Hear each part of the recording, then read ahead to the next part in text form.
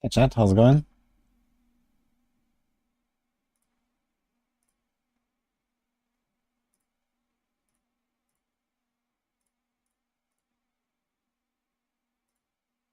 Let's go. Welcome to the stream, everyone. How are you guys? Hope everyone's having a wonderful weekend. Like me.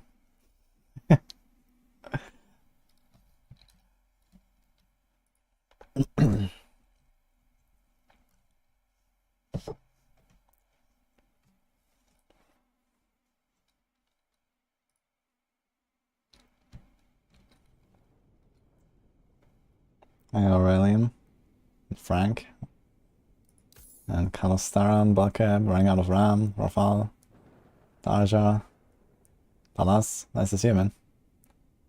Nini. Very late stream today. I should have clicked play online, I guess. We do this one here. Level 82. Blast continues. By the way, I have the planner already made, so if you are following, if I want to follow this build, yes, that.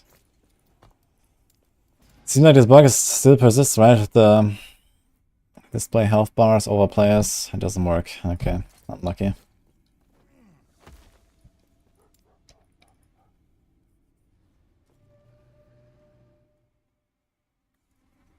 Going to sleep just now. Yeah. It's not a great time to start a stream, that's for sure. Let's see how long it'll go.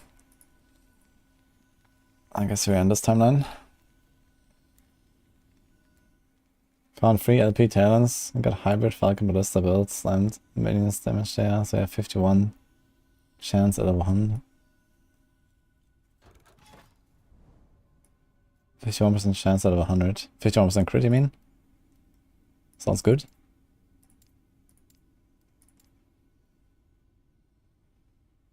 Okay, so this one.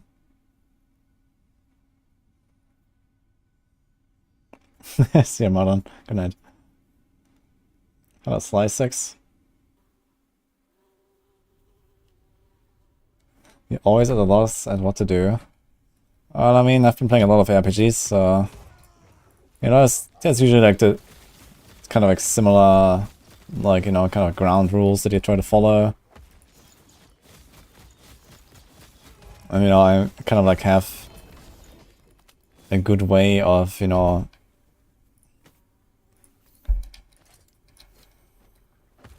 How do you say? Find the incremental steps towards the truth, you know?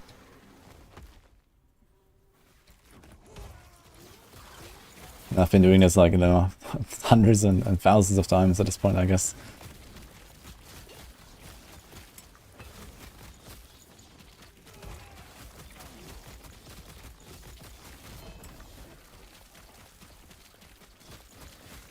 I got this item.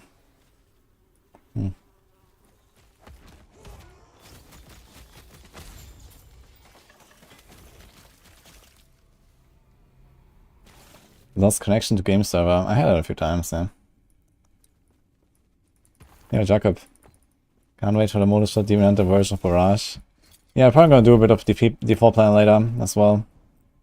I want to make the Barrage inner side build and the Barrage like Gauntlet build. Barrage will be really powerful, I think.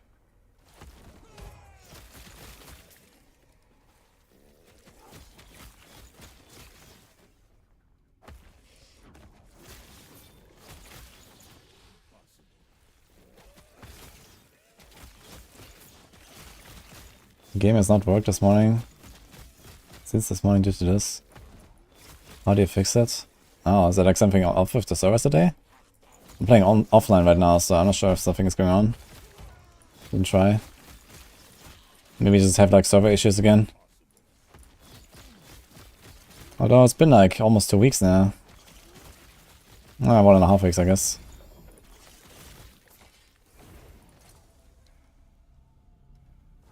Hi, Minion. Okay, we have to hide more items, yeah. Let's see.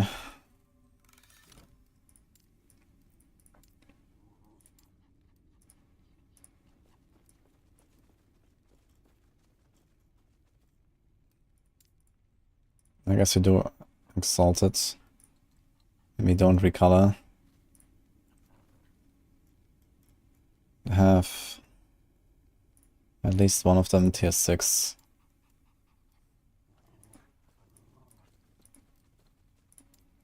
So actually let's do recolor. Like this.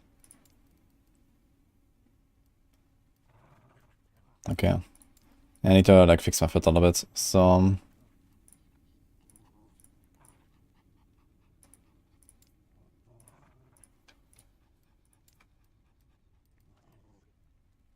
body armor.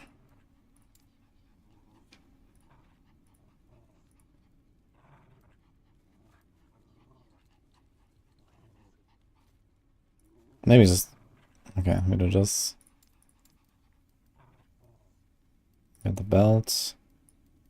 Do I have hybrid health shards, by the way? I've been looking for hybrid health shards. I have none so far. I still have 0, man. I have a belt I can craft. But I just don't have that item, man. That shard.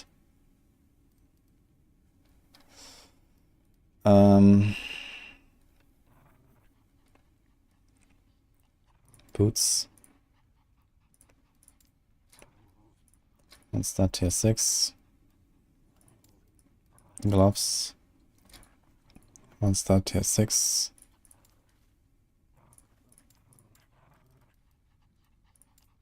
Two-handed mace.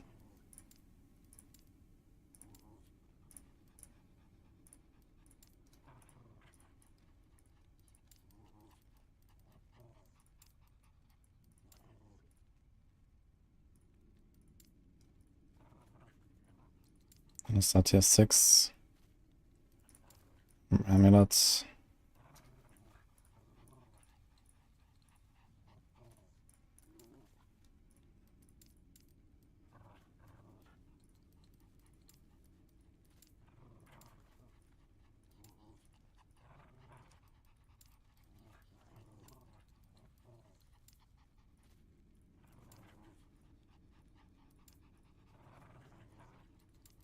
Okay, now how do we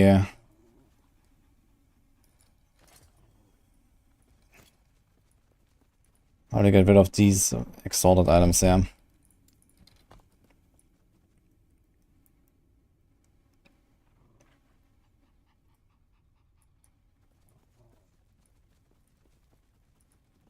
I guess we just do like hide all exalted items. And we hide all of them with bad stats. But maybe I should just hide everything else, basically. I think this might just be more of a solution here.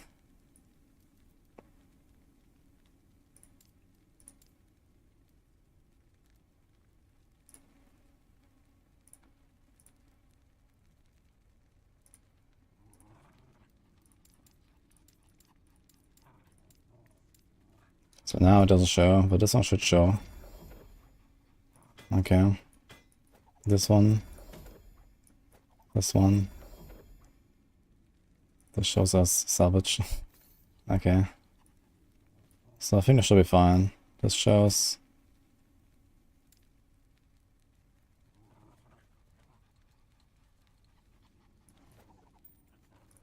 Okay.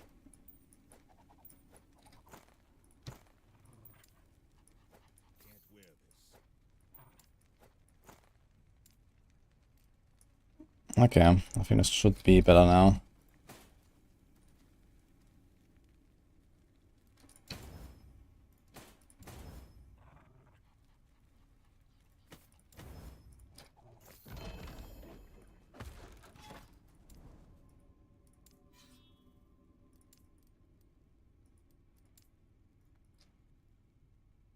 Morning, Cetabyte and Setby, how's it going?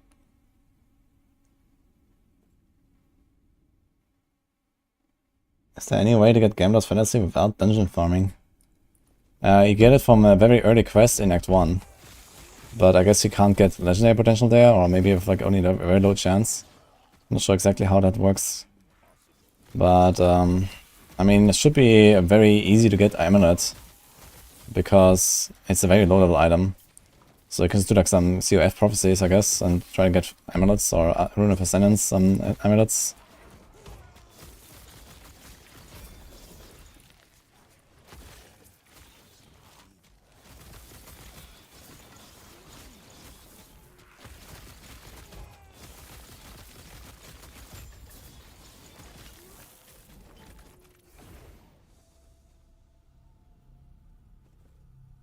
Only took 107 attempts. I saw the screenshots. Okay, congrats.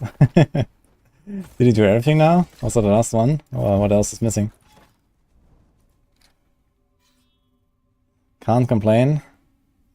Ah, that's nice to hear. Well, I just had like 5-hour maximum meetings. That was great. So we are a bit late today.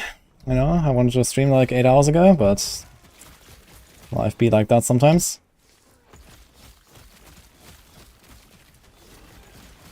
Diablo 4 has a lot of work to do. Next time stream the meeting. Yeah, that will be great for sure.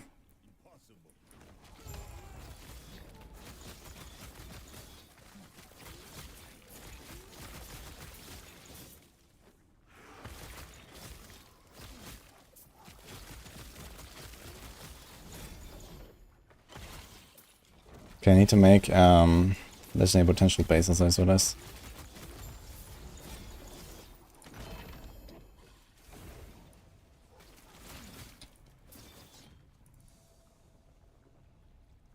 Element of surprise.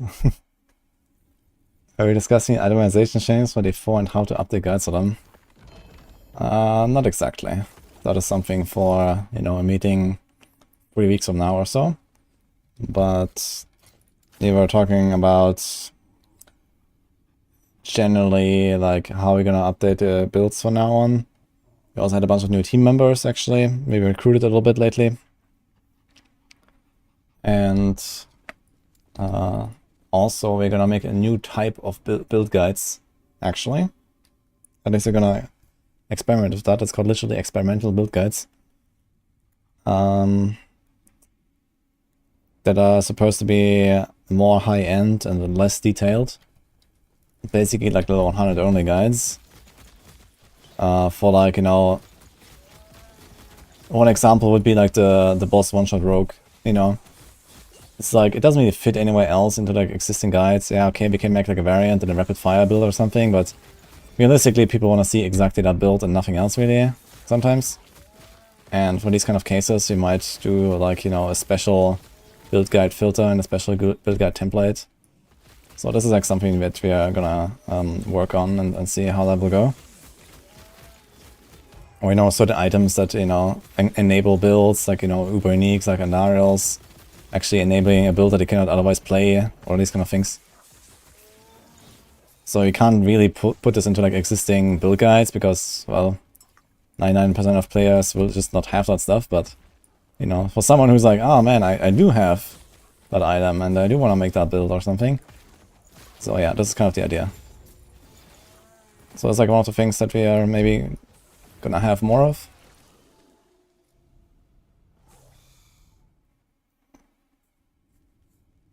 Will there be new leveling guides? We're also gonna have like a speed leveling, like a general guide basically, not a class specific guide. So that's also something that's coming. We're gonna revamp our mechanics articles. We have you guys might know Ava or Averilyn. He is like a big contributor on the Sanctuary Discord especially. Like a big like mechanics guy and theory crafter. So he's working on some really in-depth articles as well about how stuff works. Yeah, lots of really cool stuff coming actually, guys. So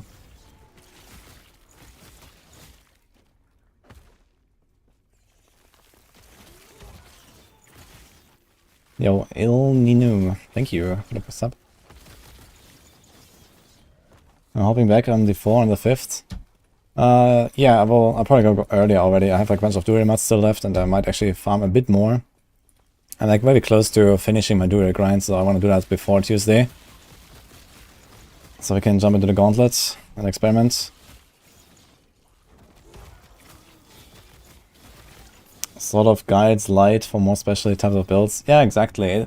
Basically, it's like a glorified variant of a build, basically, but it has its own page and maybe a bit more details than just a variant. But it's not like a fully fleshed out, you know, like 12-page in-game guide, you know. But it's more like, okay, there's a planner, there's a paragon, there's the skills, a few explanations.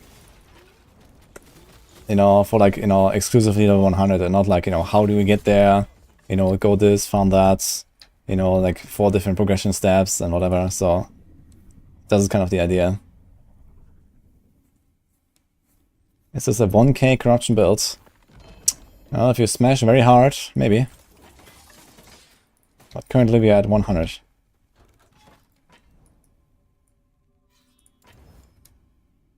I saw like a green item, what was that? That's up there.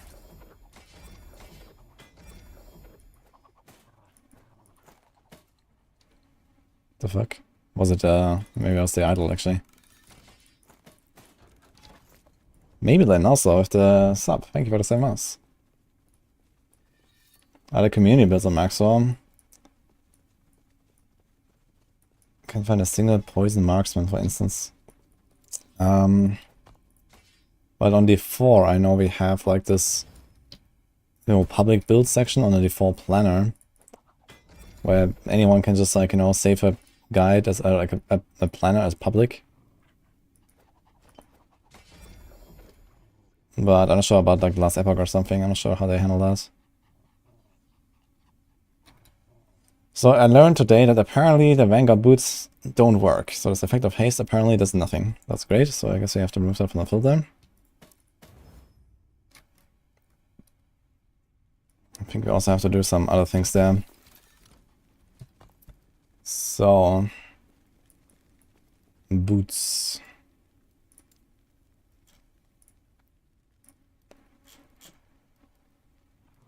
Don't do Vanguard.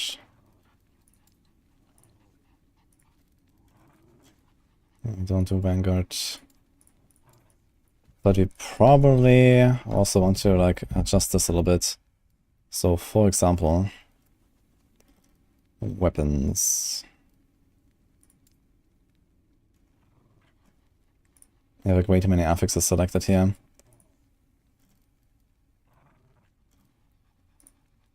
So you mostly want this stuff. You don't necessarily want like attack speed. I don't know. I think attack speed is definitely not one that we actually want on this thing.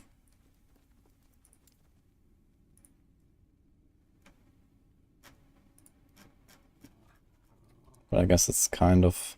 Okay, what else is there? Melee attack speed, melee crit, and then lightning. Realistically, it won't one of the flat damages, I think. It's like T6 or T7, I think.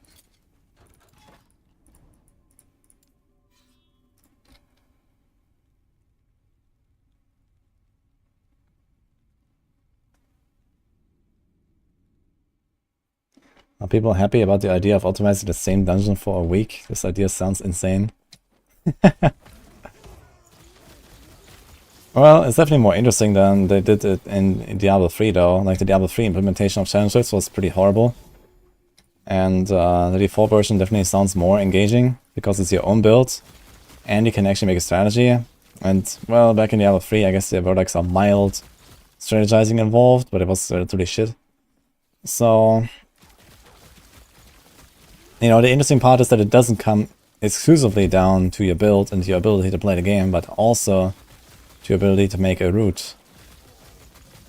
And that is actually something, you know, quite new, I guess.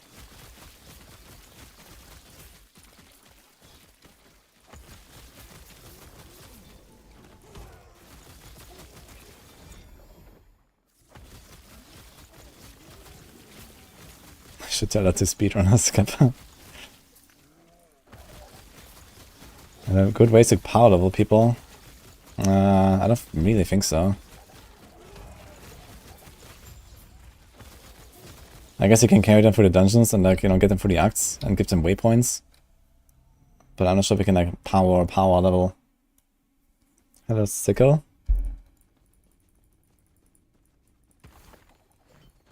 Diablo is dead. This is the last Epoch channel now. That sounds very much untrue, but yeah, we're blasting last Epoch right now.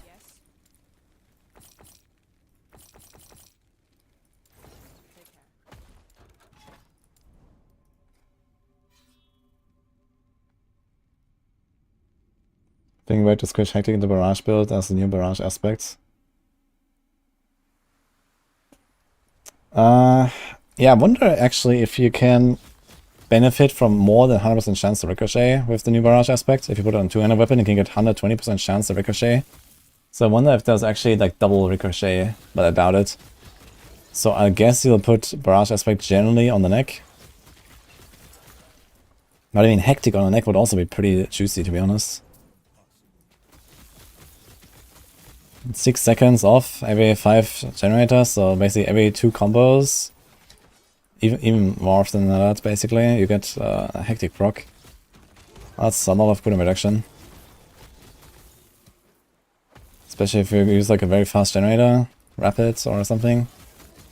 That's pretty crazy.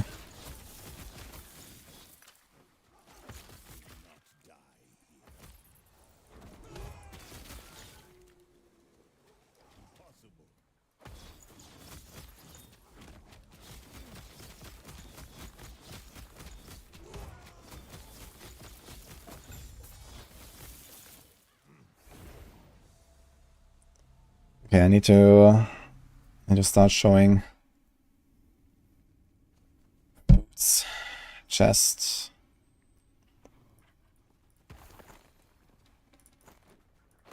and one-handed axes, I suppose. Let me see.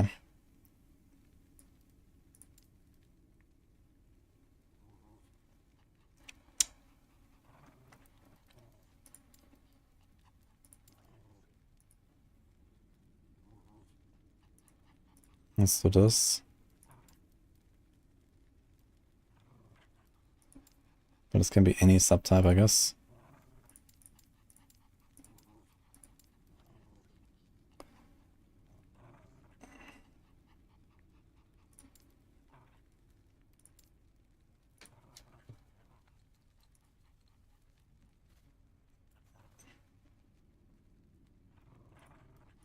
This makes like this tier 7.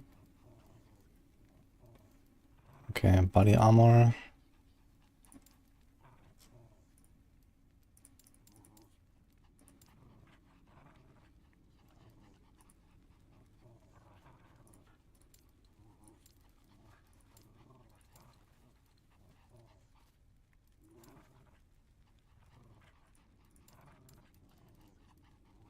Okay, so that's the one I might want to use. This is the one for LP with tier 7. This is for LP with tier 6. Now we need one-handed axes. 200 mace, 200 spear. We don't have any one-handed axes at all, actually, so let's put it here.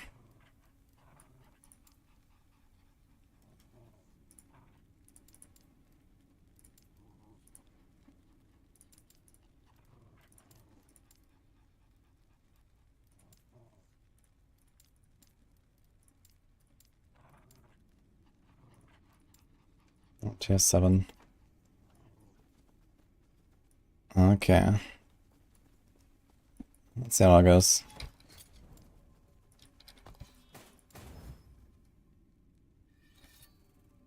That's actually a very good relic there.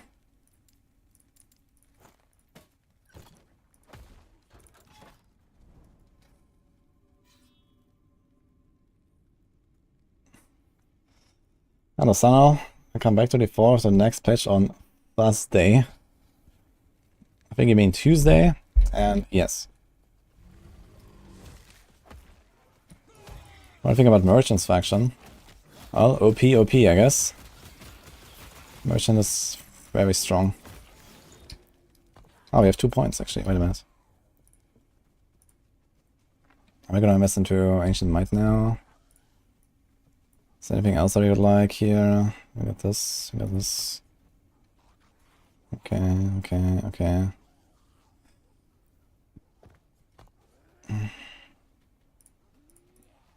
We're not going for this just yet.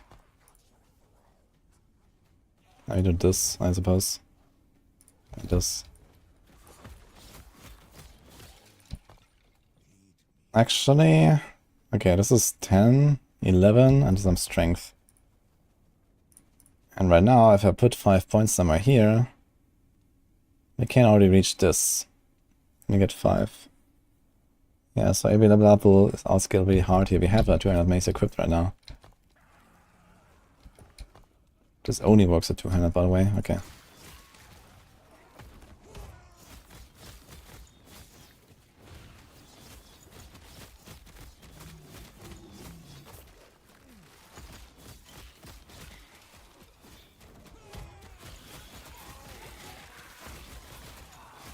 Rose Bell. And Ati Jev.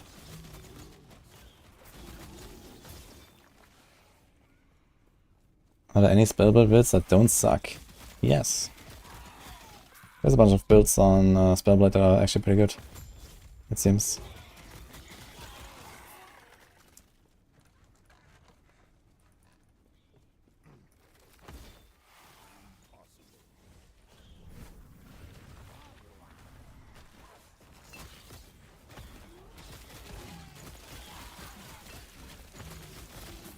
There's a lot of stuff here, what's going on?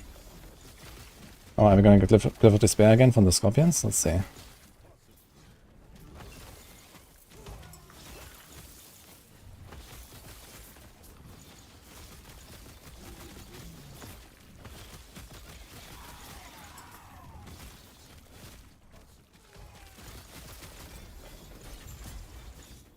Okay. Not enough Scorpions. God, Hunter, Ginter, Shade of Orbis, and... Ah, we've done that all, actually.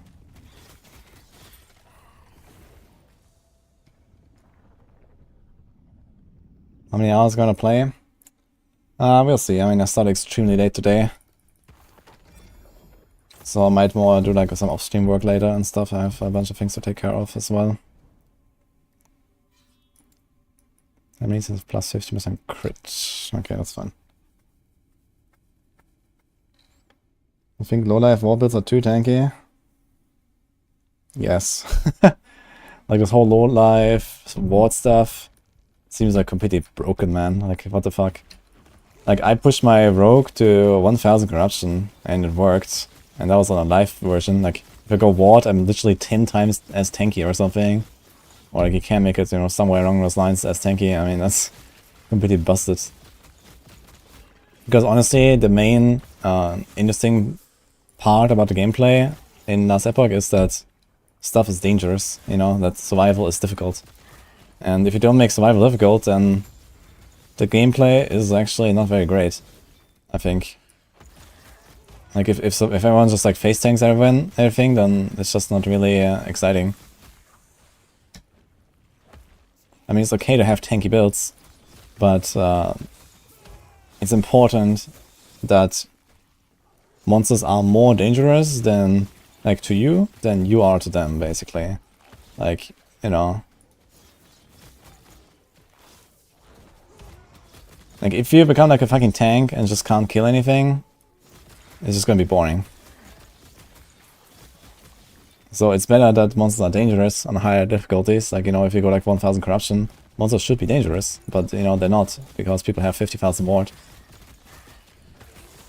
So you just like whack away at them.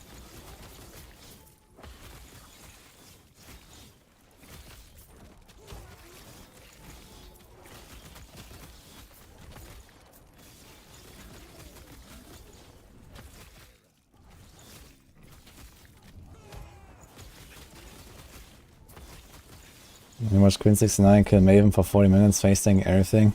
You fall asleep. Yeah. I mean, I also like fighting Maven for like 20 minutes. But, you know, at least I like doing it on a build where I actually struggle.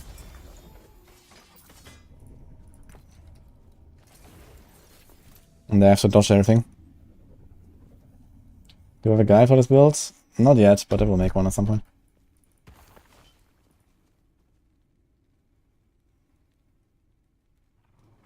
$17 more dress, actually, I should take that. Is it enough? No.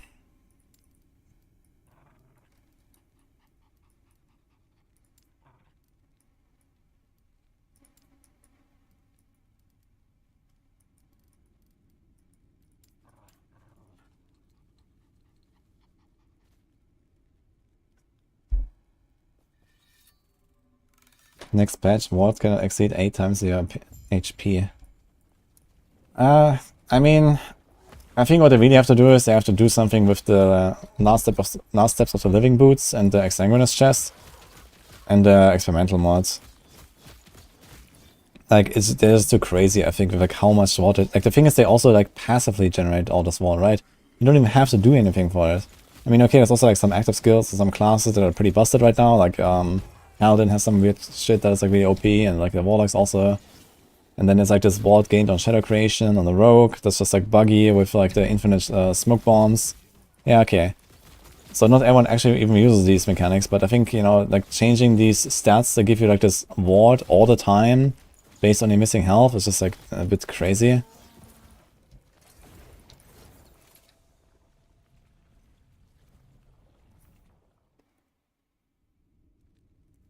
What was the end game in last Epoch?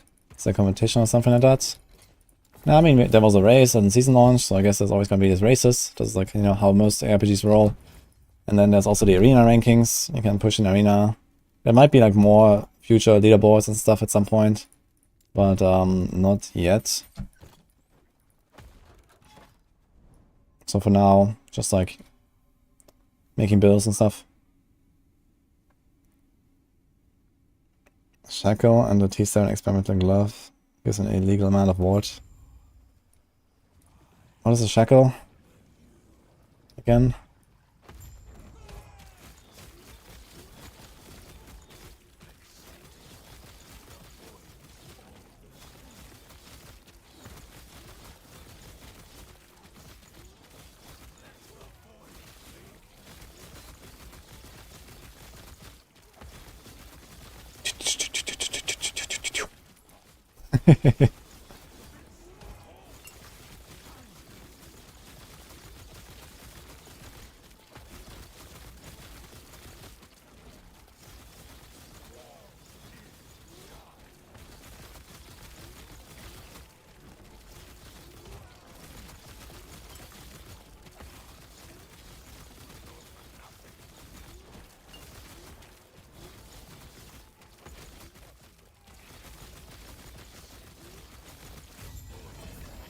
Wonderful.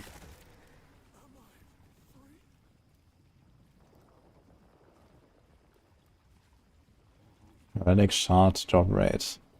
This could give us like more of the class specific ones as well, right? Let's do this.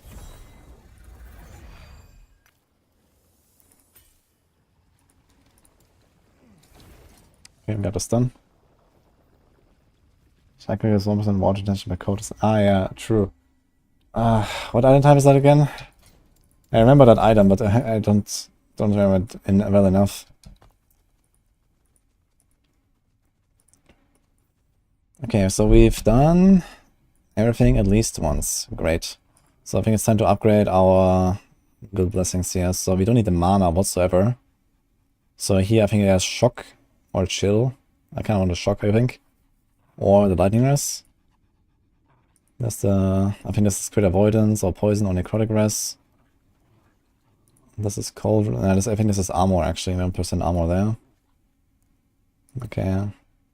He's also flat armor, so you want the percent armor, the flat armor. You're gonna be a lot tankier. Alright. I think we start with Lagon. How do I attack so fast? Well, big muscle.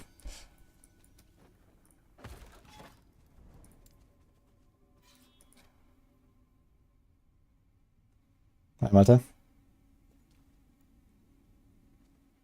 Made a Beastmaster last night for extra Shaman and Druid gear, 63 in Echoes, very fun and different. Yeah, having a good time with this class. I also played a Shaman to 80 already that I want to continue at some point. That is with Earthquake, which is like the big bonks. It feels like a Kratos barb in D4, kind of funny. So yeah, I think once I'm done with this build, I'm gonna go back to the Shaman as well and play that one.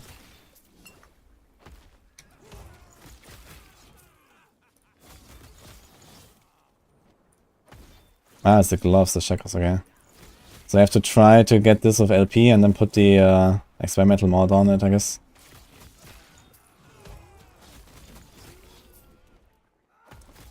So this means I should start looking for... I mean, I think I have the one filter anyway, the experimental mods, so it's fine.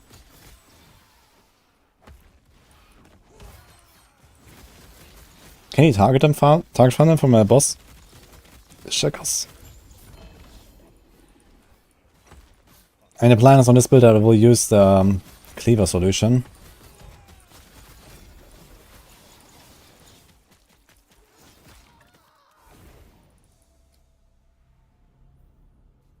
How do I feel about Tempest?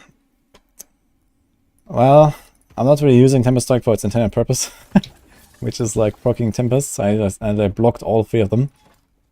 Yeah, 1, 2, 3. I just attack with it basically. I did some napkin math on Tempest Strike versus Swipe versus Gathering Storm. Not 100% precise, but it seemed like just as an attack, Tempest Strike is like just roughly twice as good as the other 2. They might have slightly higher AoE or so, but the damage just seems way higher on Tempest Strike. So I'm just rolling with that. Also, I got 2 points here. What happened?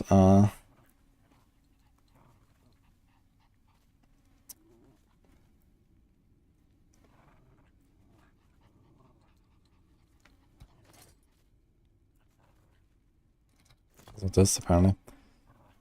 So I can do the crit multi and we can do the crit chance, I suppose. Or we can do a +5 global damage, but I think we do this and this.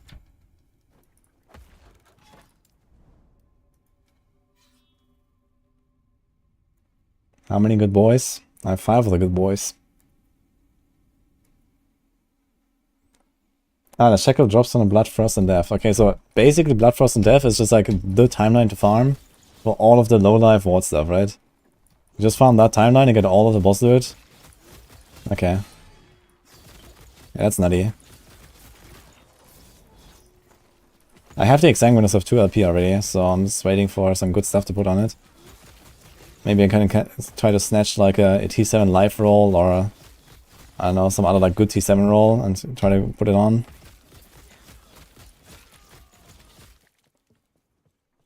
What is armor shred? It reduces enemy armor. You can stack it up. Usually, if you're like a hit-based build, it only works for hits, it doesn't work for dots. But if you're a hit-based build, usually try to get to something like 30 to 100 stacks of armor shred for extra damage.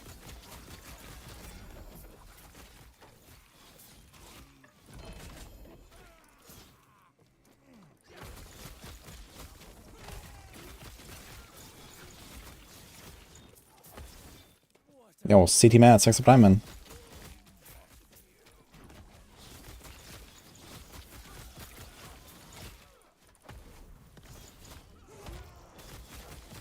Confirm Exsanguinates, boots, and I can farm everything or just one boss. Yeah, I think they just need to like nerf all this like low life ward stuff, like in general, I think. Apparently it has been like dominant for like a long time actually, and they just kind of like left it in for some reason. These are 16 strength chest, that's also kind of nice.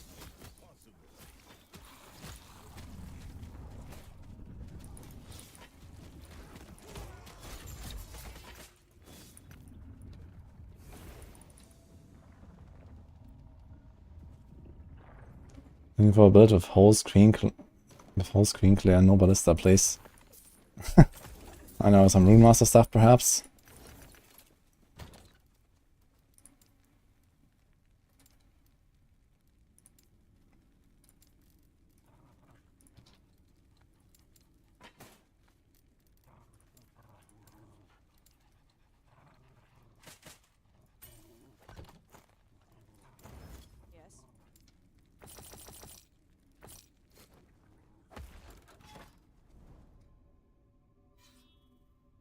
Can't believe how fast these guys are swinging.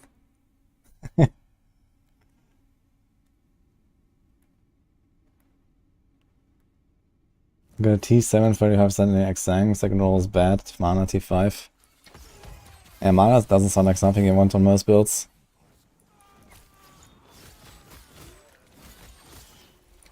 I guess a bunch of mage builds especially want like mana, but... Mana regen is really good, but flat mana, I don't know. Most of the time kind of pointless.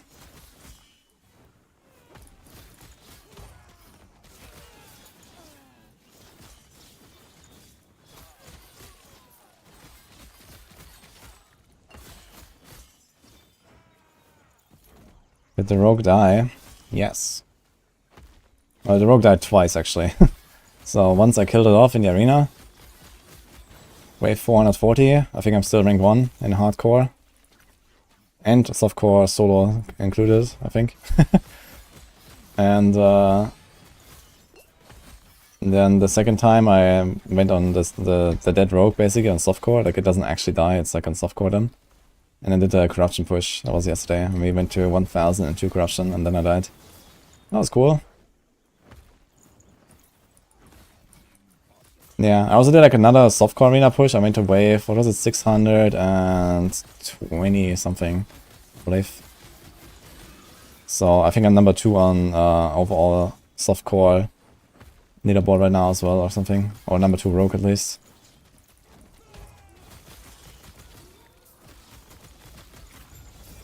Yeah, but can't beat the ballista build.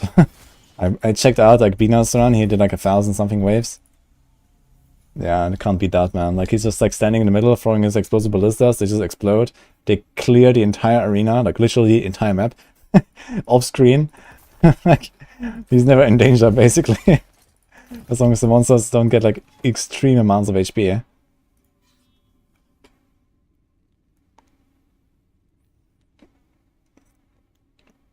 I like BM so far. That's kind of fun.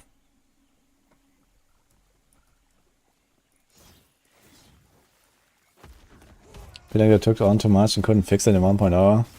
I mean, I think it's fine that, you know, the balance is a bit out of whack and whatever, you know. I mean, they've done a relatively good job with the launch, I think. All in all, you know, even if like some crazy stuff exists and bugs made it through and so on. But, you know, the game is like, you know, in a fairly decent state. You can go from here. You know, there's like nothing fundamental broken or something, you know.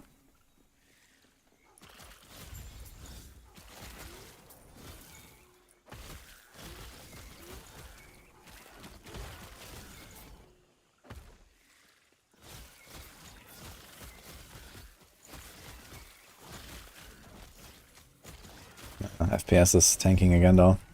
So it seems like these hotfixes still didn't help me though too much. Sometimes at least the FPS is going really low. The controller support is fundamentally broken? Really? What happened there?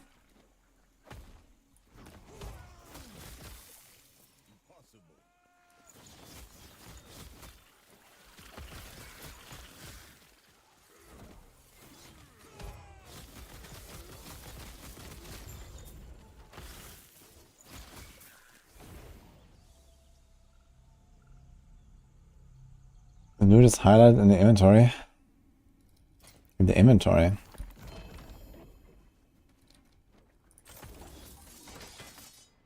the inventory is usually nothing highlighted. Or maybe like, okay, like the latest picked up items are like highlighted a bit. So that's what I mean. It's actually not such a terrible helm, if it had like 2 LP or so. Has a chill, which is nice. The attack speed is not bad. +1 companion. Okay.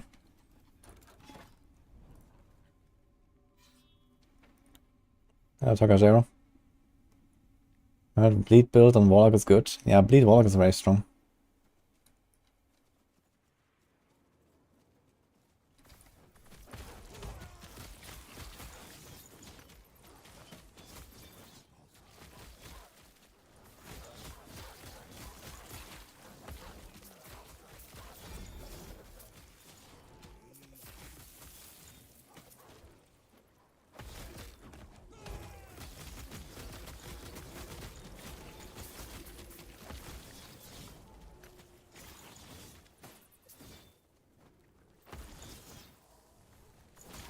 What's the strongest paladin build at the moment? Probably what Karn is playing. He's playing like some smite stuff.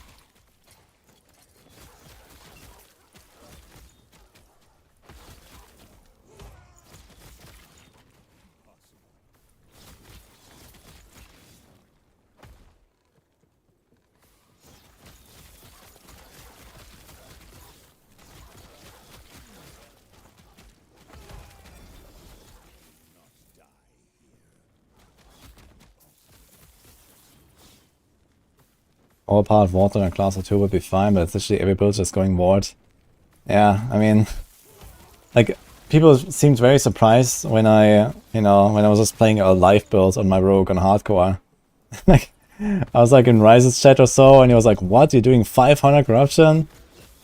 And he was like running around, it was like 20k ward or something. I don't know, and like, chilling in like 300 ward and 300 corruption. And he was like, what? Yeah. It's kind of funny, man. Apparently, like, you're just supposed to go ward in this game. So... But I'm not really sure how I'll make that work on a rogue. And on rogue is like very hard. Because you don't have strength and then cleaver solution. This is like what I'm playing on this character.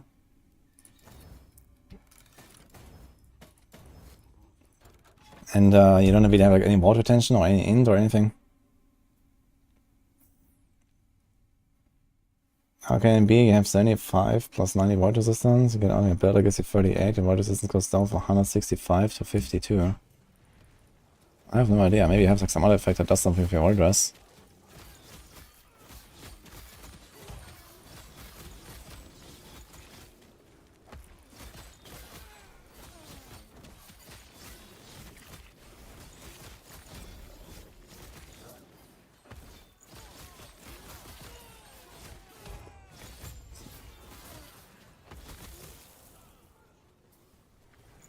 Suggestion for getting on this.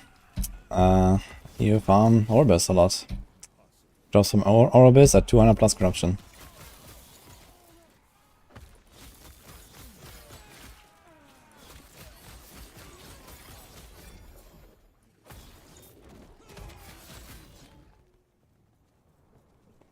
Think they will nerf ward builds? Yes. I mean, especially if they want to make like, you know, this like pinnacle boss stuff actually somewhat challenging and stuff, you can't really have like builds running around with like, you know, 20k ward or more, you know, that's just, you have to trivialize anything. So, you have to get rid of that stuff in patch 1.1. I mean, it's fine to have like powerful and OP builds, especially if you farm for like 100 hours or something, you know. But it should not be like literally face tanking anything in the game, including like the new pinnacle bosses.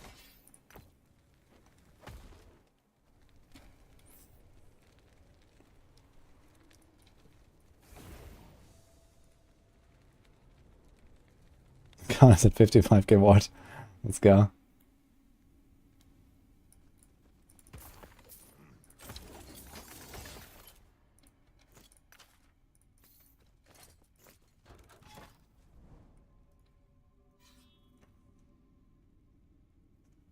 Today in chat people were asking for Falconer with ward build. Kick, dude. I'm not sure how you're supposed to do that. I mean, okay, I guess even a scuffed ward build can probably outperform a live build relatively easy. That's the thing, right? We just have like the 3 items. The gloves, the boots, and the chest. Then that's probably, like that alone is probably like enough to just beat anything you can do with life. Probably. Because my effective hit pool was like... I had 3.7k life, which was already an extreme amount of life, you know. This is like ridiculous amounts of life that I had. So it doesn't get much better.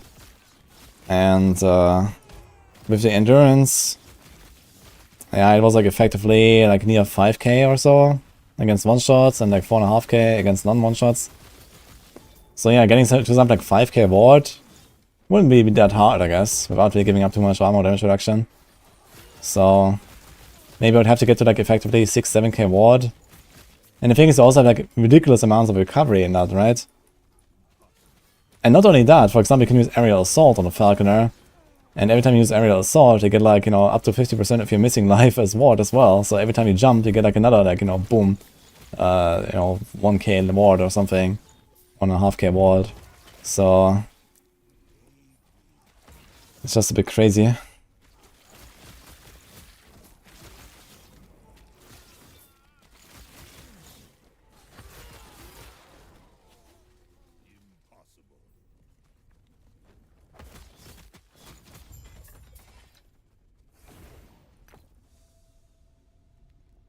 What type of BM am I going for? Me smash kind of type.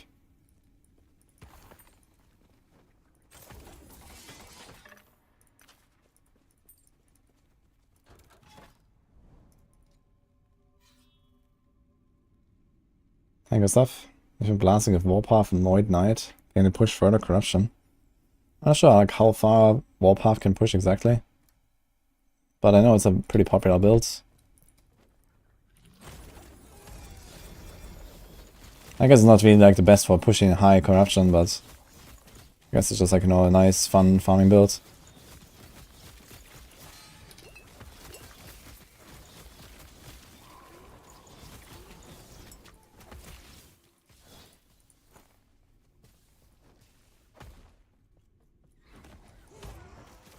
It'll be a long time before 1.1 is out. I mean, let's see. Okay, so we have PoE League, I guess in a few weeks, right? Like 3 weeks, I think, or so. End of March. Then you have the 4th season, like mid-April.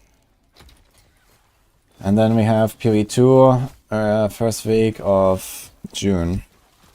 So yeah, I guess they have to release the next league sometime in May, I guess. Like mid-May, I imagine, is like the last Epoch coming. They want to dodge the other stuff. We should also give them like a pretty exact like 3-month cycle. If they can keep that time.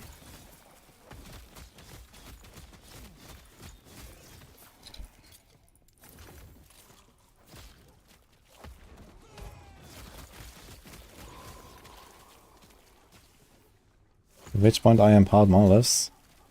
Usually if you go the fastest way without campaign skips, you end there at like 75 to 80.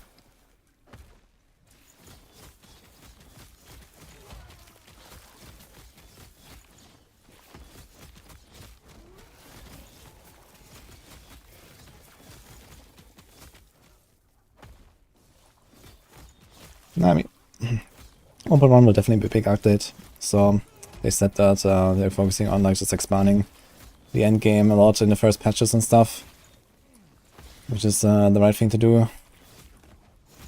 So should be fine. I was actually pretty underwhelmed by how easy the tier 4 dungeons are, to be honest. Oh, dragon, man, what the fuck?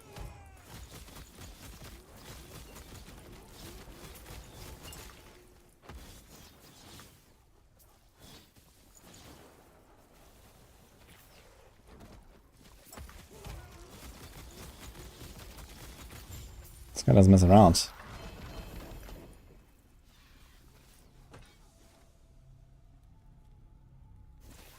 I went to 1002 corruption on the rogue and then I died. That was fun.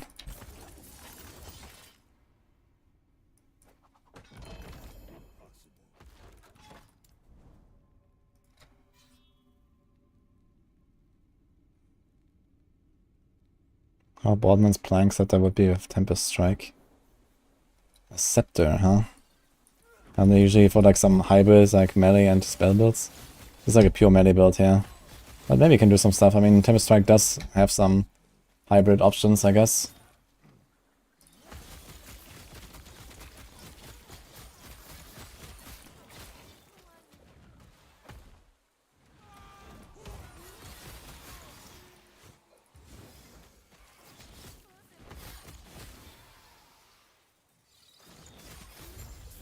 This should go invisible after Spriggan form. Yeah, I heard some people's characters go invisible after the latest hotfixes.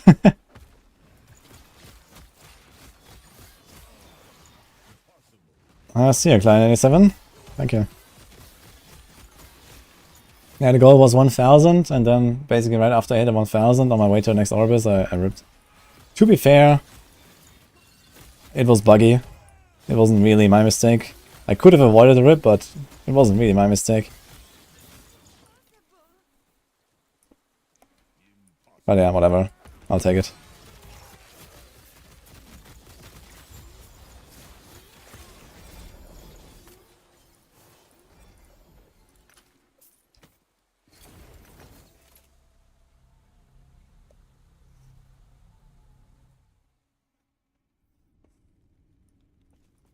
I think this game will die when PoE 2 is out. I don't think so, no.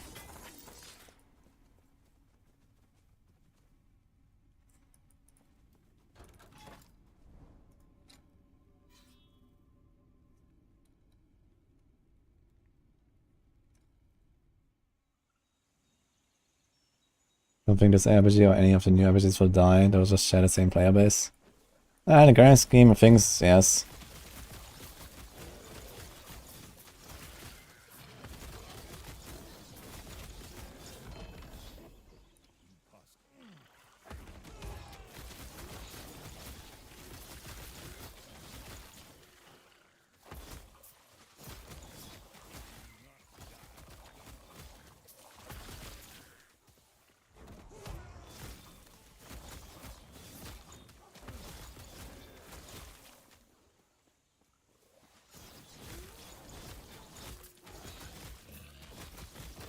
Hello, Plante Dester. I would say Falconer.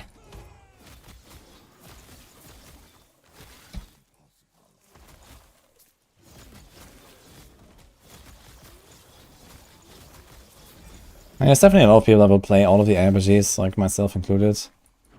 But everyone's just like, you know, sticking to one game only and then hates on all the others. I mean, there will definitely be like, you know, a huge player base that will only play PoE because it's the best game ever. And to play only Diablo 4 because it's the best game ever. And so on. And, you know, especially people that don't play that much. You know, might just stick to one game basically all the time. Because they're just content with that. I guess especially the Diablo 4 player base.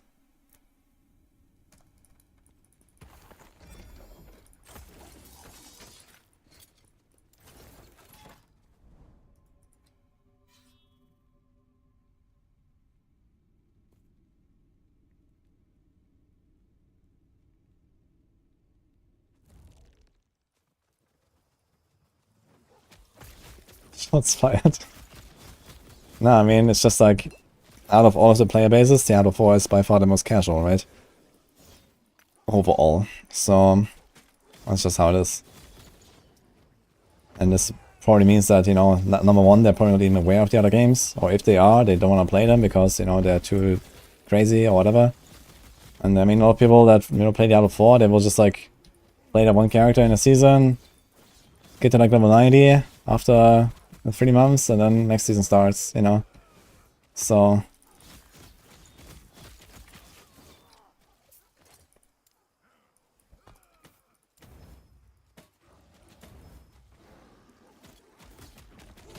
hybrid health? No. Never hybrid health, man.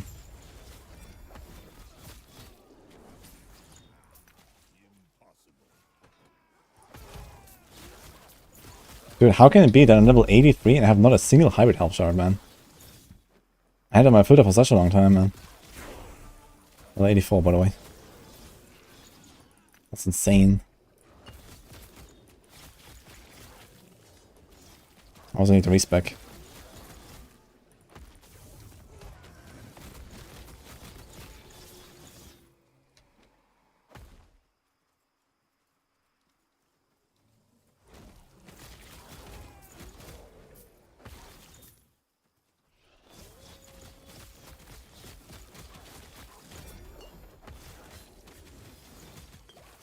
Holy dude.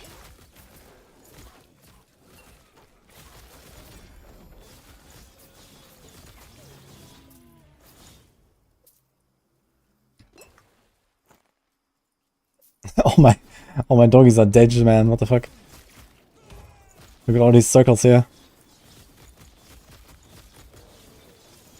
Dude, why does it take so long to revive them, by the way? Can't I just like make it 3 times faster, please?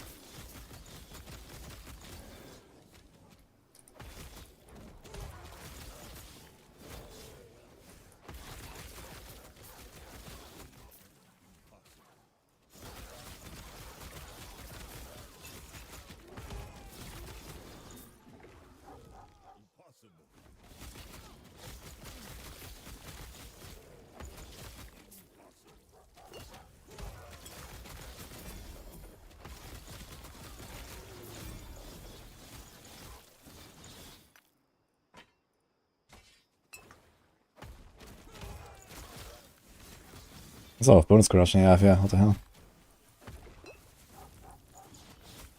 Dude, do I have to summon like every single wolf individually or what? Like I've pressed this wolf button like 6 times now. Trying to revive them. What's going on, dude?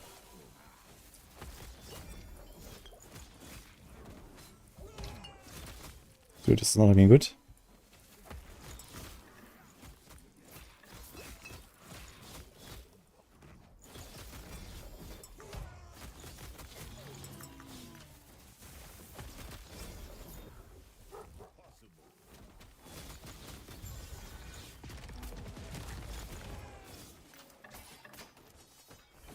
That's pretty spooky, him.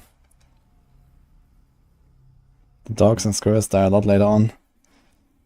Yeah, I mean, I have a build ready that will help a lot with that. But I can't craft it right now because I don't have hybrid health shards. So that's pretty yikes. Also, well, actually, I can literally just take off this build, right? Maybe I could. Let me see that build.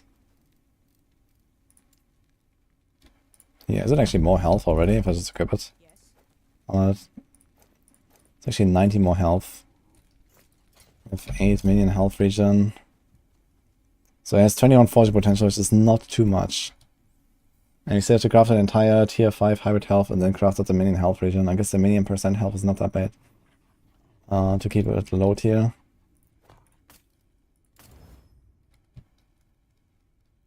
Okay, why is this thing showing?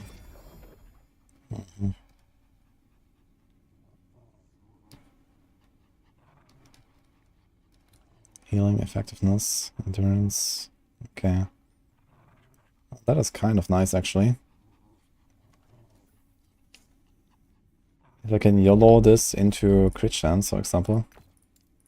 Or strength. Come on. Fuck.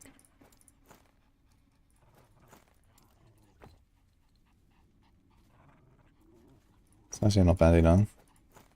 The 2 to Frenzy Totem. Attunement, almost. Okay.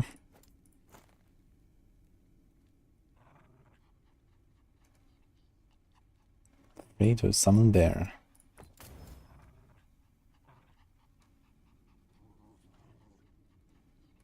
Totem armor and cold dress. Yikes. Minion damage, huh?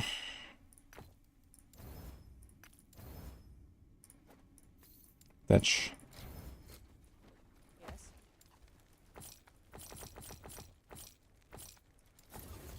Take care.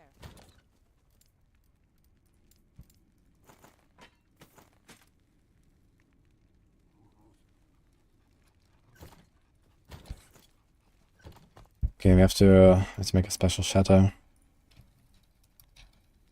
Anything with hybrid health, man.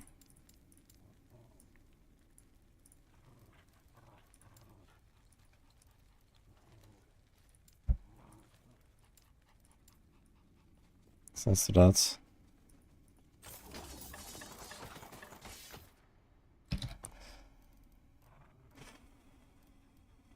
Hide all mage, sentinel, etc. items. Which we can do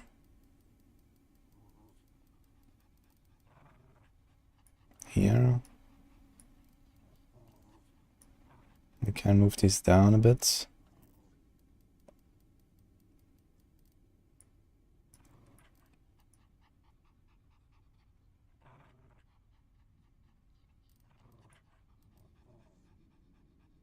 So that's still fine.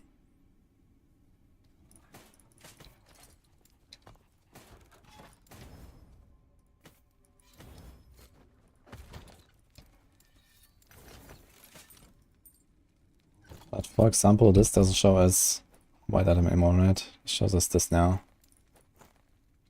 Okay. One unspent point, I forgot. So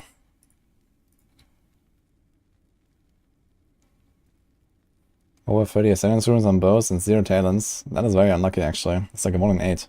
Did the other BM die? Nope. But the other BM is a softcore character anyway.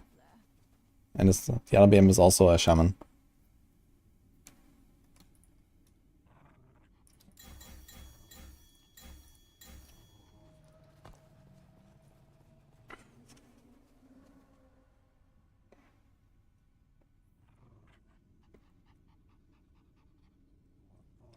Doubled while you have a minion, so if you put 5 points... No, actually wait, we have to put 5 points here to even reach this thing. Okay. Can we take this out? No, we cannot. So this is 8, 9, 10, 14, 15. So we need to put 1 point somewhere here. That's health, dodge. Increase common companion, revive range. I think it's just a tiny bit of health there. Because why not?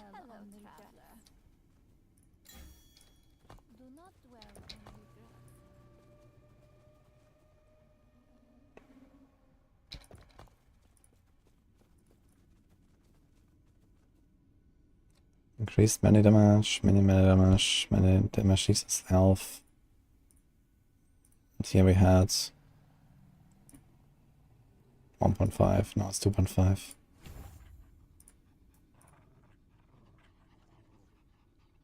Oh. Okay. I'm getting some extra flat, which is nice. Wait, what happened here? Ugh, I keep taking this off. Okay.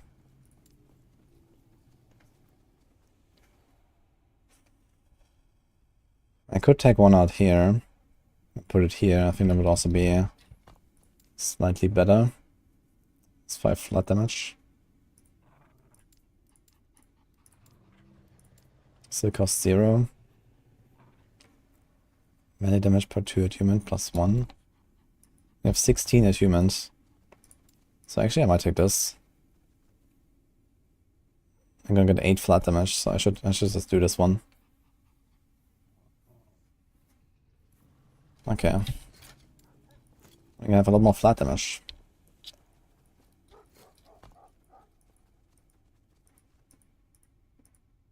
We were in the Gauntlet. Kind of pain.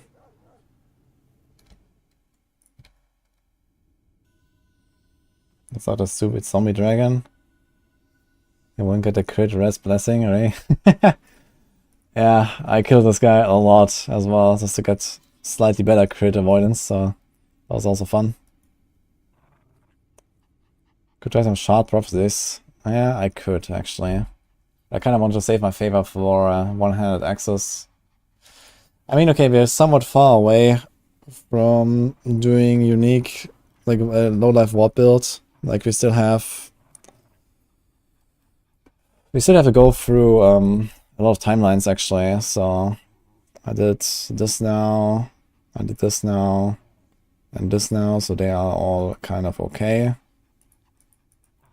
But you have to upgrade this, you have to upgrade this, you have to upgrade this. Yeah, there's still like probably at least 10 timelines I have to do again or so. And then we can start farming Blood, Frost, and Death. And by that time we're gonna be like 90 plus, and yeah, it's kind of far away actually from when I will need my cleaver solution. Is an one-handed axe that I'm looking for. But okay. Does the taste of blood axe work with time rot? I don't know. Is it possible to leech boss kills from friends to get blessings? Oh, that's a good question actually. I would assume no. I guess only the person that has the timeline gets it, but I don't know actually. Maybe everyone can get it. Actually, if it's only the person that has the timeline, it will also kind of suck if you play together, right? Because then some people will just never get the blessings, so I guess you can. He needs the ability to enter the bosses. Ah, so you like rank up this ability on your own? Ah, wait, I think I remember that when we tried to rank Fluffin and Nini. But I don't know exactly how it works. Hey, Catherine.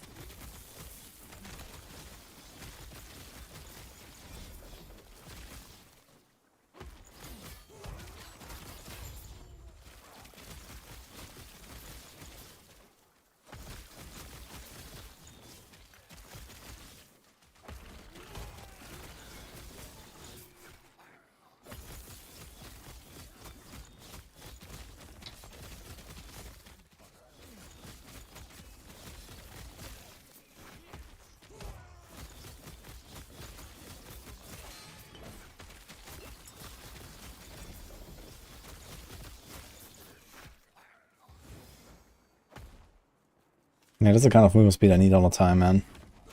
And then a much more cooldown reduction, or cooldown recovery speed. And then we are actually chilling, I think.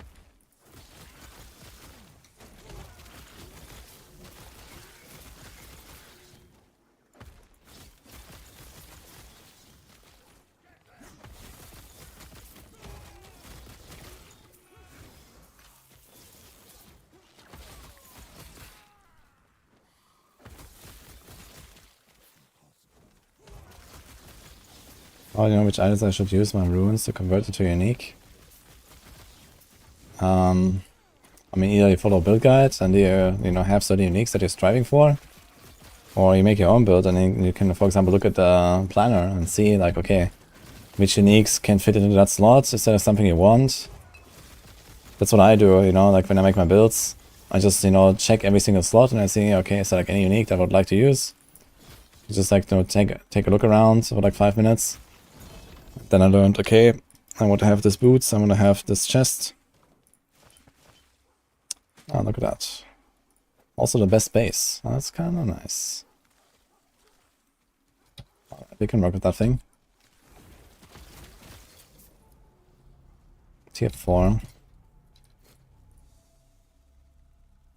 I've not tried squirrels. Finding the squirrel helm at level 84 would be extremely surprising, I think. But I also don't want to. Maybe another time, but not with this character.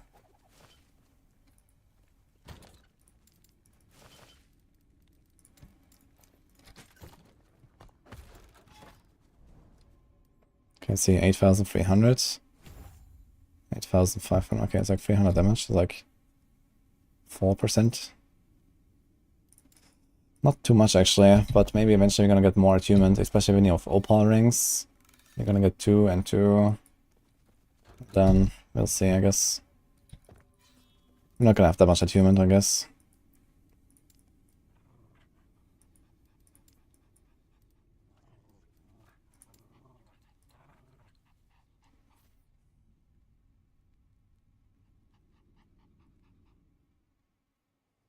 Chest is so good, you don't know where the unique for crit res. Yeah, I think the unique for crit res is pretty bait, honestly. Like, yeah, I guess 100% crit avoidance, but it doesn't really have anything else. So, just a blessing all alone can give you like, you know, 60 plus easily. And then you have like one roll, tier 5 somewhere, and this is it basically, so.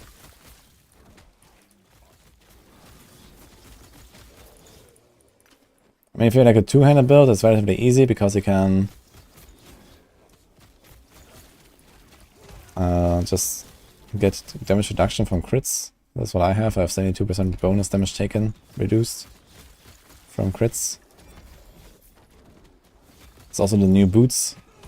It's like this insane, like what is it? I don't have them now, but Citadel boots, I think. Like if you reduce bonus damage taken from crits, so if you use those, which are like probably the endgame base for a lot of builds, then this is also another way out.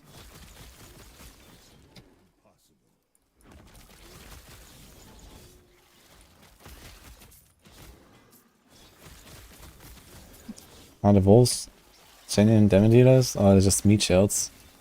Neither nor. Because they don't live very much. They're just here to buff me.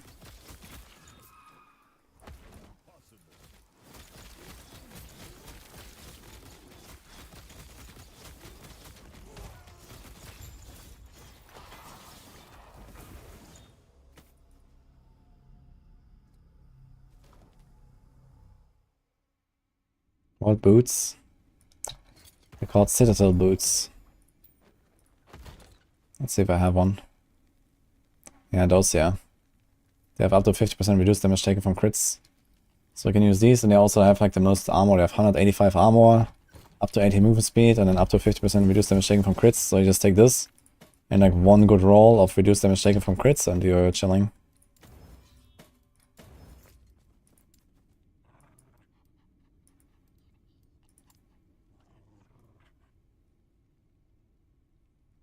How can you summon more than one wolf?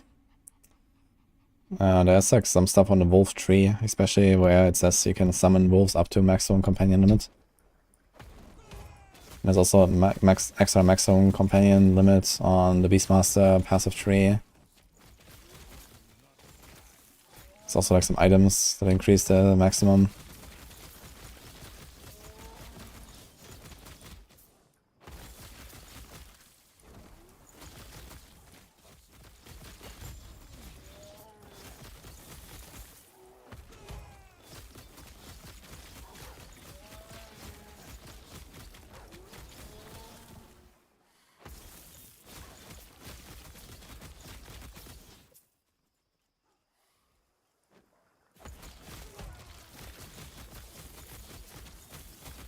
The claw. People clap. They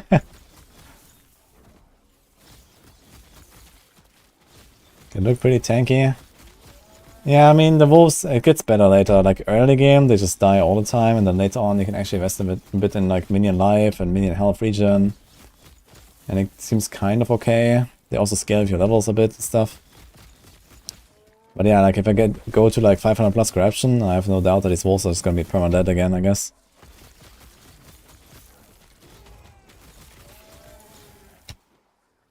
Maybe if I have, like, really good mods. The thing is that this build doesn't actually have any mods to put on the belt on prefixes. So the only stuff to put there is minion life and minion health regen. So that's kind of neat. So we are kind of forced to make our minions somewhat tanky with this.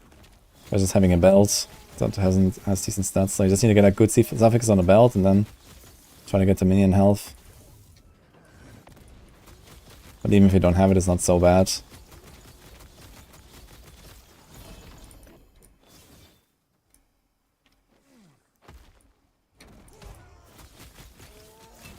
Yo.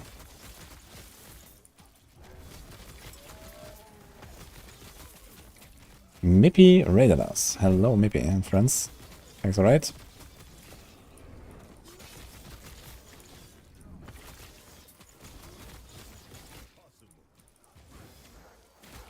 Cleanse on belts. I guess cleanse wouldn't be so bad actually, but realistically, you don't really want to spam potions too much. But it could be kind of clutch, I guess. Maybe it was one of our 5-hour Maxwell meeting participants today.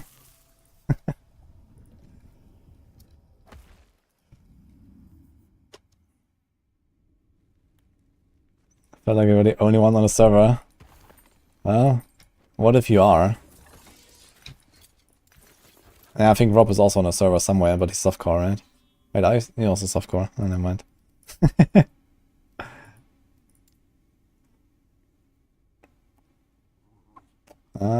Is that enough? We need 850. Sure, and sort of get a bit of extra caution. Maxwell meeting extended director's cut.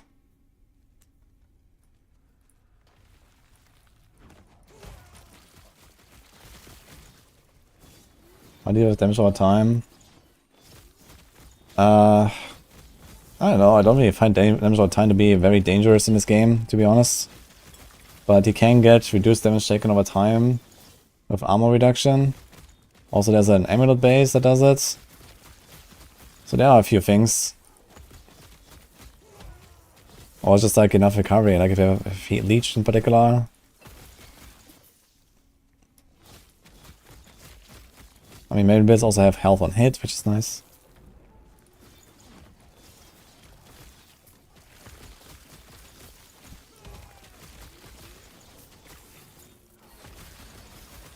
Yeah, this amulet base of 20% damage reduction from damage over time is relatively neat, I guess.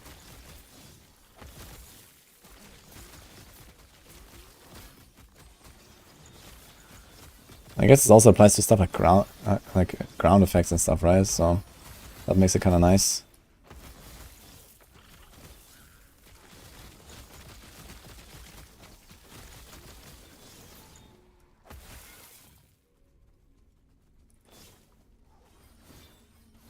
I think the player count will start dropping off from LEs after tomorrow. Yeah, it's like the second weekend now, right? Like a lot of people are slowly getting done with their stuff and, you know, going back to D4 and then getting ready for PoE again and all that, so for sure. But I think that is still going pretty strong. Oh. Yo. Thank you for the donation. Who that? Sizzle. Appreciate that.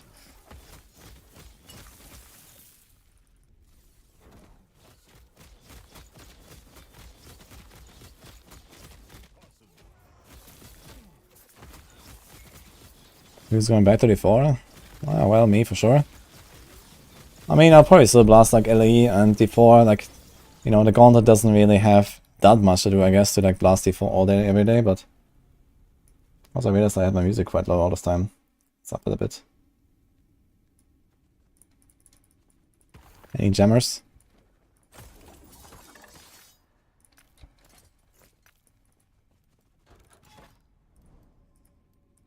Okay, we need 45 stability, and we had this. So 22 bonus. What's the highest corruption I've done in hardcore? When my character was like officially hardcore, it was 666. But in pretend hardcore, I went to 1002 until I died. On my Falconer. You're gonna see the video tomorrow. I made a clip out of that. Is Rogue just not that popular? No, Rogue is super popular right now. Falconer is like everywhere.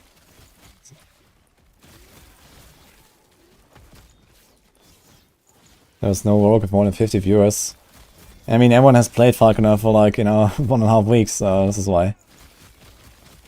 Like, I literally played like 100 hours of Falconer now, so...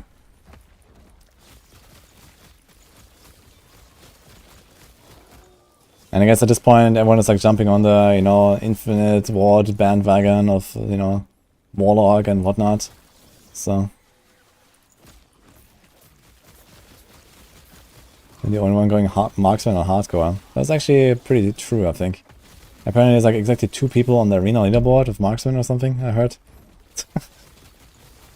It's kind of funny.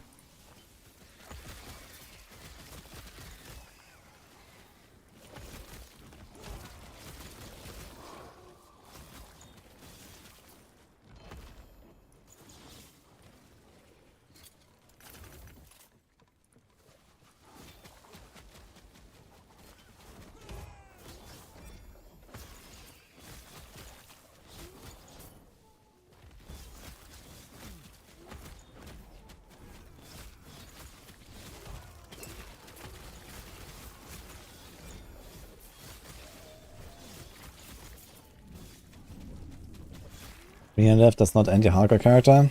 It does, yeah. But in this game, your hardcore character becomes a softcore character. So after the arena death, I went in and I decided to see when do we die in corruption. Like basically, you have 2 ways to kill your hardcore character in this game. You can either do arena to the death or you can do corruption to the death. But I wanted to do both, so I went back and did corruption to the death as well.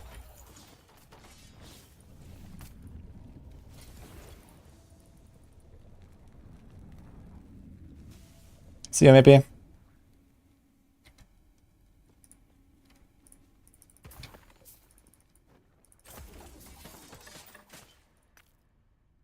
Nice. Well, only 2%, but... Wait, this one. 17 fire rest, actually. I have too much cold, so... But I need to shock. Ah, shit, that's actually the same. Ah, here. Easy.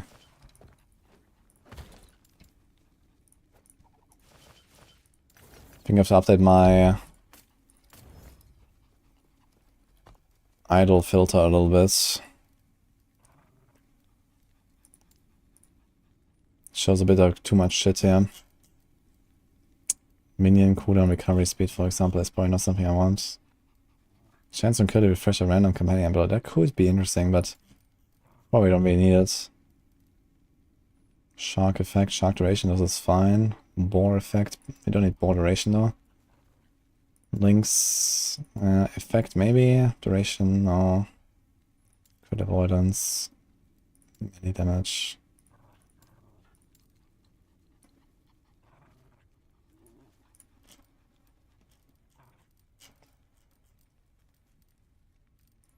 Okay.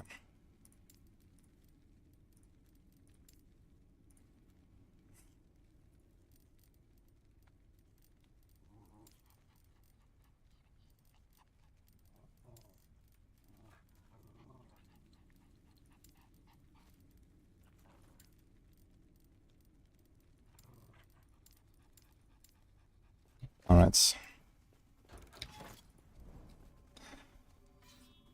Well, I guess it's like on time.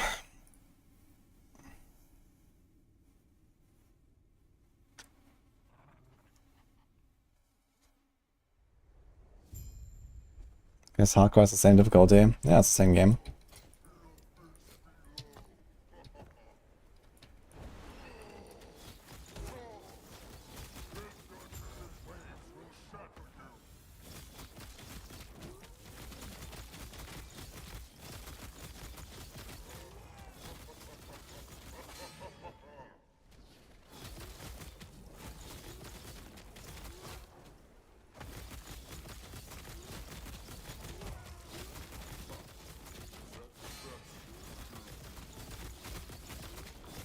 We're kind of melting this thing, actually. Not terrible. Because it's stationary, I can just nuke into it. Wait. What? The wave disappeared when I stunned it. Wait, let me try it again. The fuck? I war cried, the wave disappeared.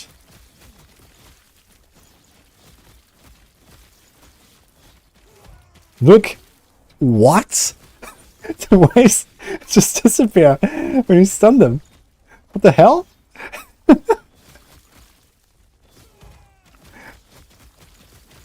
Okay. That's hilarious, man. Dude, I'm shouting so loud. The waves despawn. That's hilarious, man. Wait, are they actually gone though? Wait, let me try to... Yeah, it looks like it didn't hurt me or something, right? I think it's gone. I'll try to go back. Oh, my wolf companion ability reset when I got TP'd here. Interesting.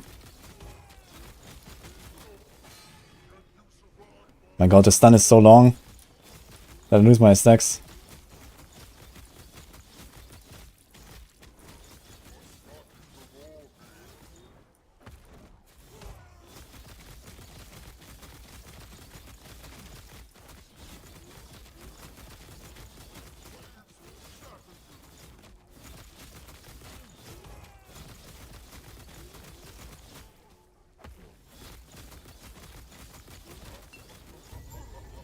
Okay, this was pretty easy actually. Freeze rate, volt per second. Ah, shit. Lightning wrist. I wanted the, I think it has shock chance. I want shock chance, yeah. So I think I do another run.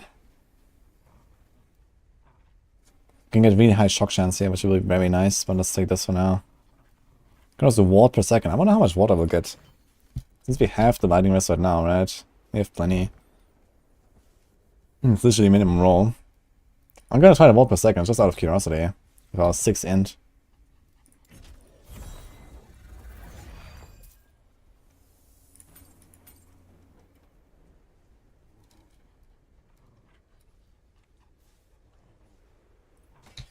Chance to cast Tidal Wave. I wonder how strong the Tidal Wave is. I gotta try it. I don't have damage reduction from crits though, so I gotta try it very carefully. Res is good in the grand scheme of things. Yeah, I know. But I have the option to put shock either on an idol. But realistically, I need, for probably 2 of these idols at least, and then I only have like 38% in the best case. Or like one of the bigger idols that is also like 40% or something. And this thing I think goes up to like 100% shock chance, or nearly 100% shock chance, so that's really good. Because I need shock for this, yeah. I get 20% multiplier for having shock on the target. And also I reduce the lightning res, so if I do lightning damage, which for example I have a bunch of lightning damage here rolled, and also every third hit does lightning damage. So it's also extra damage from shocking. So yeah, I wanted a gun shock, I think. So it looks kinda cool actually. I wonder how much damage this thing does. Cold and lightning res. Melee cold, melee lightning. It's actually not such a bad weapon. It just doesn't have any crit. So if we actually put like a big crit roll on this, and a tidal wave does something, this could be interesting. I'm gonna try it. I have 200% increased critical. Let's do this. I think Blade Dancer has one of the top DPS. Probably not, but it's pretty solid. Blessings do they slowly level up? No, you have to farm this boss until you get good roll. Okay, this tidal wave seems to do 65 damage. Goodbye, Alluvion. Okay. So now that this is settled, let's go.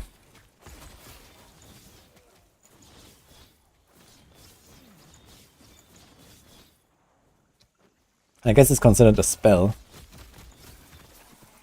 So if you're actually doing like something like a Tempest Strike hybrid and you actually try to do like spell damage, this could be something, but what the fuck, man? 60 damage? What? Requires level 72? What are they thinking?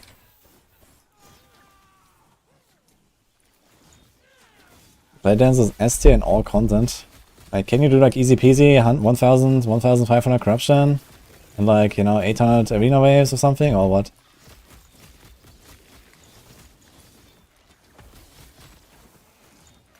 What's going on with my wolves? They're all dead.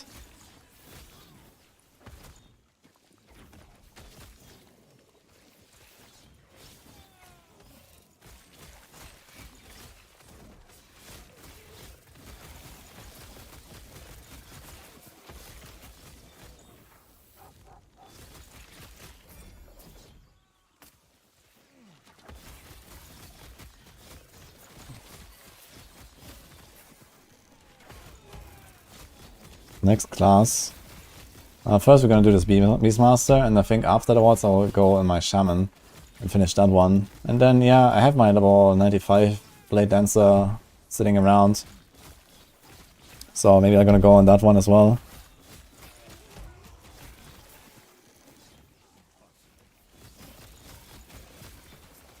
I would actually really like to try like a low life Blade Dancer, because Blade Dancer actually has this I think it's called Death's Door talent. That gives you like extra, I think, base crit actually, and damage reduction at low life, so you can like do a really strong synergy there with the ward builds. So I might try that. On the other hand, like, you know, I'm playing a Shadow Cascade Blade Dancer, and I spawn like a lot of shadows, and they actually heal me a lot. So, but we can expect out of that healing and maybe to get something else instead.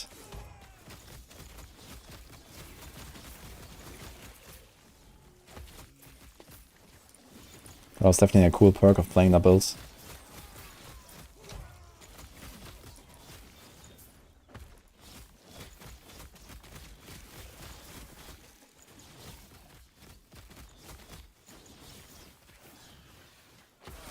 Maybe do 1.5 seconds shifts back and be immune every 1.5 seconds.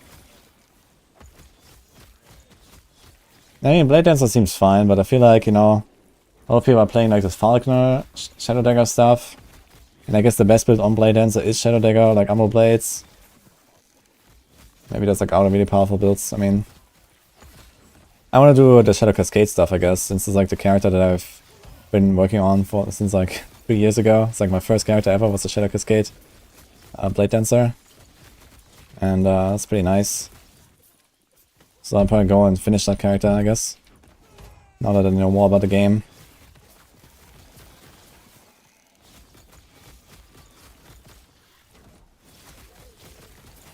Dude, my pennies are dying here all the time. It's insane.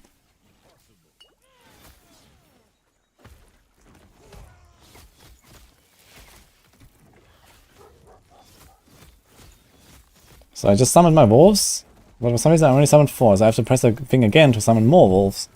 Dude, what the hell? And now I can eventually use my companion ability. It's actually very annoying when they die. It's a big problem. Maybe I have to get rid of the wolves entirely at some point. Because they just don't live. 17 reavers, well. Should try it.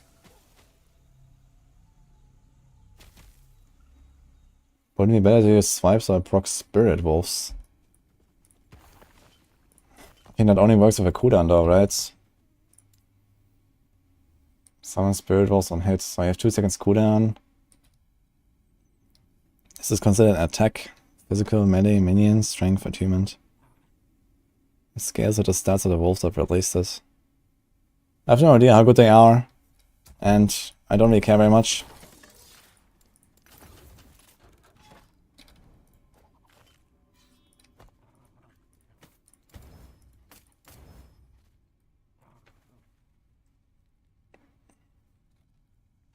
Dude, double health and then has these prefixes. Can I get rid of these prefixes? I can. I think I'm gonna do a YOLO chaos, yeah. Fuck. That's the wrong aspect effect. It's exactly the one I'm not using. Damn. There's like a dream base. Welp.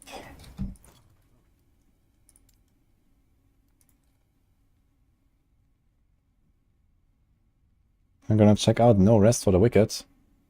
It seemed kinda interesting, yeah. But, I don't know, I was not invited to the party yesterday, so F. But, yeah, maybe when it comes out I will try a bit.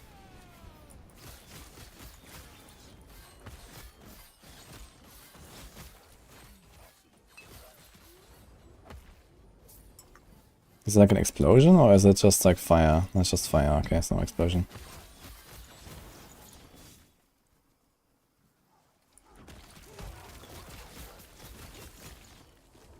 What the f... Dude, what?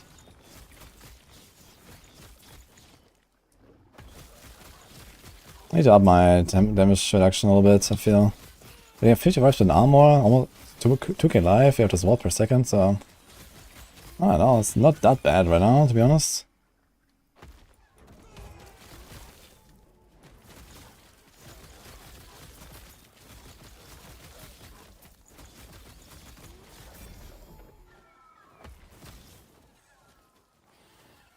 I mean, we have 59% endurance. So that's at least pretty nice.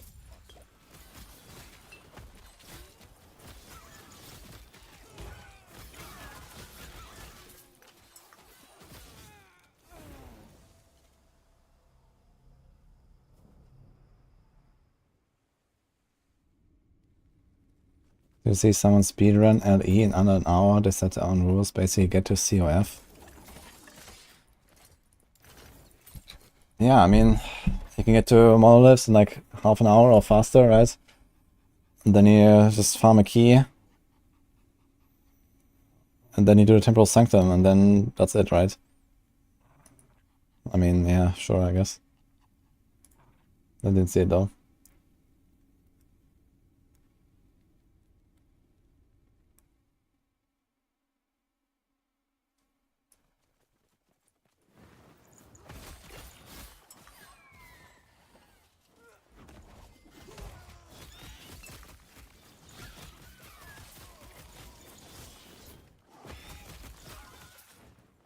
Robo power.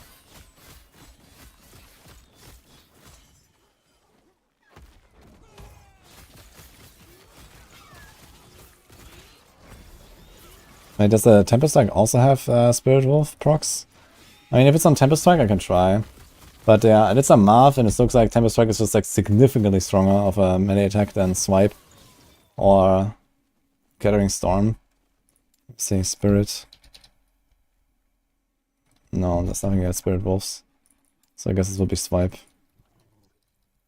There's this here as well. Spirit Wolves on hit chance, so I can do this here, 45% chance. But yeah, I mean, I don't really trust my wolves to stay alive at some point anymore, so I'm not sure how good these Spirit Wolves are, and I think with Swipe compared to Tempest Strike, my damage will be like roughly half or so. So these Spirit Wolves have to go really crazy for this to be better. Like, can they make up for like half of my damage loss? I don't think so. But I don't know, maybe. Maybe they're like really crazy. But then they also, like, the Spirit Wolves gonna go like in all weird directions because these wolves are gonna do whatever they want. Sometimes they're just dead.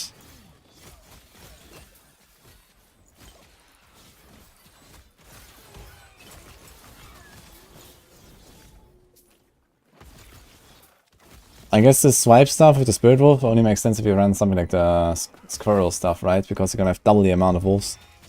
If it works with Squirrels. Maybe it doesn't, I don't know.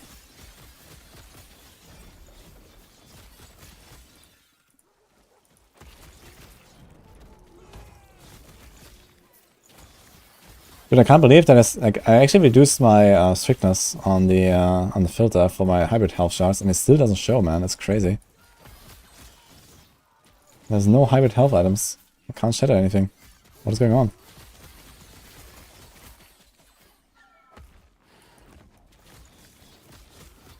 Dude, I have a belt equipped that has literally, you know, one tier 7 health roll. It's 3% health, T1 sealed affix, and that's it. That's my belt. So, what the hell?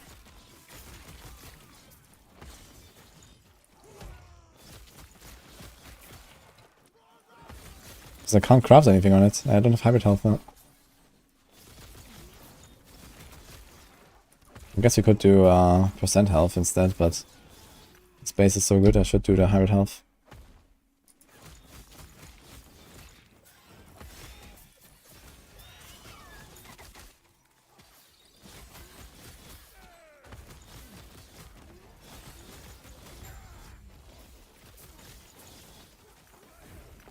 Aha, here we go. Yeah, disable hybrid health from showing. Yeah, of course you're not gonna do that forever. I found the first item though. And it's tier 5, funny enough. It's actually really good base, man. Fuck. But there's only 21 forging potential, so... Oof. Oof, dude. Oof. Yeah, my current gloves needs to be upgraded at some point. But I think I'm gonna go for the shards. Costs 1 to 25. Why does removal cost so much? Oh, I wasted a glyph there. Alright, the Moment of Truth. We have exactly 5 shards. 21 forging potential, man. We have to get lucky here. Come on. Good. Bad. Very good. Oh. Oh. Alright.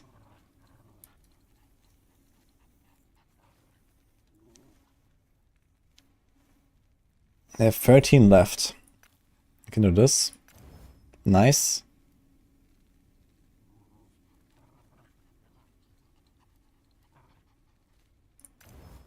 And boom, it's gone. Okay. Well, we're gonna use that belt for a long time. I was hoping I could maybe try to sneak in a 1 reroll, but... Okay, it's okay. Everything's like mid, basically. Alright. Yeah, this thing dropped with nothing on it besides the tier 7 health. This was a blue belt with tier 7 health. So, that's pretty sick. Yeah. Okay, yeah, I'm probably not gonna replace this build actually. Like this is pretty good. So let's go. So what do you do with this thing? 28% of mana spent gain a sword. Now that's pretty useless, I guess. 10 ward gained on hit per 10 missing mana. If your current ward is lower than your missing health. Okay, so this is absolutely pointless, I guess.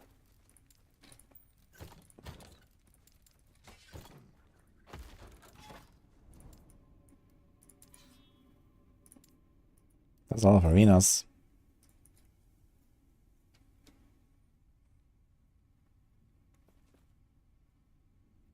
Where's the link for my Void Knight builds? I made a video from like Volkras Hammerden Void Knight. If you're looking for that one, there should be linked in the YouTube video when I showed it. Otherwise, you can always go on Maxroll, filter the build guides for mastery, and there you go.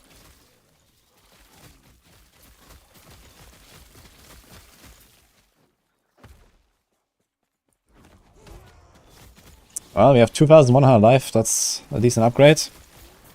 We had like 1900, so I got like over 200 life now from this hybrid health roll. And our minions have a lot more life regen now as well. I'd like to have like a juicy minion health roll on top of this, but it's okay.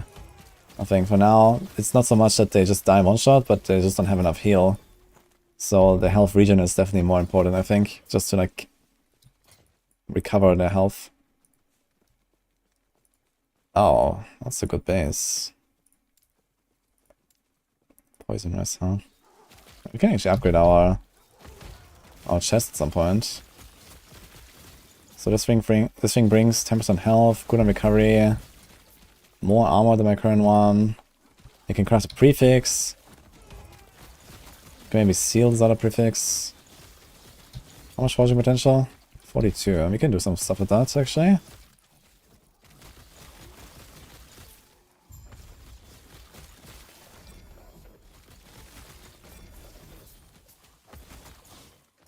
We have Void and Poison Rest there. I think we don't have the... Do we have the Void Rest Blessing? I don't think so. What do I have? It's like a Void Rest Blessing, so I guess we're gonna go for that.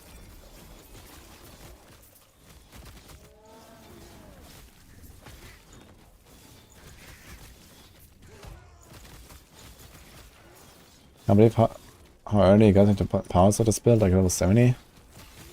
No, that's just normal, like every build. Like if you go the right path for the monoliths, you're always gonna end up at like a 75 or something.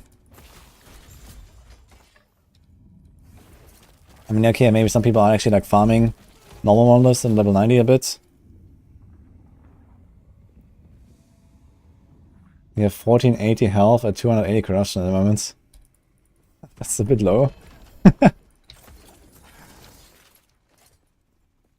Okay, we have poison, but not the void on this. How's the armor? It's pretty similar. We get another 150 life. We get a cooldown recovery. Minion melee damage leaches health. So we'll try to seal that prefix, I guess. So we're gonna craft strength and then I need to get void res. We have frailty here. Wait, this thing actually has fortune potential still. A lot.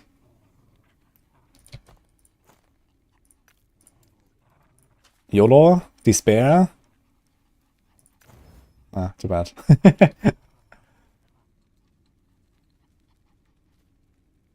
Fine.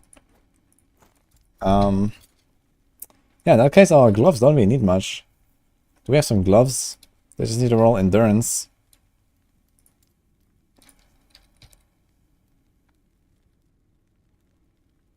This is poison rest. Necrotic rest. This is actually void rest, so you can do that as well. Attack speed, health, damage over time. So we have 3 attempts to get either vitality or strength or crit, I guess. Wouldn't be too bad. And then will give me the void rest that I need from the chest. But I lose endurance. I lose a lot of endurance.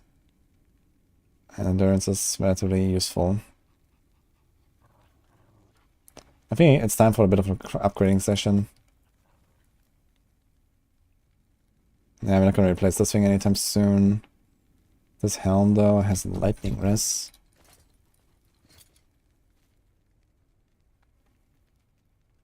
Aspect of the shark effect, 2 attunements.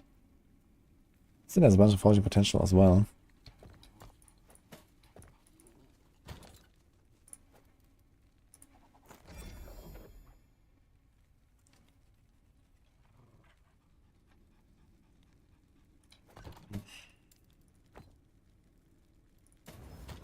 And this helmet is actually not bad, it has a lot of armor.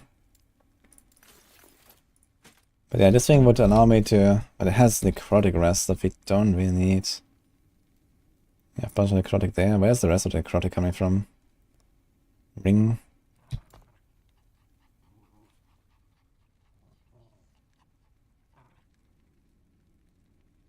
So much necrotic rest. Ah, here, 15. Okay. It's not bad having this necrotic there. Okay, what else do we have for glove? It's also necrotic rest. Also, we found some other gloves. And this one. Armor mitigation applies to damage. No. Big health, big armor. Coin mail gauntlet. Has mana and... we can YOLO a bit. Let's see. If I just chaos this. Okay. I don't need to leech. Fuck. Critical success. Wonderful. Remove the damage over time, and it only costs 2.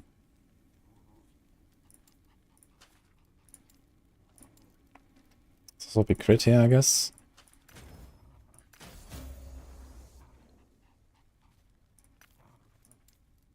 Do I want to despair this?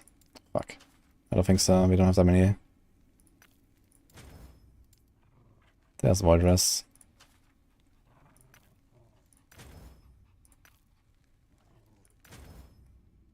Uh-huh.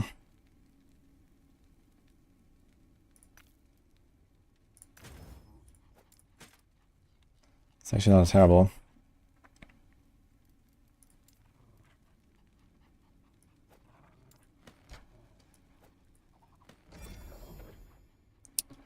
That's a lot of minion life. This has 11 attunement, dodge, nah.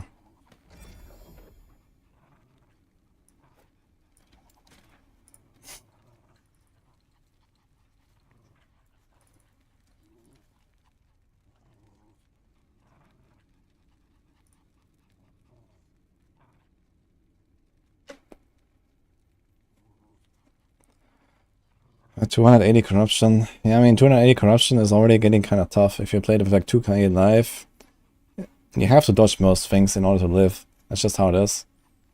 So the only other thing that you can really use to scale your defense a lot is armor.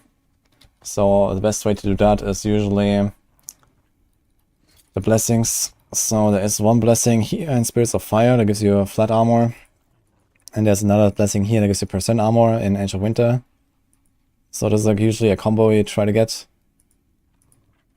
Yeah, and then rest like maybe a bit of dodge, maybe a bit of armor, crit avoidance capped and so on. But yeah, 2k life is kind of low. But yeah, anyway, thank you.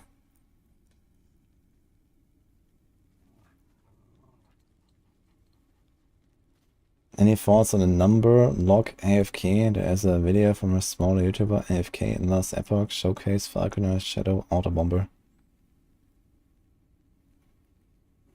You're talking about the numlog? Yeah, I know that the devs apparently are not happy with the stuff, and if there's like reasons to cast, like auto cast stuff, they want to remove those reasons. So I wouldn't really like, think too much of it. I mean, it's never going to be better than manually casting. But I guess if you really don't want to press buttons, it's somewhat acceptable. I don't know. Until they fix it at least.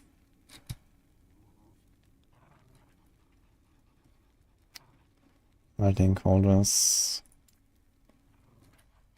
Crit avoidance. We don't really care about crit avoidance, do we?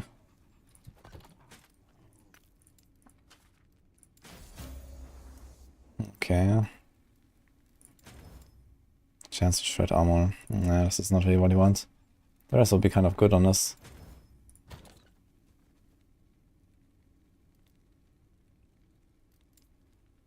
Okay, so I have this glove, or we can also craft this glove here. This damage over time, necrotic res. Strength. I don't really want the attack spears. I don't think I have an option really. So if we do this and this, I have way too much necrotic res. Where's the other necrotic res? On my ring, right? If I take this off. And this. So now necrotic is fine, we just need a bit of fizz. So what would be replacing next? I mean, this ring is kind of shit, actually. Wait. Any rings in chat? We have Opal, Opal. I don't really care about the crit avoidance.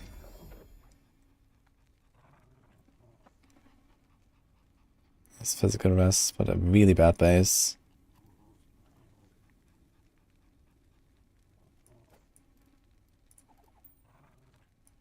Guess we sort out some of these items here a bit. There's like a lot of really outdated stuff. He has big fizz res actually. But I need to be very lucky with the prefix stuff. Come on. F. But it would solve the problem for now.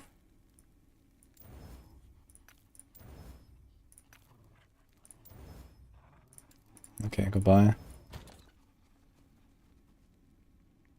Lightning res.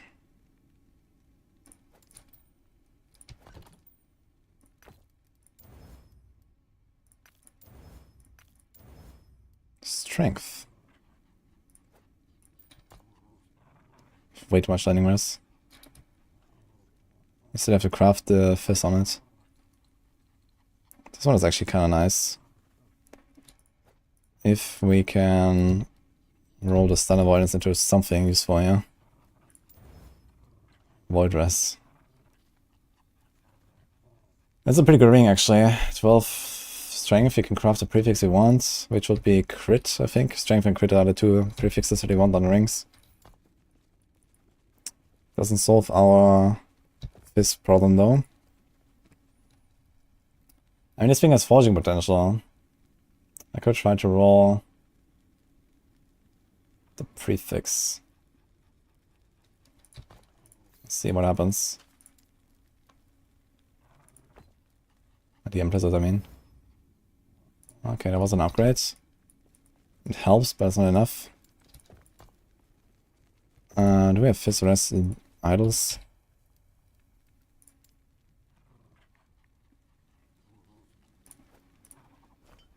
Void res, poison res, void res. Fuck, what? I don't have a single fizz res idol after all this time. Besides this one. Okay, so we have to get it somewhere.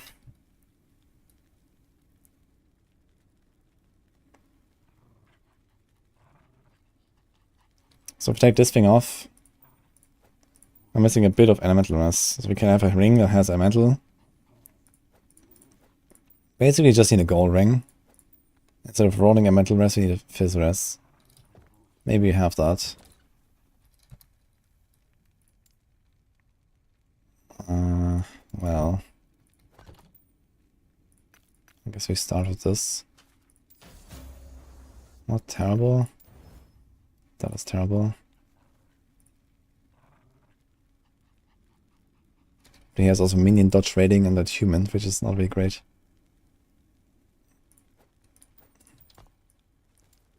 Also have to roll the prefix at least once, let's say. Implicit, I mean. 17 elemental rest, that's very good. Way too much necrotic rest.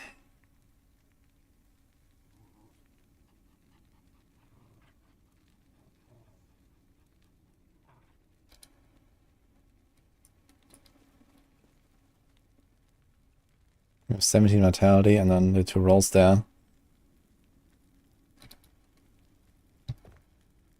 And my endurance is down bad. Which is another problem here. Okay, what else do we have for rings? Here's one of Fizz and Elemental Rest. Wait a minute, this could actually be the one. Very low fortune potential there. Fuck.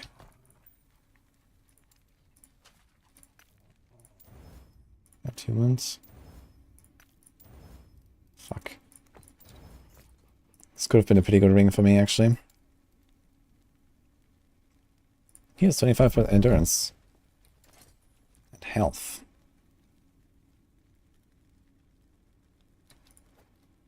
What if I do this? Now we're missing fire, lightning, and fizz. But we fix our endurance pretty much entirely. I think I have to get other boots, actually.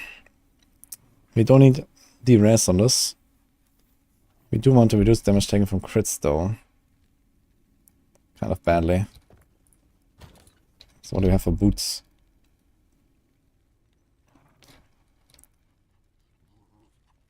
So here we can try to YOLO Vitality into movement speed.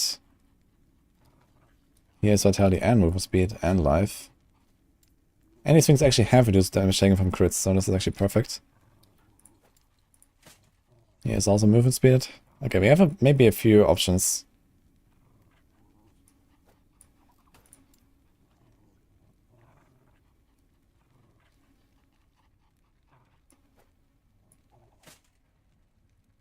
This cooldown recovery speed. This is something more like later, I guess.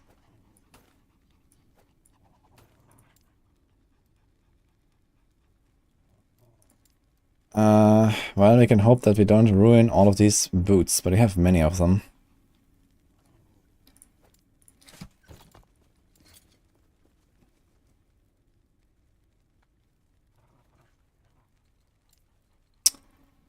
Yeah, so I want elemental res and fizz res. This one has fizz. Let's try to roll the armor. Oh. But it doesn't have movement speed, so this thing needs to have movement speed. Come on, it's a kind of a long shot, but if it hits, attunement. Fuck. I mean, it would solve my issues, but I have lawless movement speeds. That would kind of do the trick for now, though.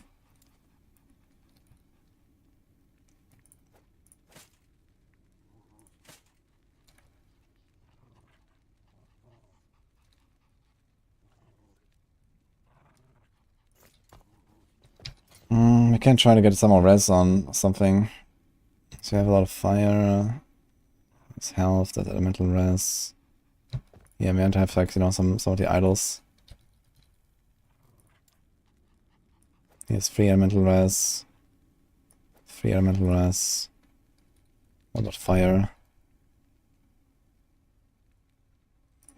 Here's shock and fire, actually. And this, and we also have lightning.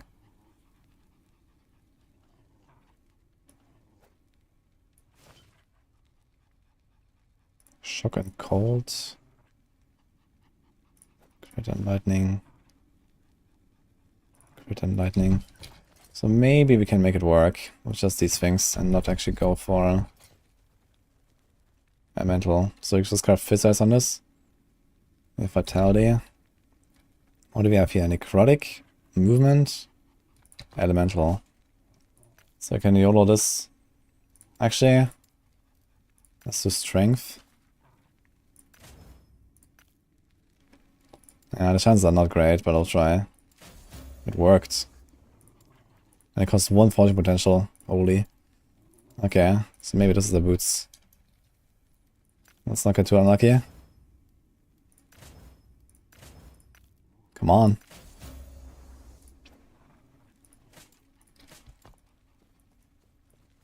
So I need to up the fizz. Come on. Fuck. Sad.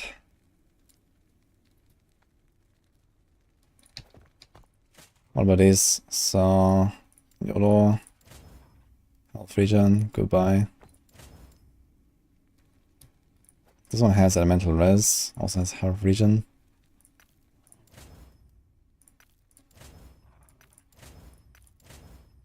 I look elemental and fizz, but they have only 8 fortune potential, so kind of same problem. Fuck. Okay. It's a bit sad, but I have the movement speed and a bunch of res. We're kind of okay. So this could work. And we can still craft what we want here, so this would be seal the minion damage, craft crit and strength, and we have a pretty good ring actually. If it hits.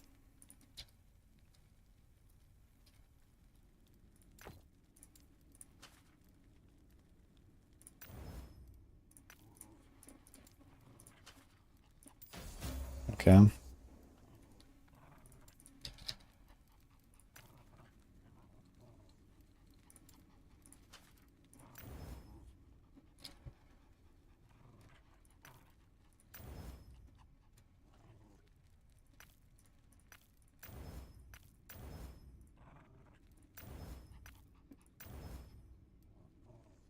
Don't get unlucky. Got unlucky. Okay, it's a fine ring though for now. So this will work. Can you put pretty much any prefix suffix on items? You can, yeah. But you cannot craft them beyond tier 5, so the exalted items, the purple items, they have tier 6 and tier 7. And you cannot craft these, you have to find them. So they're usually like your crafting bases where you start. Alright, so...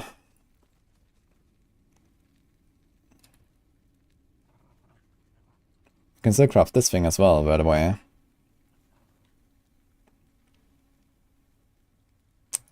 So first of all, we start with a bunch of crit, I guess. Don't get unlucky. Yeah, fine. Not bad, not bad. Okay.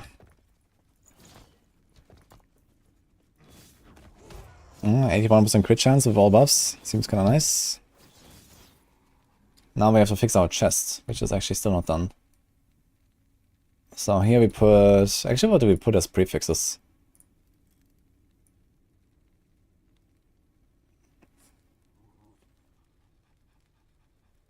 I might not even have all the shards. There's aspect of the shard effect. So that's always something that's really cool to seal away. But since we have this prefix there, I want to get rid of this prefix. So definitely gonna craft strength. And maybe level of Tempest Strike. Or Vitality. And if I get level of Tempest Strike, I only get like 1 extra rank, and I don't really get that much out of it. If I get it to tier 5, it's 2 extra ranks, but even that is not crazy. There's minion, armor, and armor. So that could be useful. I think we start with strength.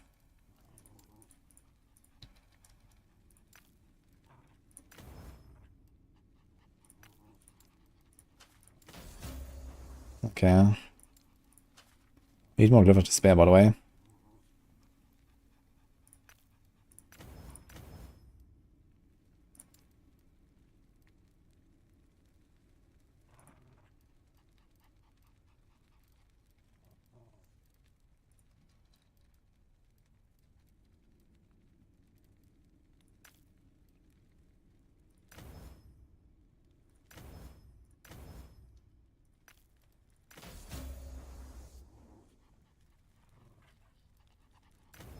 Oh my god, dude. Hit the entire 20. Maybe I should have tried to up this first one more time. I guess that would have been much lower risk. Okay.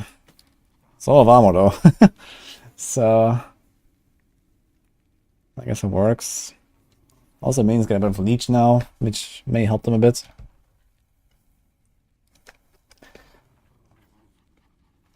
You're low on sealing papers. Okay, I got a nice round of upgrades, yeah.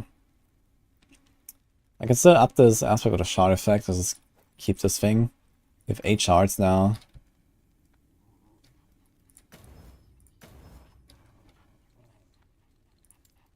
Can do a clip of order for this. Although it actually doesn't really matter. Okay, actually 22 to 25, so here's a big range. Do we want to reroll everything? Life is perfect, armor this is mid, this is low.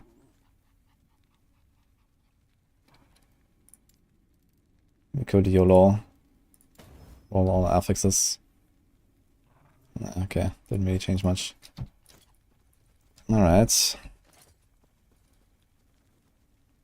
Anything else we can do? Oh, this thing still has a lot of fortune potential.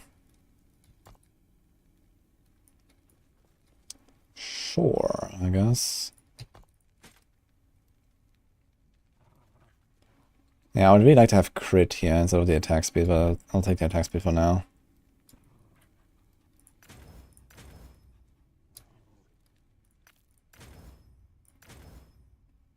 Fine. Will do.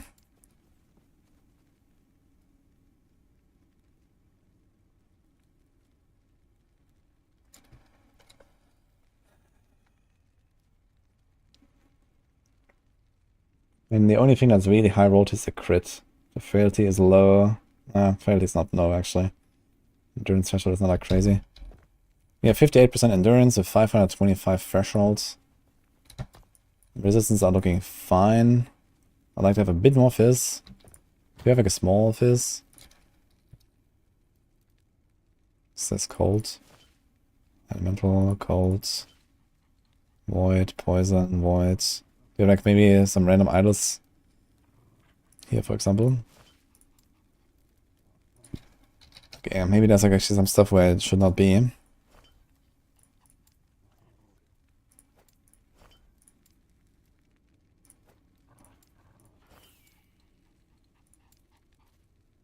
Nothing to fizz.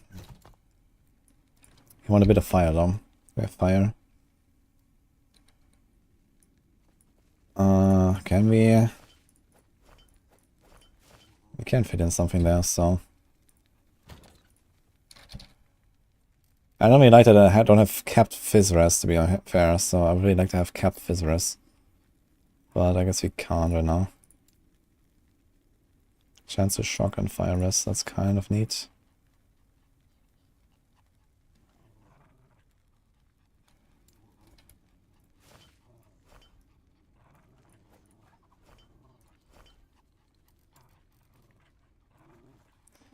So we're not going to use these opal rings for now.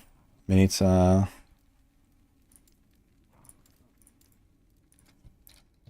old gear. Let's just save this for now, so we may or may not do something with these items.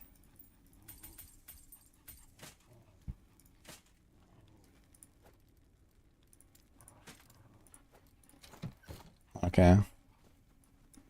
I think this is fine.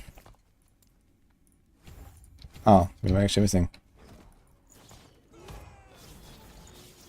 Wait, do I have only 53 crit now?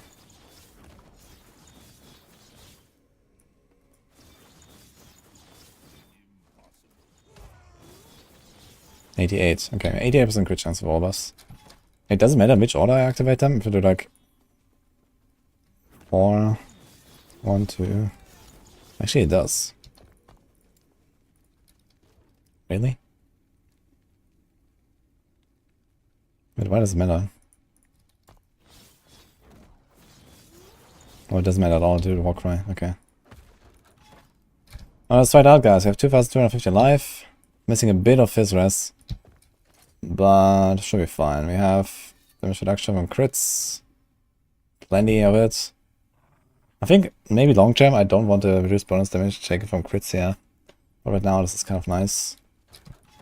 You have 69% armor damage reduction actually. 5,600 armor. Okay, that's relatively sick actually. And it also works very effectively against physical damage, so.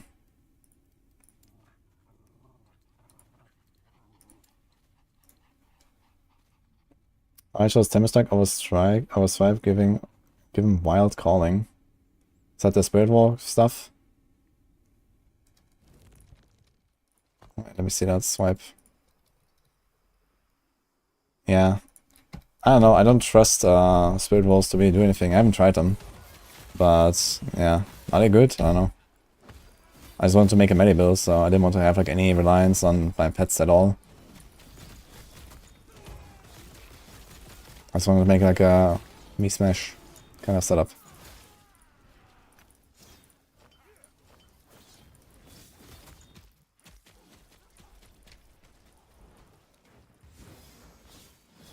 It procs a lot and does as much damage as the wolves. So my wolves currently do 37 damage. Nice. Then I'm very hyped to try it out.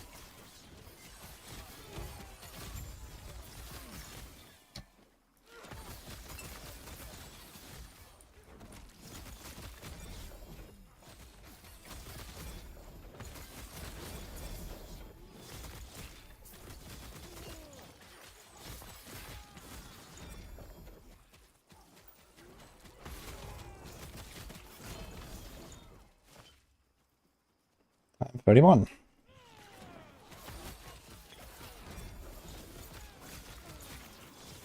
The Spirit Walls are like phalanx guys, they don't do anything, they just attack until they hit. Yeah, and I mean if they do like the regular like wolf damage, I don't know, then that's completely pointless. Just could scale with my damage, like if I can scale like my melee damage and that, you know, scales up the Spirit Wolves, then yeah, maybe. But even then, like, you know, the swipe itself is like roughly half as strong as my Tempest Strike. So these wolves have to do a lot of work to be useful. Like a lot of work.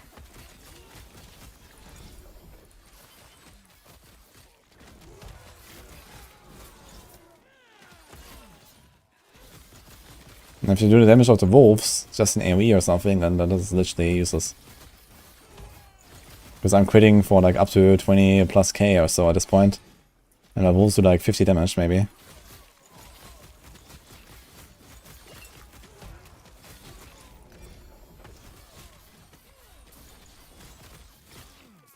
Okay, I think we're kind of chilling for now. This was a nice upgrading session.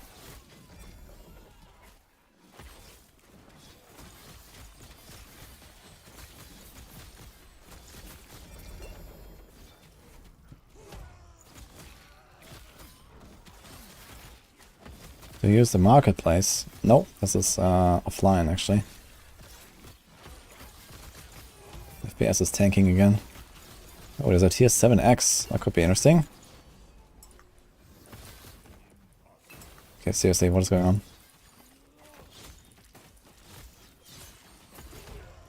How much strength do we have? We have only 65 strength actually. Why is it so low? Didn't I just roll strength on a bunch of items?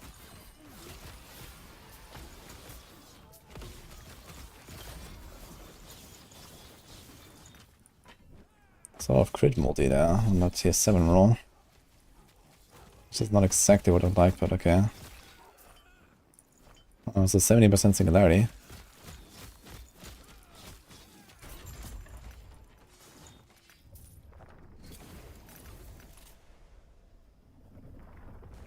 Wish other peppers weren't trash. I want to use the raptors.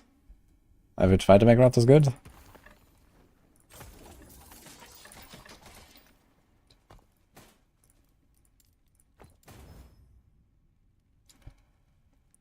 That's a lot of minion armor.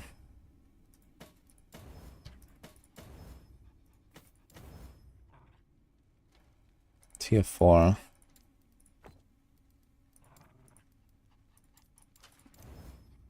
Shit. Okay. Aspects for links effects. No. Aspect for vibe duration. No.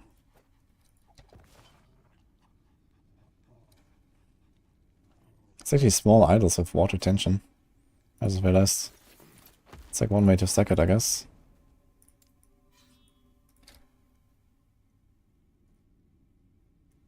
Raptor's very good. You got 5 holes and 1 raptor. He leads the pack. Sounds funny. What a good stats to seal. There's like a few like modifiers that don't really scale up that much when you increase into higher tiers. So one example would be, that's what I have here on the helm, the aspect of the shark effect. So this is like a tier 5 aspect of the shark effect that goes up to 25%. But the tier 1 of this is already like 12% or so. So this will be one of those cases where it's actually pretty powerful to just steal a low tier of it. And then, you know, craft another tier 5 in its stead.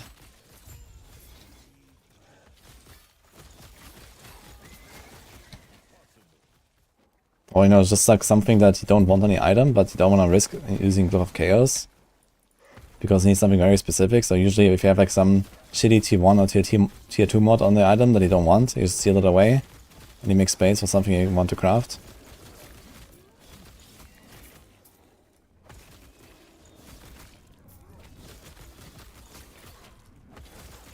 I'm not going for Squirrel.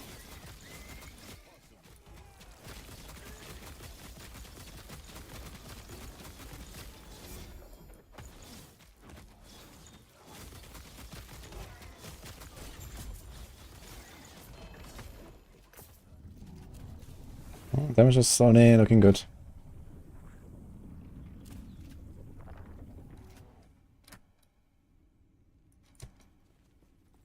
Damage reduction on crit adds up with critical strike avoidance. No, you stack one or the other, not both.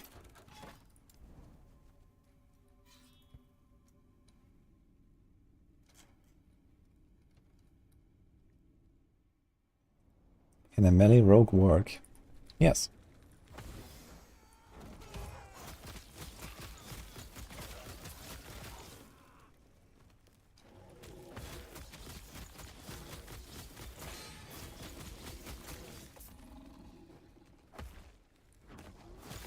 I have 30-40 FPS of a 3080. I know, that's how it is.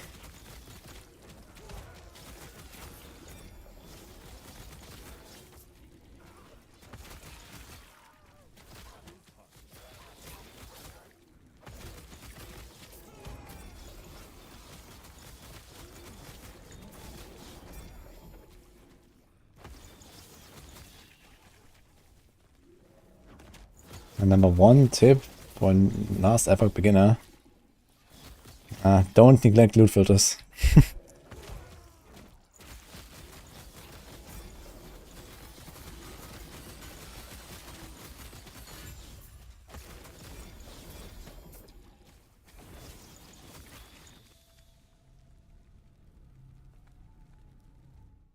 So worth to buy the game. Yes, it's a pretty fun game.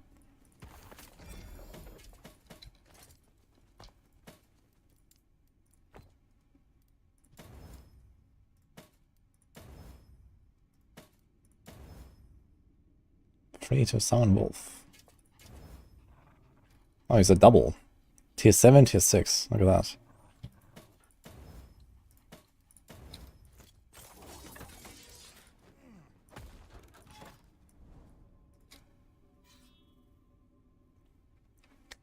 Yeah, I'm playing offline right now. How do you get corruption a little faster? You're X5 in campaign. If you're in campaign, then there's no corruption. Corruption is for the monoliths, that's like an endgame. This has nothing to do with campaign. It only applies in the timelines that you're farming. Just finish the campaign and then later you worry about this.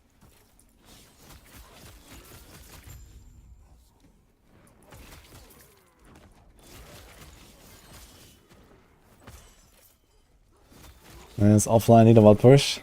Yeah, insane, man. Let's go.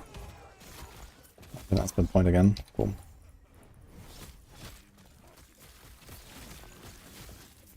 Oh, we lowered our human a bit.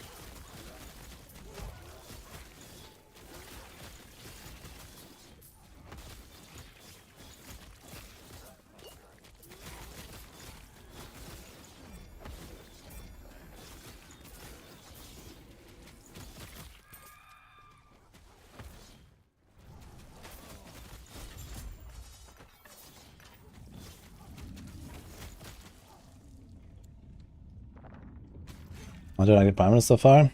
Well, it's pretty fun playing a melee build. I've not really done that too much lately. It's very different from the rogue melee build I played.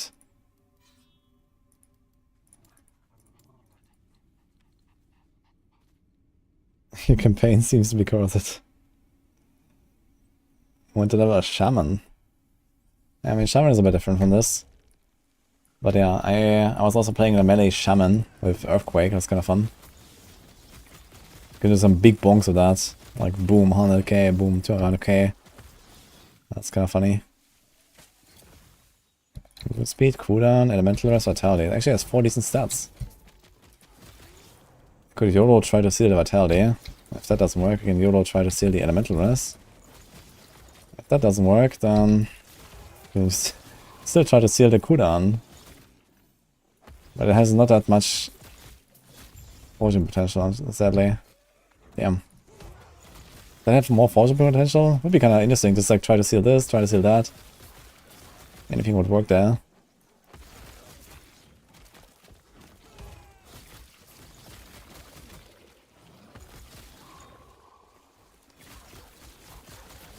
It's kind of crazy how much armor you can get on this class when you have stack strength.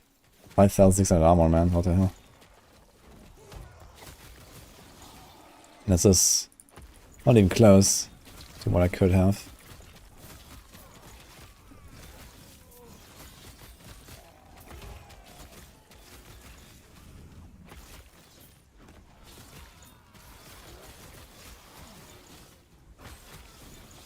Do we have extra cold rest right now, actually? I think we have extra cold rest on the blessing, right?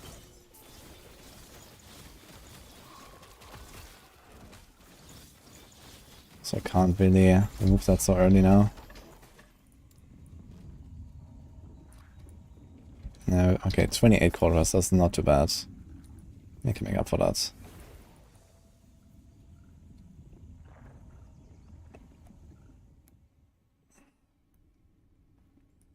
What's the max level? He's still getting XP after 100. Well, you should watch my YouTube video from yesterday. Then you'll find out.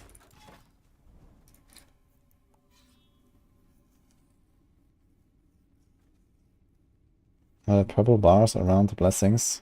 It shows the degree of perfection of the roll.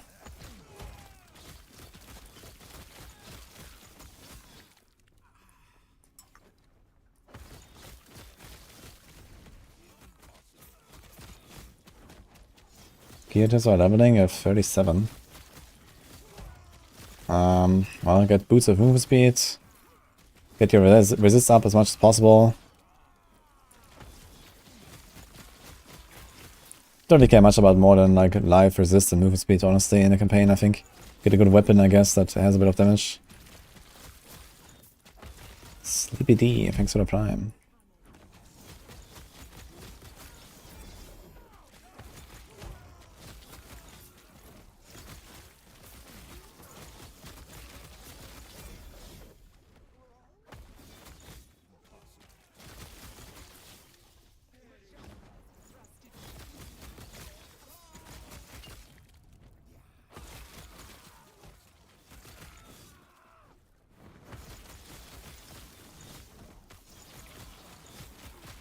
I feel decently tanky right now as well, it's good. Could even like up the corruption a tiny bit.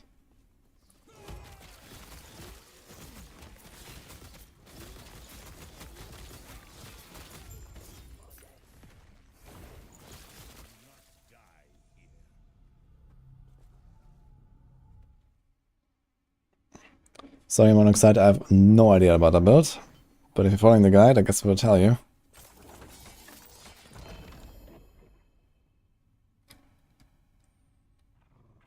%4 chance on melee kill to heal a random minion to full health. Incredible.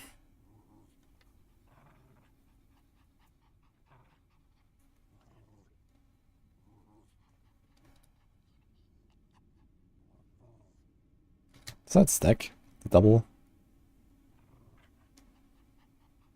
Like, does that just like stack this double speed thing? That's actually kind of interesting item.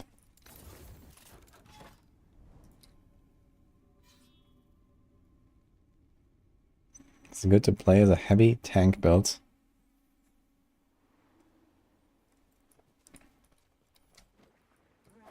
And like what? Like a T90 or what? A Tiger? I mean... yeah, why not?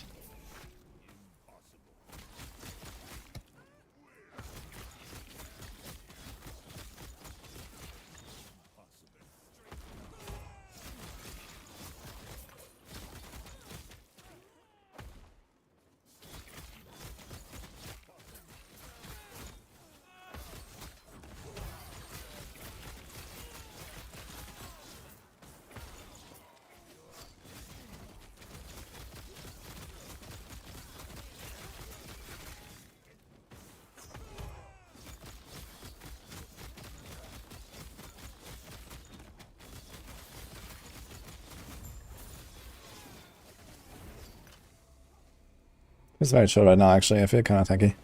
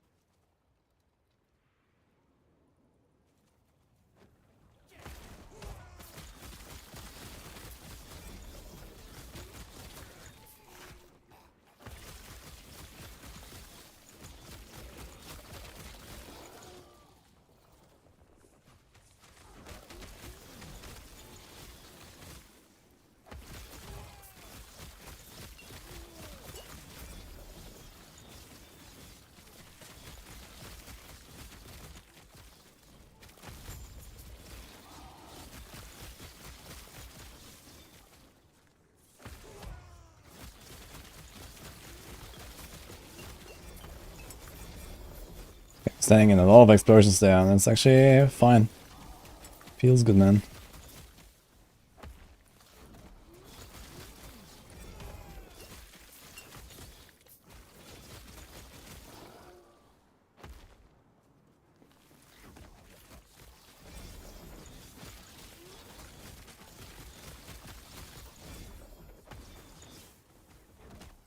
It's the least really like build. I've played double swing a lot actually in this season and last season. At this point, double swing is probably like my third most played build in D4 or so.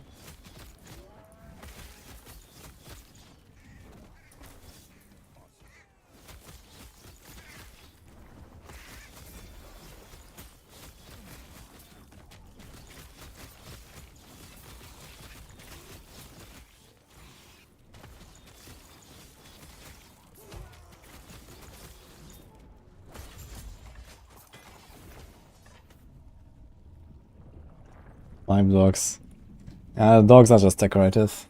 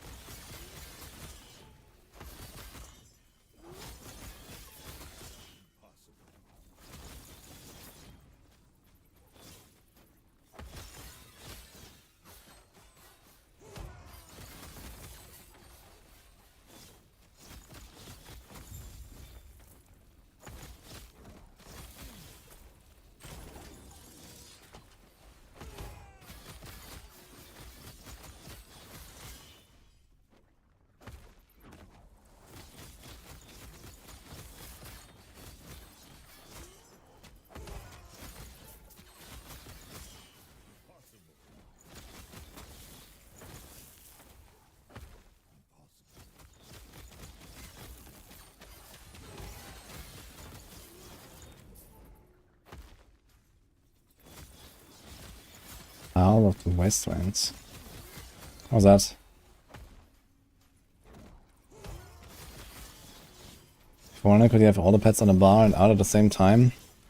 Yeah, but you have like a global companion maximum that you can increase. And for example, right now I have 5 wolves because I summon up to the maximum companion limit. And I could have like maybe 2 wolves and then like a scorpion and then the saber tooth, and yeah, I can do that.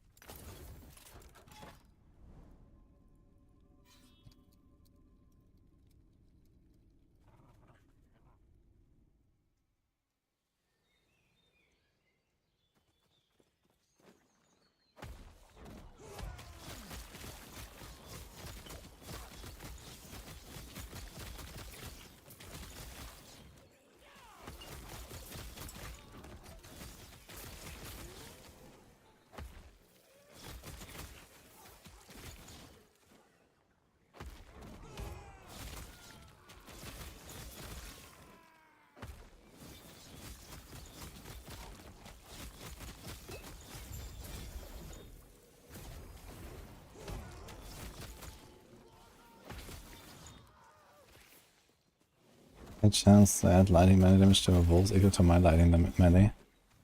Oh, interesting. I mean, if that also scales like other things, or do you just like scale like as much as possible, like flat lightning at it, and then just like minion damage and stuff, I guess, right? But yeah, I mean, the idea of the build is still that I do the damage and not the pets, so if I wanted to play a minion build, then I should probably play a Beastmaster, I guess. But I don't really want to do minion much, so.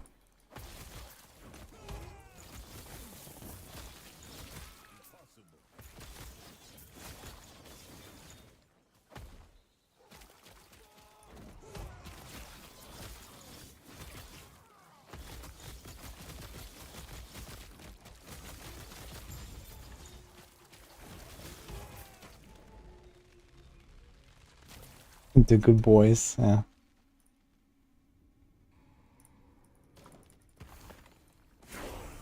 Level 86. Let's go. I need shatters, actually.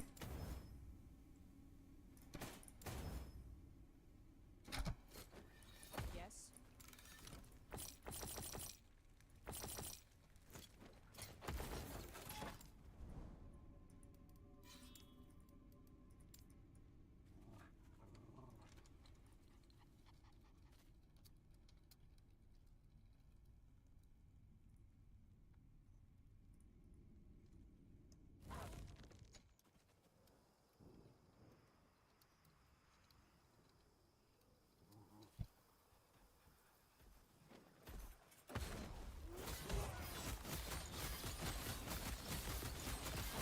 This guy's charging. What is this? Okay.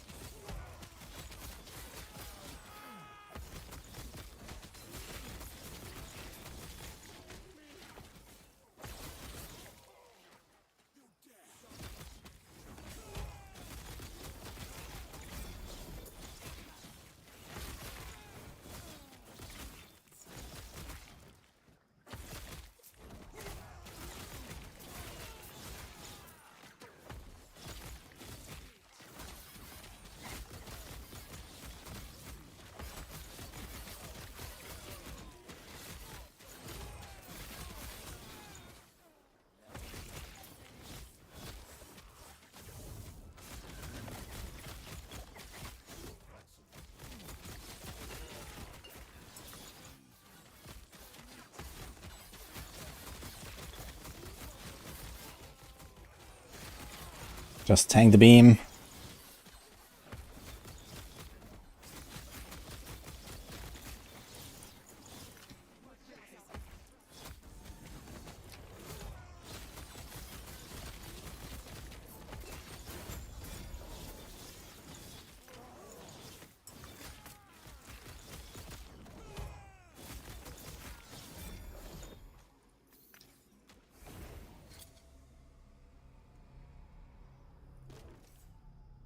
So the reason I have my main skill on 5 instead of a mouse button. It just shows it's 5. It's actually red mouse button.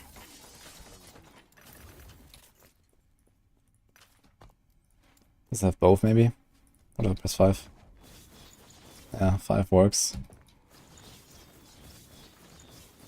But yeah, I guess it's both. So what if I remove this?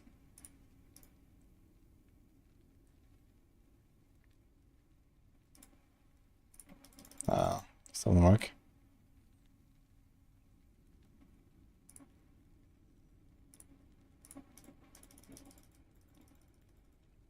Oh shit, what do I do now? How do I... Ah, okay, mouse. So it's already in use and cannot be replaced. Yeah, it looks very much like it. What the fuck? Well, I guess I just bricked my game, guys. Cool. Restore default, I guess. Dude, Quare? Really? What the fuck?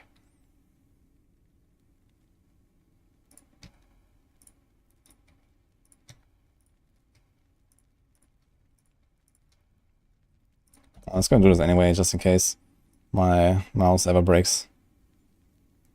Portal, legend ability, inventory. Skills, map, passive.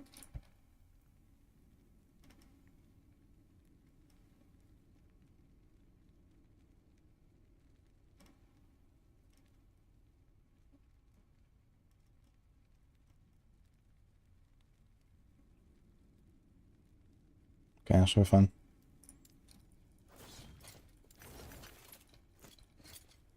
And the chatter. Yeah.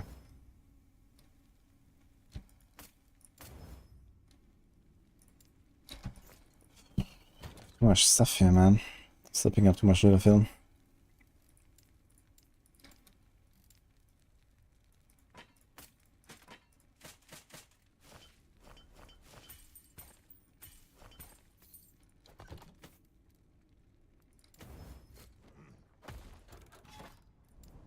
Okay, we need 51 stability.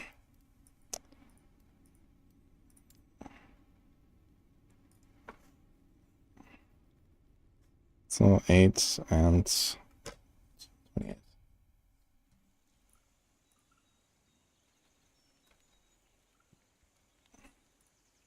1, 2, 3, 4, 5 is like 2005 WoW keybinds. You are damn right. That's why I use them.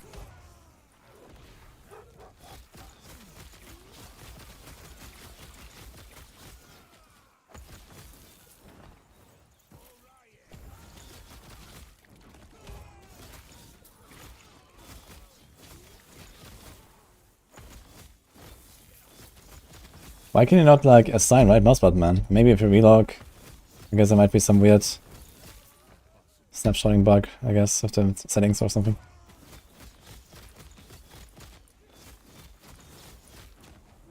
Ooh, what the hell? Angari Spires, man.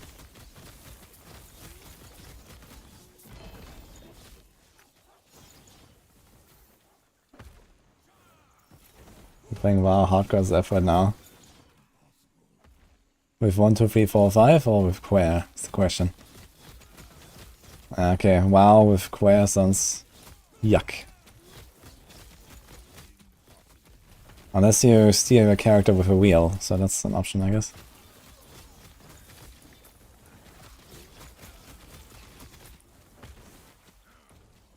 Dude, I'm like mega chilled here.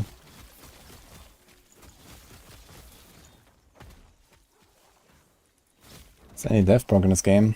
Nope. Luckily not. There is something that comes somewhat close to it, which is like the amulet I used on my rogue. Which, well, ultimately never saved my life. But, yeah, that was a good item, though. Can be a good item in the right situation. It's called Aurora's Time Glass. It's a very rare amulet.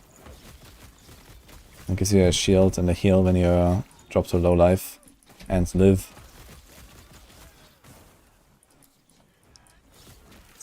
But you have to precisely land between 0 and 30% life for it to happen. Or between 1 and 30%, I guess.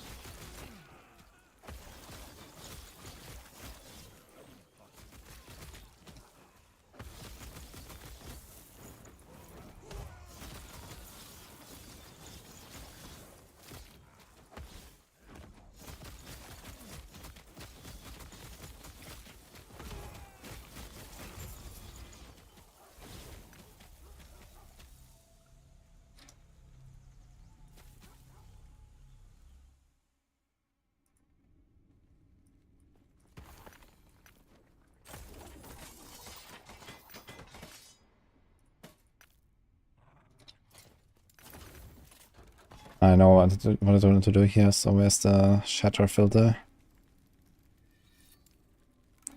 Let's do only tier 4 at least.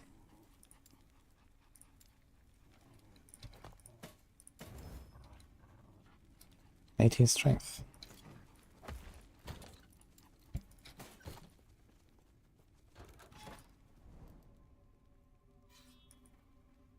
Okay, boss time.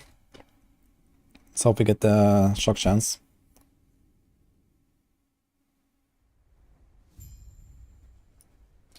Binding right click bugged in 1.0. Oh, so you can just never bind it. Amazing.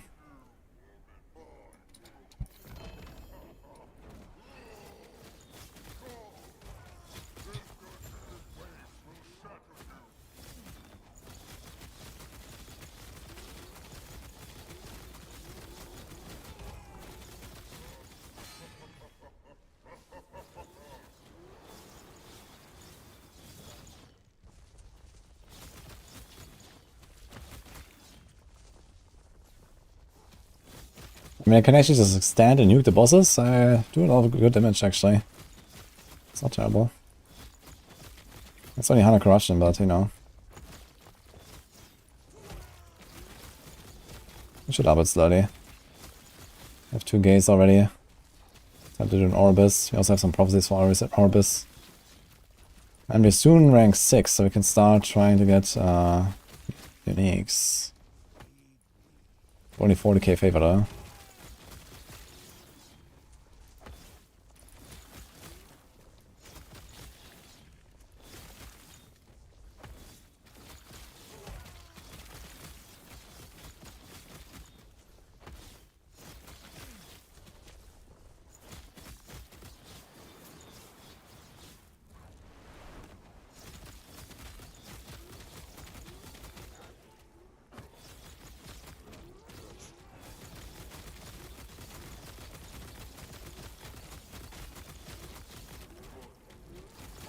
Ooh, what the? That actually does a lot of damage. I wanted to tank it to see how much damage it does. That's more than I thought.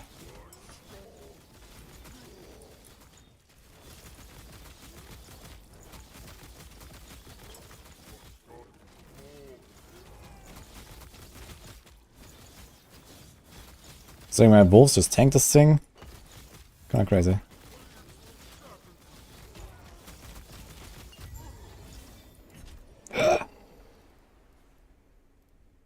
Change. Okay. Mana, ward, cold damage. God damn it. What happened here? Alright. What the fuck? Okay. I mean, instead of just random ward stuff, you can also do the cold damage there. But ultimately, I guess I kinda like the ward per second for now until we get the shock. Wait, what? This is a completely different timeline. Relic? What the fuck? Change? Okay. Keep current.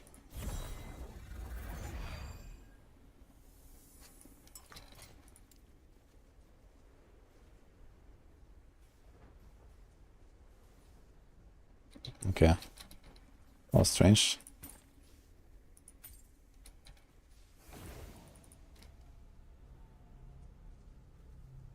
Should leave Merchant's Guild for COF.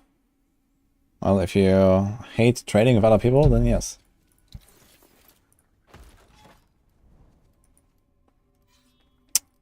We have to do another round here. Do we do a corruption push? I'm kind of content. We can do a third one. Do these arenas everywhere. Let's go for this.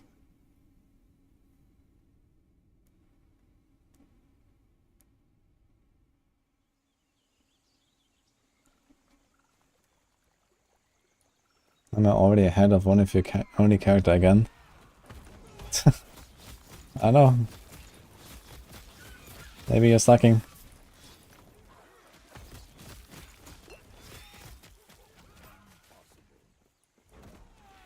Always avoid arena maps. I mean, you don't have to like really avoid them, but they're kind of slow. You know, I want to push the stability higher, and they're very slow for stability.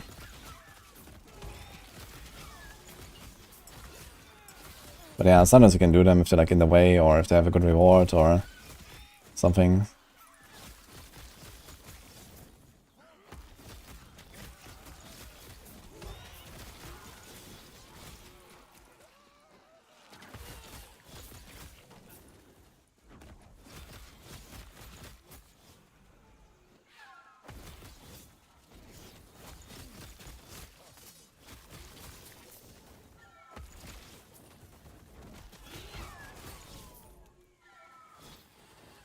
The Beastmaster did not die. Because if you look very closely on the screen, I'm currently playing a Beastmaster.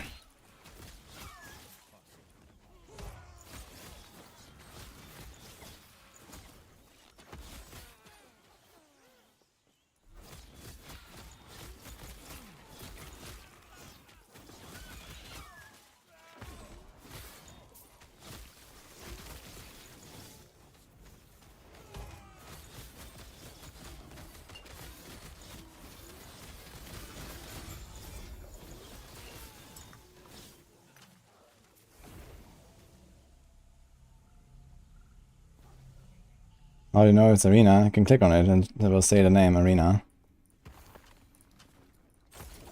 before you enter the thing. Ah, hybrid health. Beautiful. Like here, this says Boreal Forest.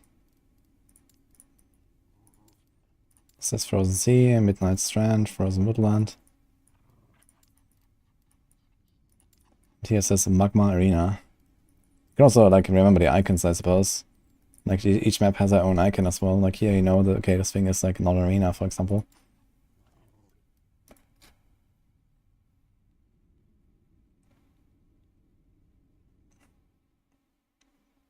Good luck, Nemus, but no, I'm not playing the Falcon anymore currently. I don't think I'm gonna go back to it. Played the build for like 100 hours, you know, I'm fine.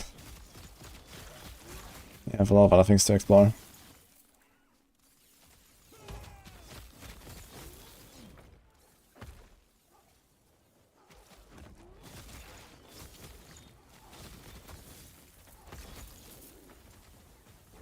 I guess I could take the character and, you know, try another Falconer build, like the Ballista thing or Acid Flask thing or something, but not really any plans for now.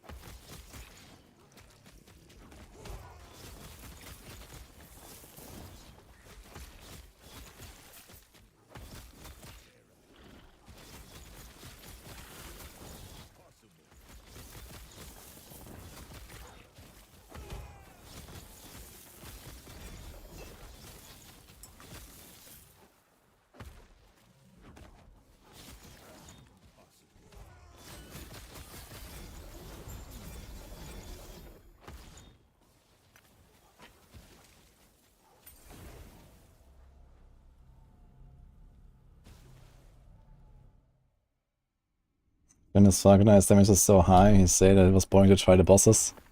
Yeah, the Falconer damage is definitely very high. I was also kind of like underwhelmed by the tier 4 dungeons. Not just by the low HP of the bosses, but also by how little damage they do. I was kind of surprised. Hello, Josh. You don't have to quest for the entire campaign. You have to go to Act 5 and then you can skip to Act 9. But you have to finish Act 1 through 4 and then Act 9. So it's like half the campaign roughly.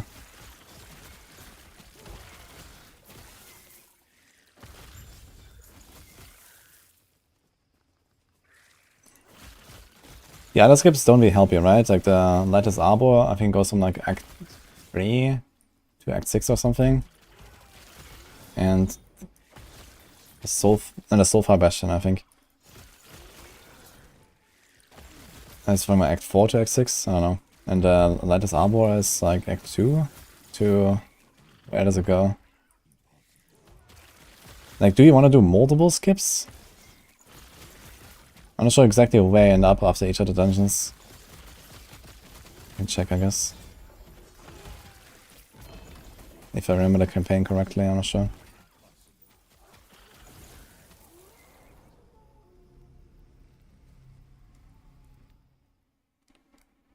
I think you can play some Steam Deck, yeah?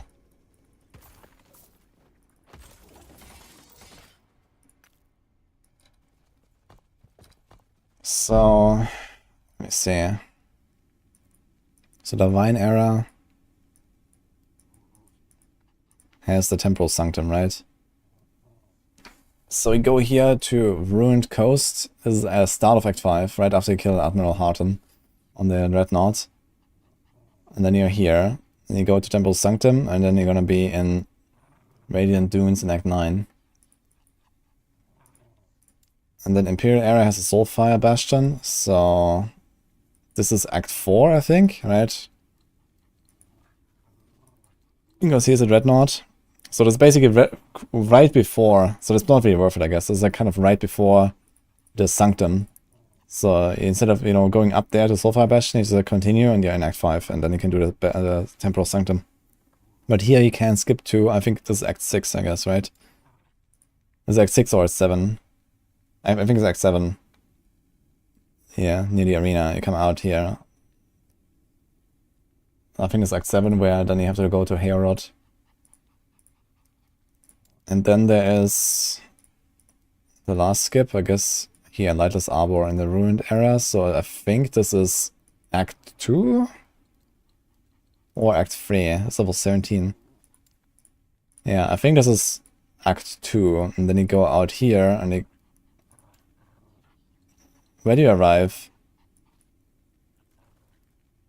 I do arrive here in Risen Lake. So you arrive in Act 4. So you go from Act 2 to Act 4. And then you finish Act 4 and you go... Okay, so you can actually do a lot of skipping then. So you have to do 2 dungeons. Yeah. So you go from Act 2, Lightless Arbor, to Act 4, right? You come out of Risen Lake. Is that correct? You're going from Corrupted Lake to Risen Lake. I guess you don't come out in Divine Era, right? This is level 50. This is like... It's like start of Act 9, right? And then you continue here, I think, or something like that. Yeah, so I guess this must be it, right? Yeah, so basically you finish Act 1, you finish Act 2, then you go back here, do Lightless Arbor, then you're in middle Act 4, you finish Act 4, and then you're here, you do the Temporal Sanctum, and you're in Act 9, and then you finish Act 9. So you can skip like 2/3 or so, actually, of the campaign.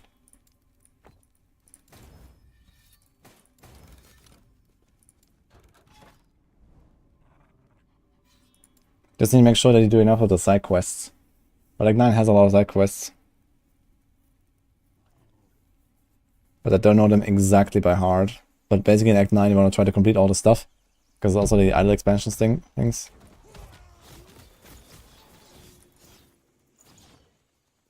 Can you click on End of Time? Yeah, you arrived there after Act 2. It's like the main town hub basically, an endgame.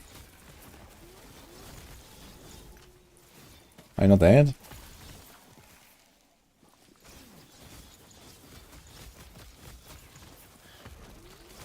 And the thing is, you also have to complete these dungeons, and I guess these dungeons are relatively slow when you do them.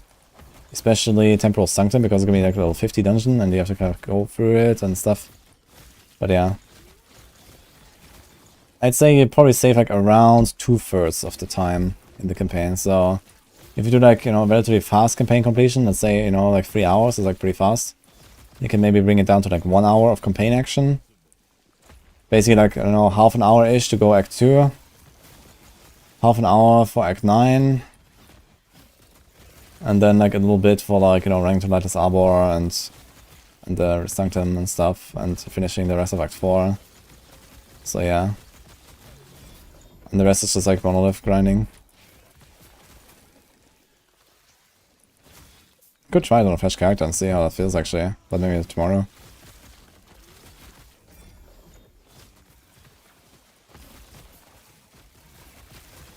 It would be a strong build that could actually easily do the level 50 stuff at level 20. Something Warlock maybe. Something ranged for sure, so. I always just tried on the Falconer because I know the Falconer, but well, I didn't really play Falcon stuff until like level 70, so we don't get a dive bomb until like level 50. So I guess that's not really the play.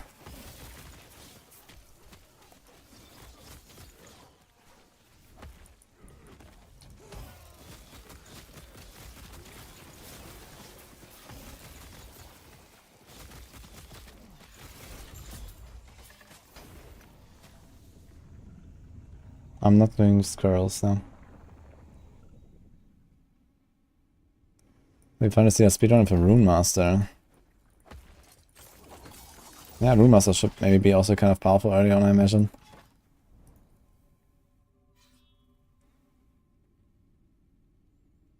Although would I recommend fighting Emperor of Corpses on hardcore? Need a Blade Dancer. Emperor of Corpses. I mean, the Ray of Dragons town members. He's a pretty easy boss, to be fair, I think. Probably one of the easiest. He has like some hard-hitting abilities, but they're all very easy to dodge. So as long as you don't get hit by those, you're fine. He has a breath, you have to dodge that. He has like the circular AoE, and he has like the storm around him. And then he throws like some mines on the ground. Yeah, I mean, if you know the fight, it's very easy to live.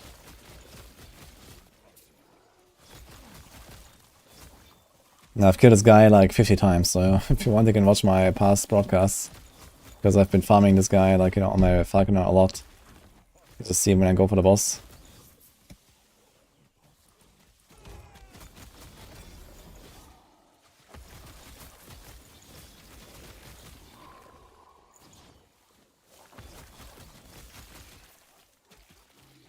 Last Ruin boss at high ground is a good fight. Yeah, I like the last Ruin boss. Not so much as a melee though. As a melee it's kind of annoying.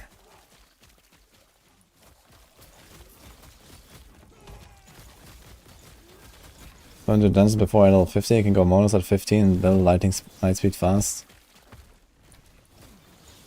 Okay, so basically you finish Act 2, go monos, and then get a bunch of levels, get the keys, and then you go back and do the skip. So which character would actually be useful for that? Like, what is like a good build to do this skip strategy? I'd like to try it. But I need like, you know, some kind of like, you know, decent ranged build, I guess. That would be suitable.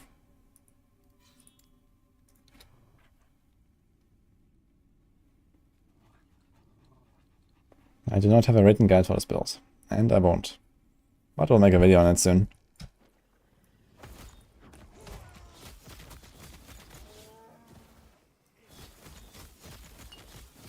I still have to make like a video update for the Falconer.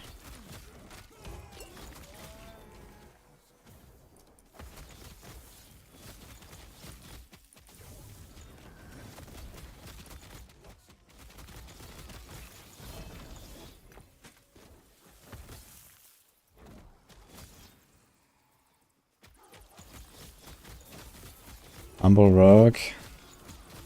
Yeah, Rogue will be very squishy though for this side.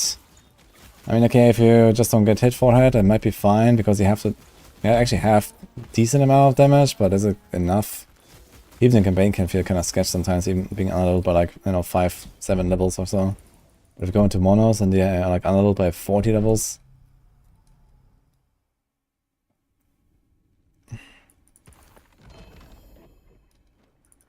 Rune Master can be good. I guess I can try Rune Master. Maybe just like take like a Rune Master leveling build for Maxwell and try it out with the skip strat. Let's just see.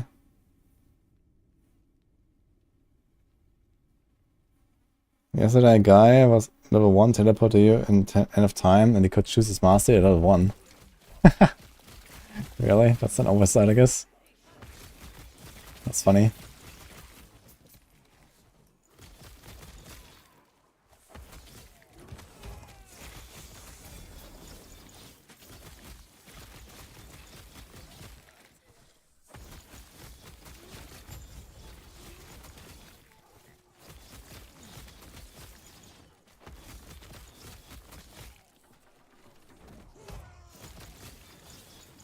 Or we start collecting Trinkia.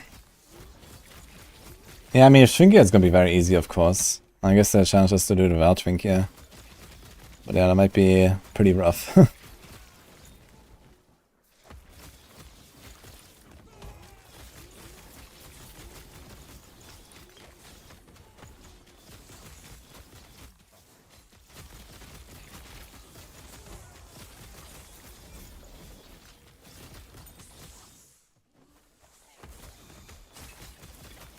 Can you find keys as rewards? I know there's like arena keys sometimes, but I think the dungeon keys don't exist as echo rewards, right? So you have to get the drop.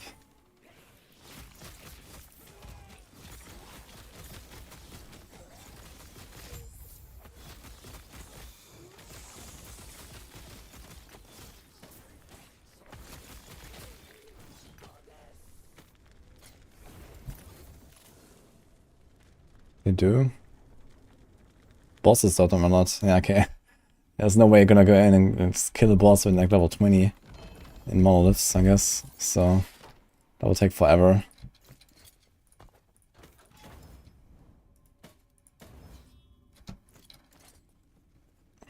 Yes.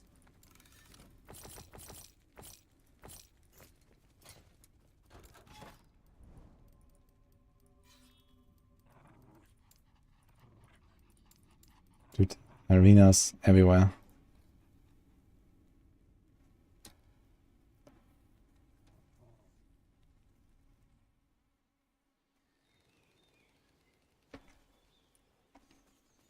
Wave 500 is equal to what corruption? I don't think this mapping of corruption in Wave exists.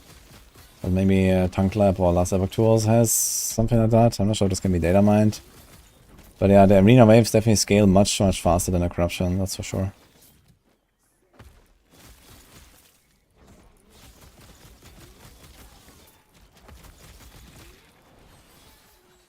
Ah, physical res.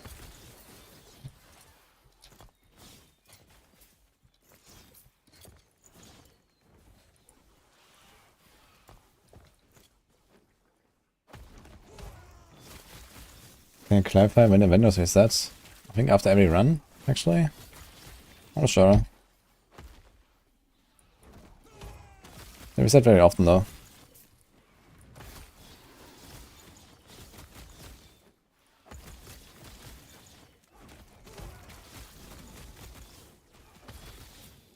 You can also do prophecies for shattering runes if you want. But usually I just buy them. Because you don't really need that many shatter runes anyway. Like, you know, per character, like, you know, a few hundred or whatever, and you're probably fine making the bank of all of your shards that you need. So then it's not bad. Yeah, they are somewhat bad. Oh shit. Why is this one showing? I thought the links effect should not be showing.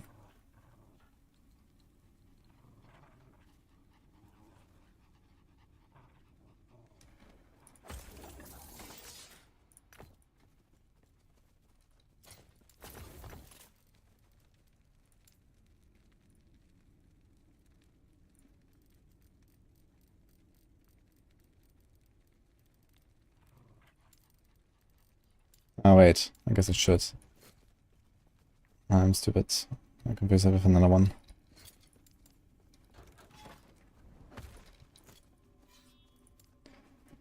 Okay, here's Arena Key of Memory. Let's see anything else of keys. I think it's always Arena Keys. Here's Arena Key. I don't think it gives you dungeon keys as a reward.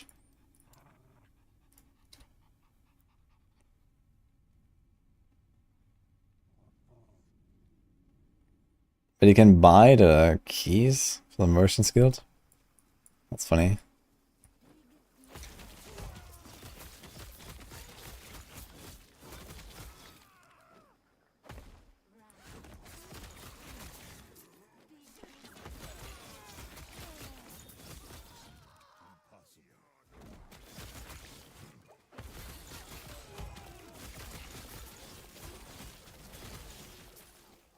You can't, okay.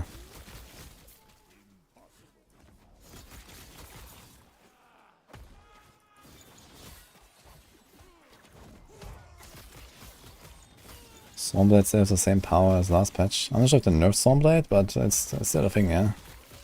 There's a bunch of guides on Maxwell. I think Bina is like a big Stormblade enjoyer.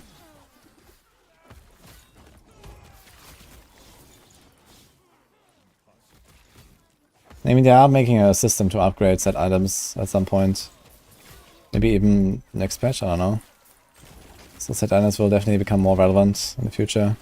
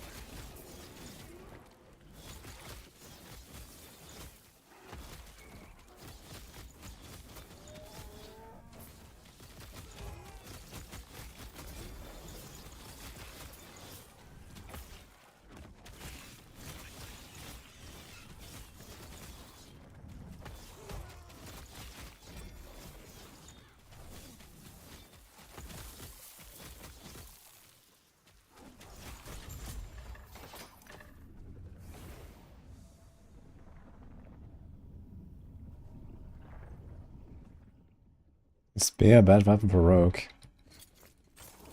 I mean, rogues are usually more about like dual wielding or bows or something, but I don't know, maybe you can do something with that. Falconer has a bit of synergy with spears. I have not seen any rogue dual using a two-handed weapon though. Every unique has a chance at LP, yes, but basically the higher level uniques have lower chances. So it's very unlikely you're gonna find, you know, some of the super high-end uniques with Alexander's even 1 LP, like Ravenous Void with 1 LP or something is like ridiculous already to get. I have not even found the item with 0, so...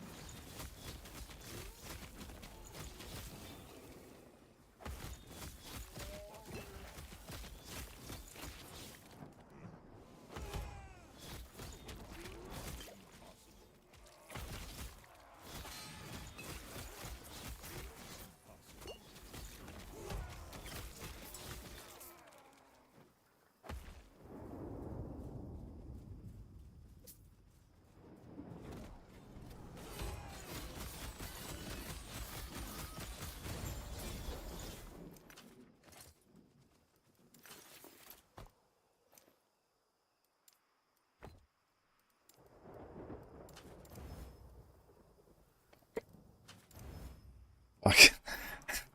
Maybe I should have used the glyph first. I got 1 hybrid health.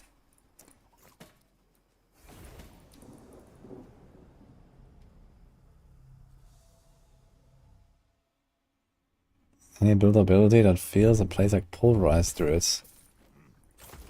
Oof. I mean, there's like Earthquake, I guess, on Shaman. That goes a bit in that direction.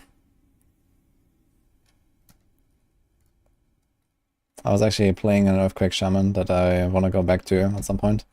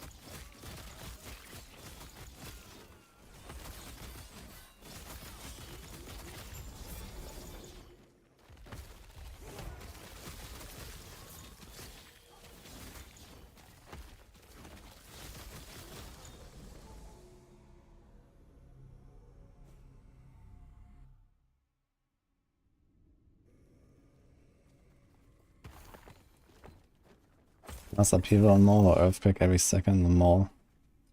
That's kinda nice. If you can like autocast that. You can get Tainus of Vader with a rune, yes? It's not a boss trap. I usually play hardcore, yes, Eric.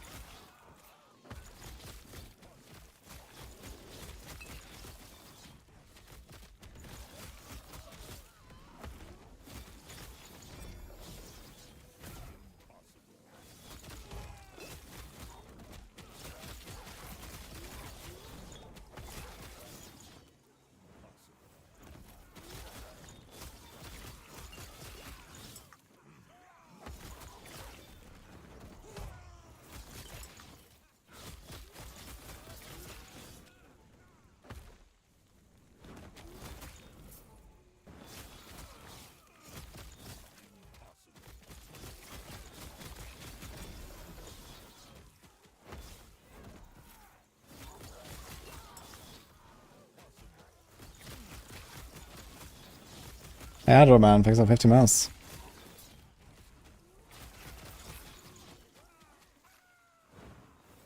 Yeah, haste for supporting. Yeah, it's mostly for the damage buffs. And the haste is nice too, I guess. Because I also benefit offensively from haste, actually. There's like some conversion from haste into damage for Tempest Strike. So when I press the wolf button, it's big damage.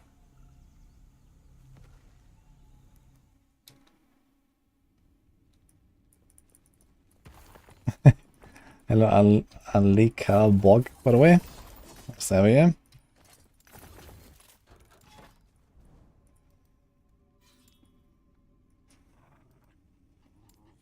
I wanna maybe give them any crazy stuff. Let's do this. I'm just on as well. I'm good, and you?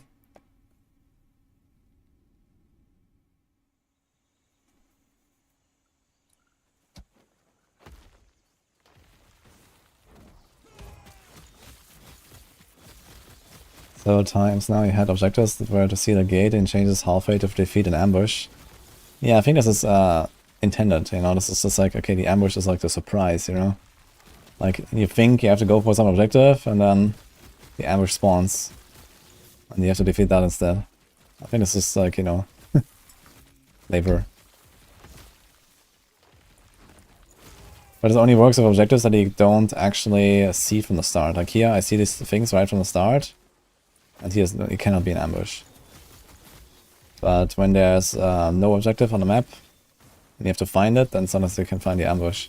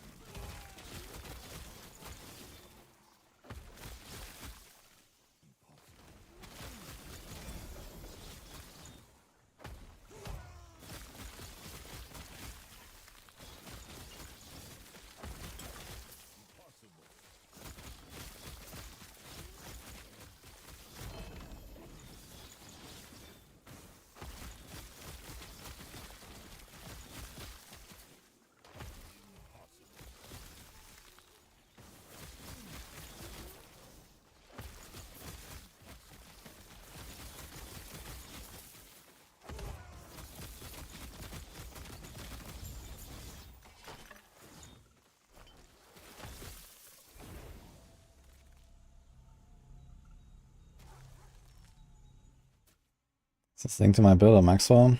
It's an XP chunk build. I don't think there's a Maxwell guide for this, or close to it. I'm not sure if they have something like this. Didn't check.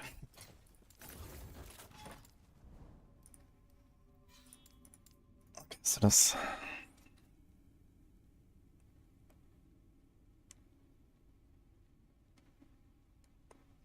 There is a respec, you just can't change the mastery.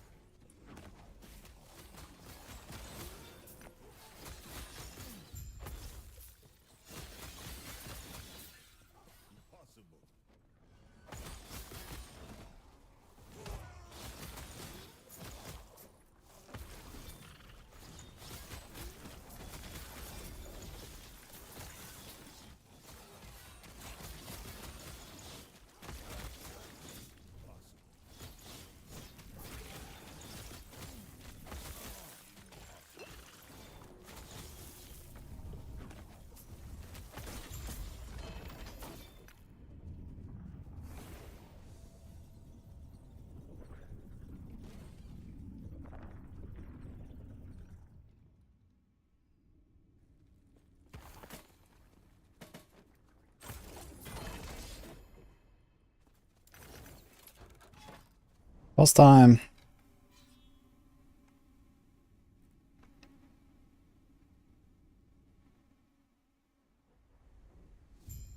You start a character for following builds until what level? On max they always go to like 70. And I also found that to be like a pretty natural like progression point to like, you know, switch setups and stuff. It's like, you know, when you're like in the middle of the normal monoliths, close to empowered monoliths, you have a bunch of items at your disposal.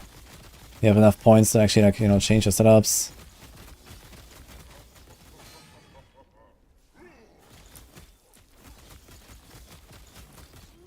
Oh.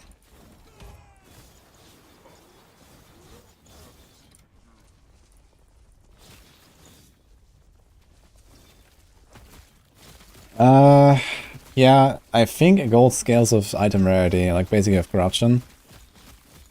And there's also echoes that give gold reward, they're actually pretty valuable. And whenever you see shrines, you should check them out. If they're Valve shrines, they also drop a lot of gold. So don't just run past them. And don't neglect opening the chests after every echo. Like the chest on the right also drops a bunch of gold. Like on my 1000 corruption Falconer, I I was getting like over 500,000 gold per hour or so, not even going for gold nodes. You can get like 1,000,000 gold per hour or something. If you got like really high corruption and you go for it. That's sort of pretty odd. But yeah, once it empowered, you can like farm it decently well.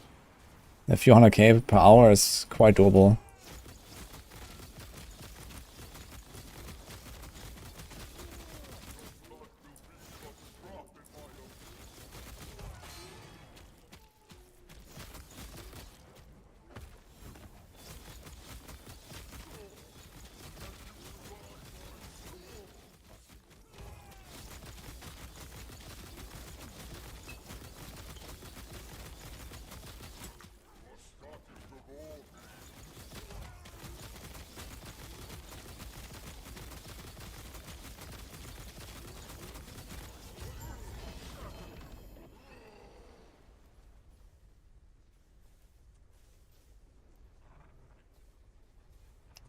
Dude, man. Wait, first of all, let's take this, I guess. How much health regen do we have like this? We have 128 health regen. It's like 5% health per second. That's actually kind of sick. But we want... Does health regen actually scale with your total health in any way? I wonder if it scales. I want the shock, man.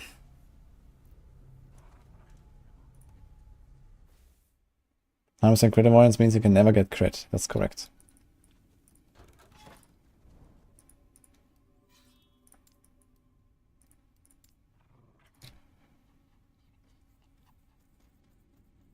I'm glad they have fun with the Runemaster Rapper.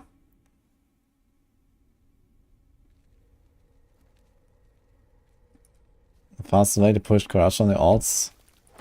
You get 2 gates of Orbis or 3 gates of Orbis, and then defeat Orbis and repeat. Just like push one timeline as fast as possible.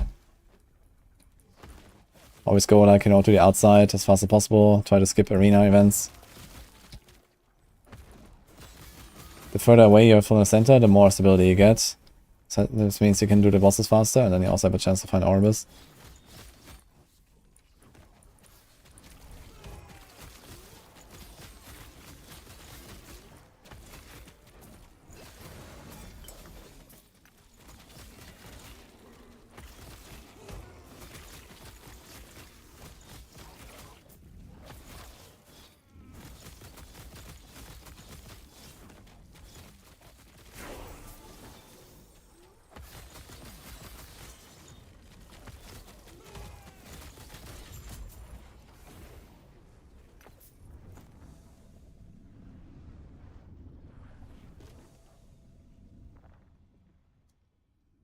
And click on the skills, it shows all the skills and what they picked inside.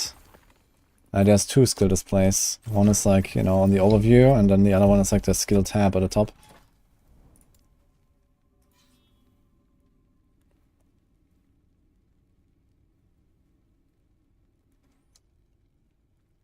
Compared to Fabgun, this is really ... What do you mean? What are we talking about?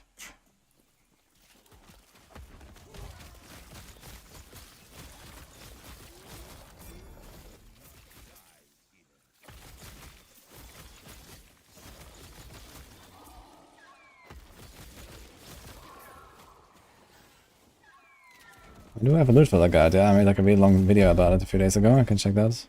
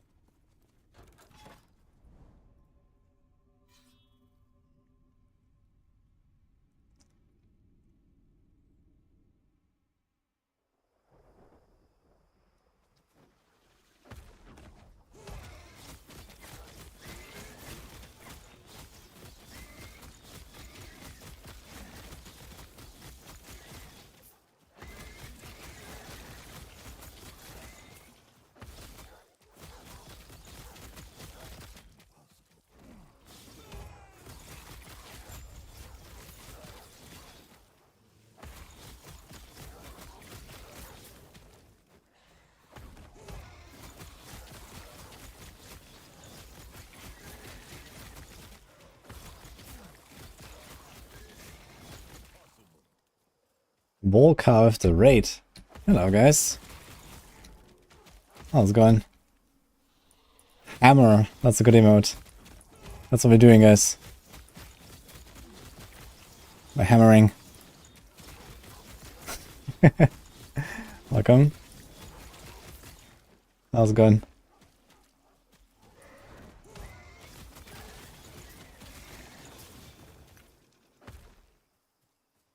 Yeah, Volker is one of our Maxwell last Epoch guys. I raided him the other day. Hope we had a good stream.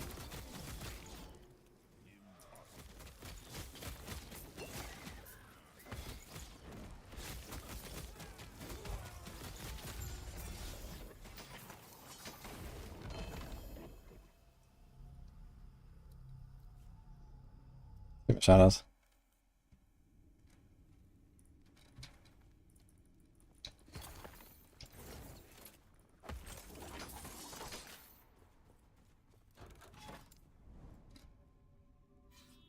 What the endgame looks like the free spamming arena keys or monoliths. Yeah, you don't spam arena keys. Arena is like very niche thing. But yeah, monoliths is the endgame. It's more comparable to like PoE Delve, I would say. For the most part. If you know Delve. It's very similar to that, I'd say. You have any builds listed? I just have like my planners for the Falconer and for this build. And a video for the Falconer. I didn't make anything on Maxwell on last Epoch. They have the dedicated Maxwell team there.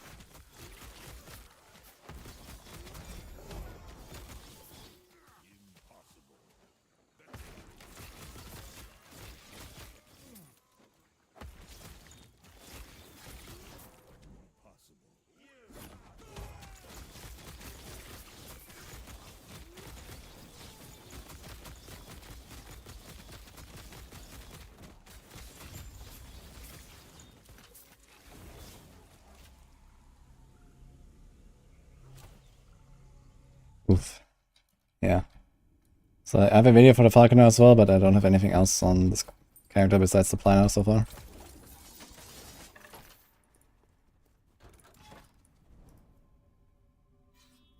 Can you skip campaign on alts?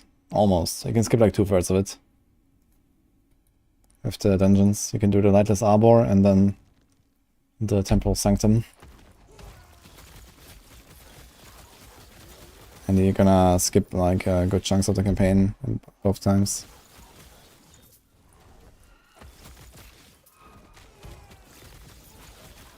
Is it true? This is what Diablo should have been? I don't know, for some people they might have that opinion, I guess.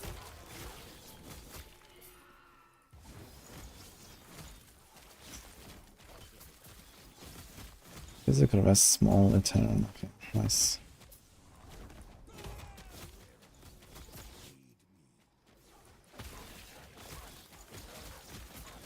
I've not tried Druid yet, no. I've tried the Shaman and the Beastmaster so far, but no Druid. Maybe I'll try like a Weber Druid or something, but I know they have like this bug where they get stuck with the discharge ability. I'm not sure what it's called, Rampage. So I'm not really looking forward to that. But maybe I'll try some Spriggan stuff.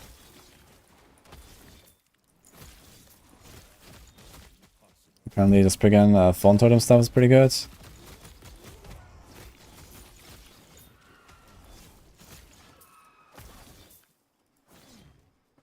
Also tanky.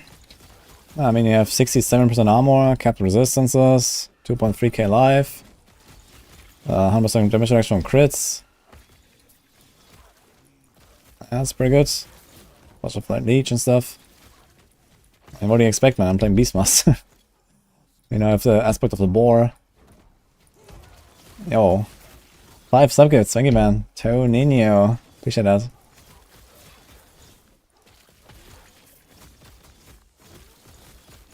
Mint Invis today. There seems to be like some bug with like transformation skills that make your character invisible. I heard about that.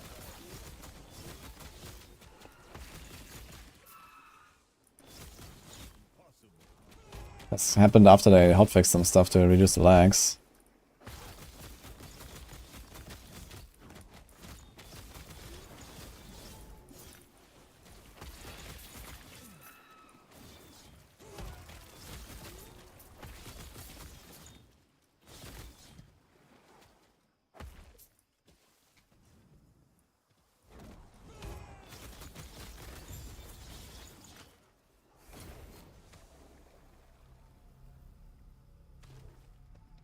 Playing Destiny Lich, you're constantly invisible outside of Reaper. Weird, only when you transform back? Okay.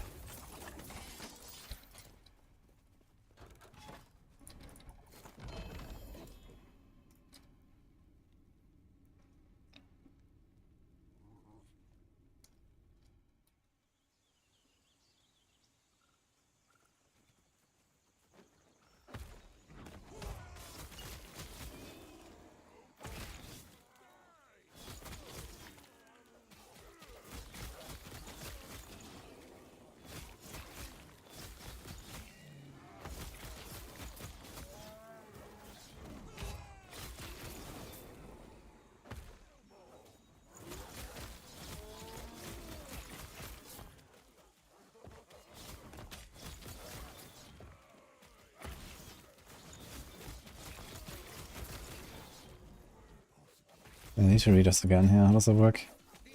All frenzy tournaments active. Okay. Which means I need to be in a range, I guess.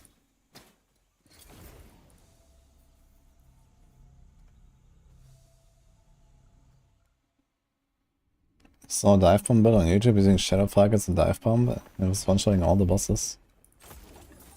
I thought the Maxwell guide also has the shadow falcons.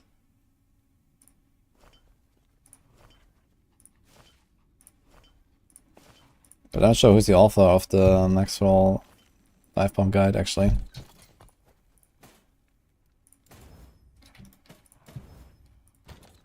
Actually, that's some good stuff here.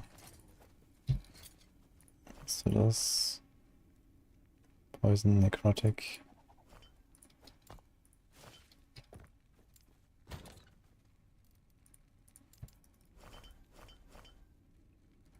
Shock chance and lightning. Okay.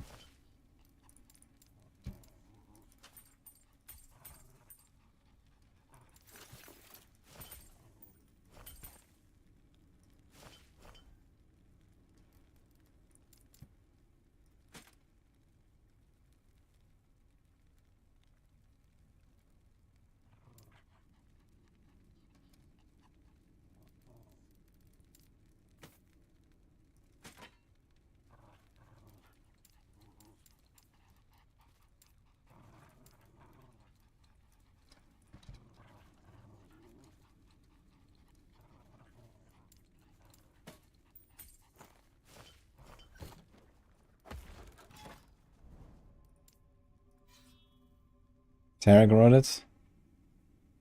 Yeah, I thought there was shadow falcons in there, but yeah, the shadow falcons are mostly nice if you wanna like destroy the high level bosses. Like I wasn't actually using shadow falcons for most of the lifespan of my character, and I just played with like the regular smoke bomb with like other stuff like the shred and no shadow falcons. I had like some other effects in there, and it was totally fine.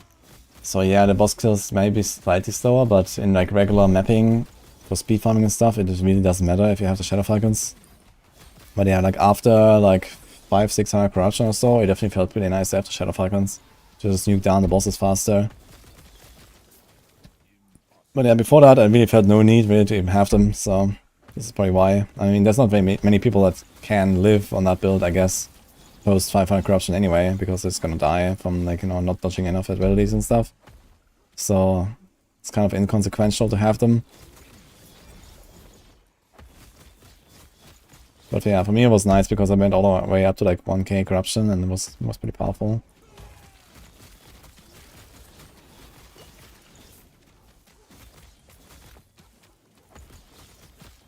wonder if I can jump over the thing here. Oh, nice. Isn't that the infinite smoke? Yeah, you can also use the exploit for the infinite smoke bomb and to get the infinite ward. That's what some people do. But I wasn't doing that.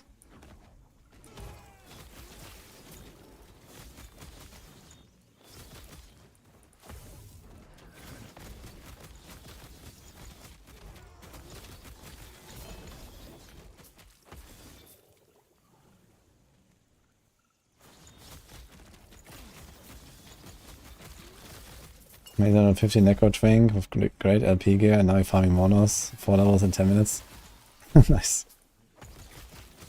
Yeah, with some legendaries you can do some crazy stuff. Just get like a bunch of life, bunch of armor maybe. A good weapon.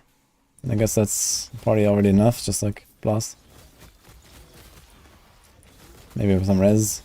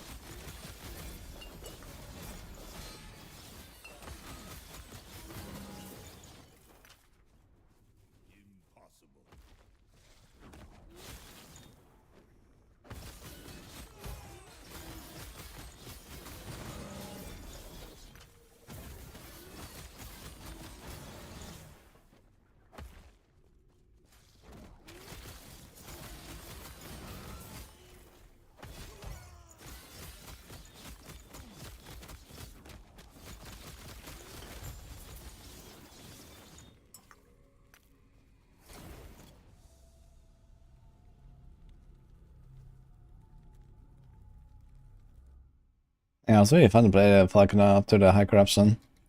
But it did get pretty rough. But yeah, it was a very fun experience and also like, you know, taught me a lot.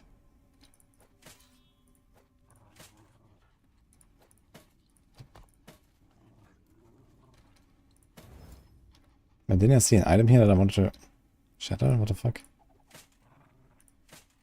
Did not pick it up?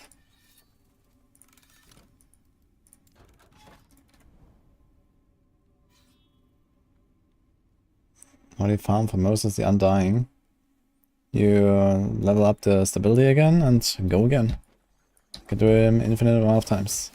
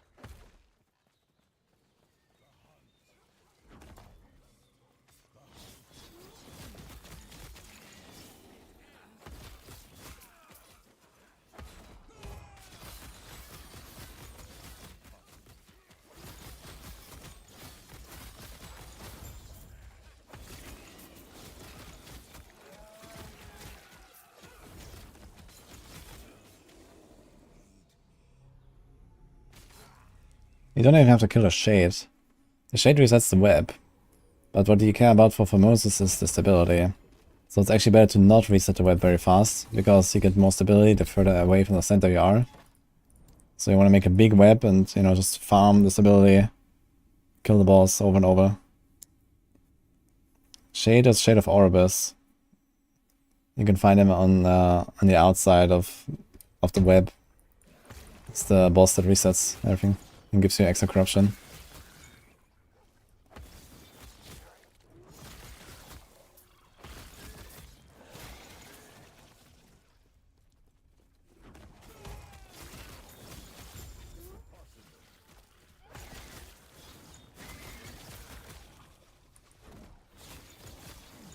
Yeah, I'm gonna show you, because I'm farming boss right now, so I'll show you after this one.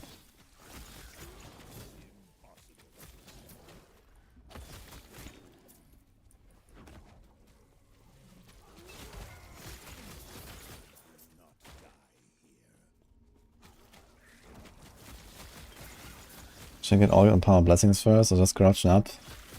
It's definitely a good idea to get some decent blessings everywhere, at least. In particular, the character power blessings. The drop ones are not that crazy, I guess, but I would get something that works and then move on. But yeah, for now, for example, I'm still sitting at 100 corruption here, just farming Nagon. Trying to get the blessing, man. Oof. So, waiting for the one that gives me a shock chance.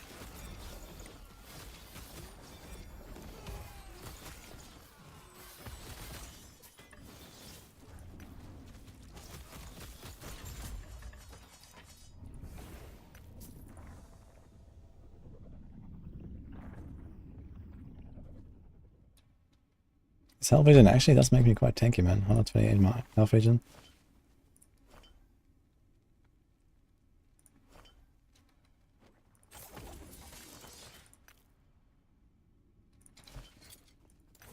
So here.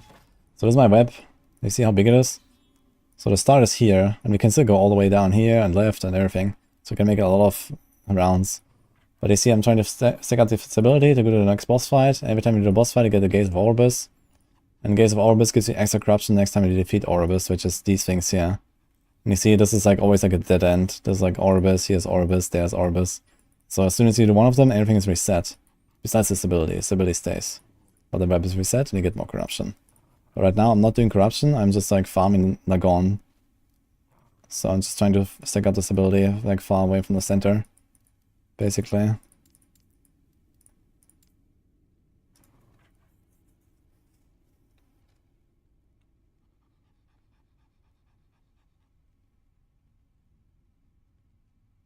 No, I only have to do the boss, not the optional quests.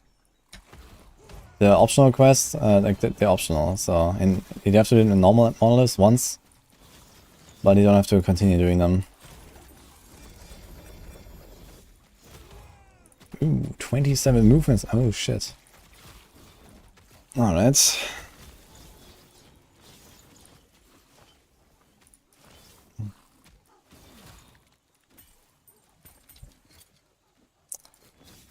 Well, you know what, I'm just gonna save these.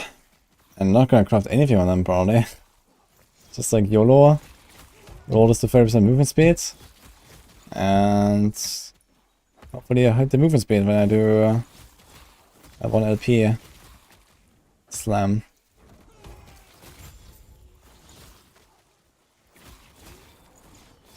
I guess you can do Rune of Creation. We'll try 2 slams. Yeah, but it's far away from now, so I guess I have to go at least another 10 hours plus or so until we ever get close to doing low life stuff here.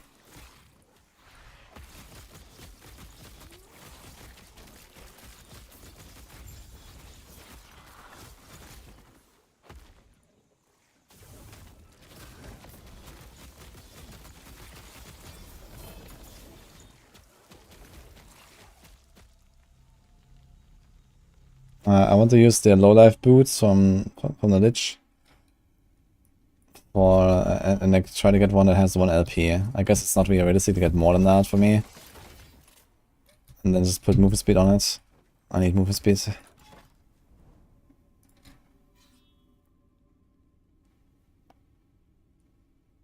think you're leveling all the wrong way. I wouldn't call it wrong, but if you don't want to do the campaign, you can do the campaign skips, yes. Lightless Arbor and then Temple Sanctum.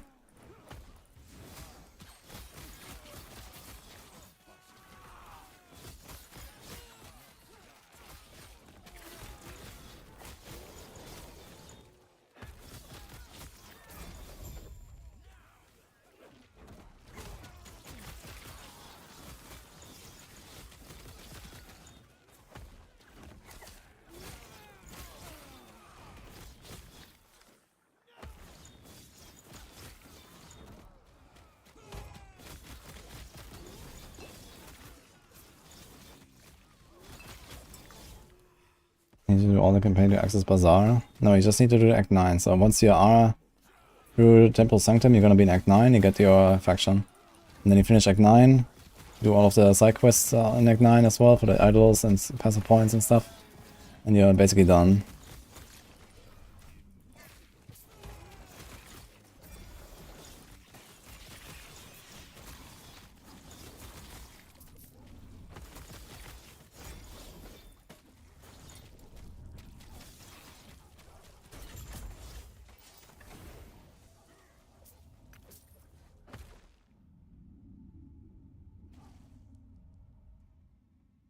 It's a guide for leveling by skipping campaign.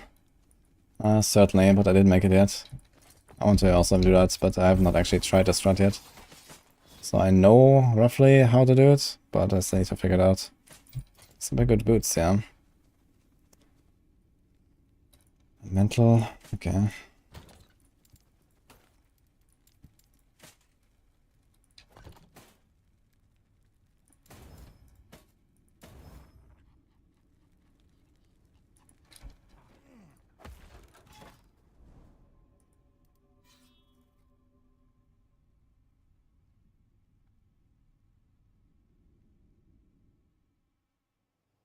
Using 1400.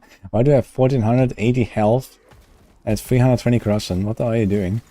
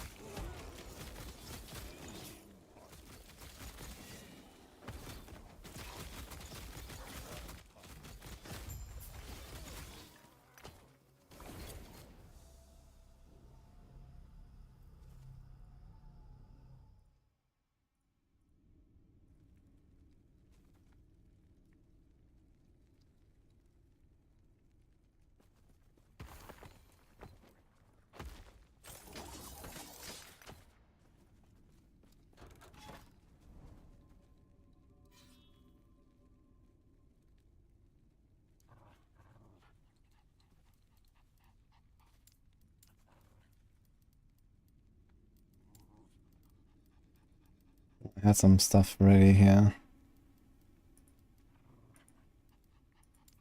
So das.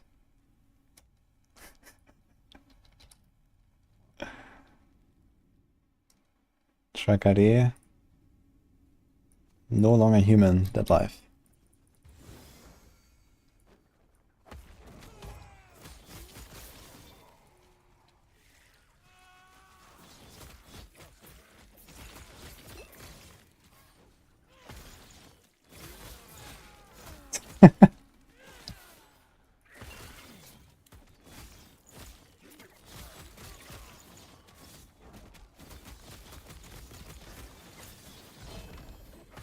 How's this game compared to D4?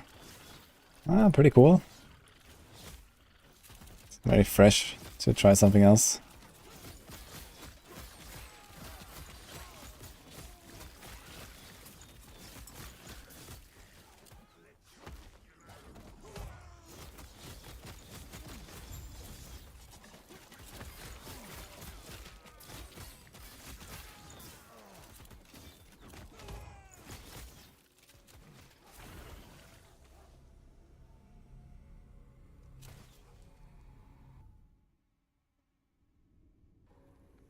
Why is everyone so anti-minions in this game? What are these birds?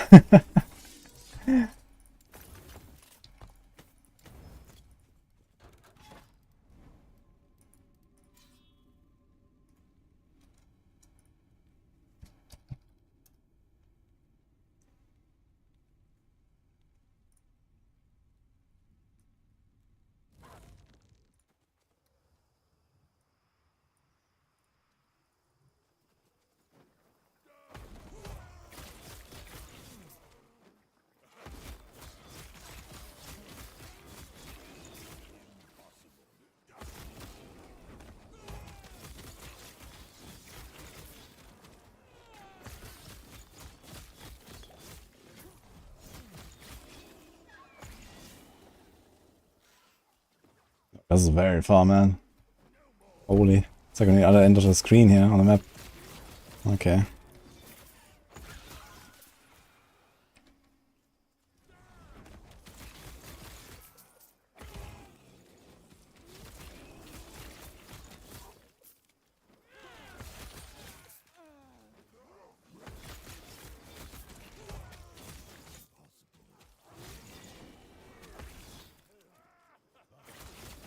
Yeah, setup feels pretty decent already at this point. Excited to actually push aggression up a little bit at some point soon.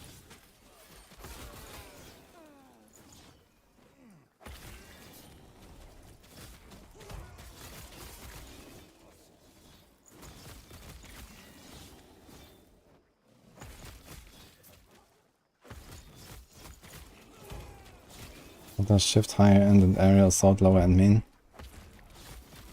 Well, it means if you do hard content, you wanna go shift.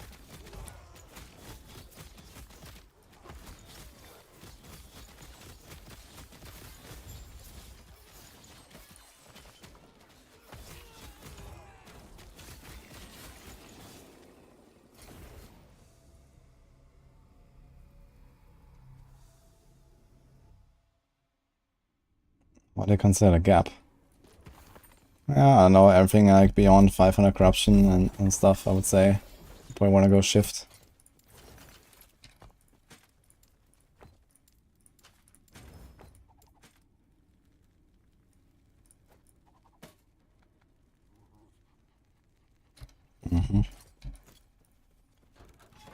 Boss time.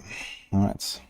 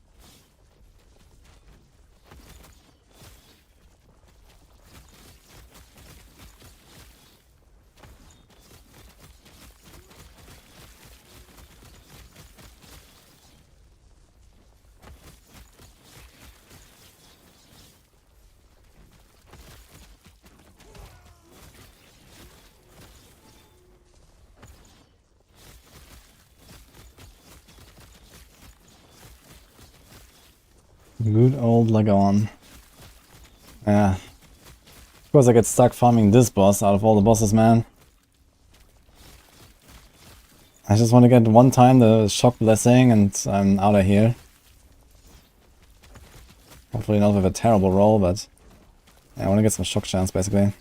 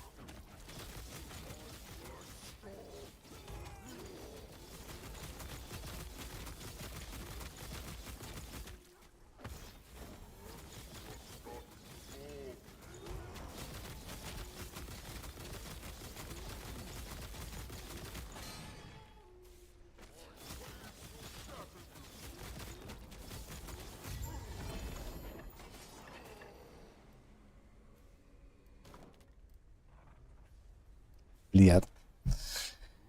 Ah, I need some drink, man.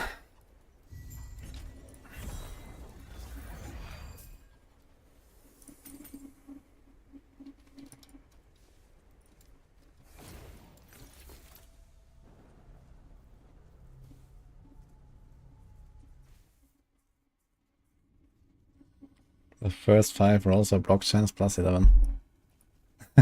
Let's go.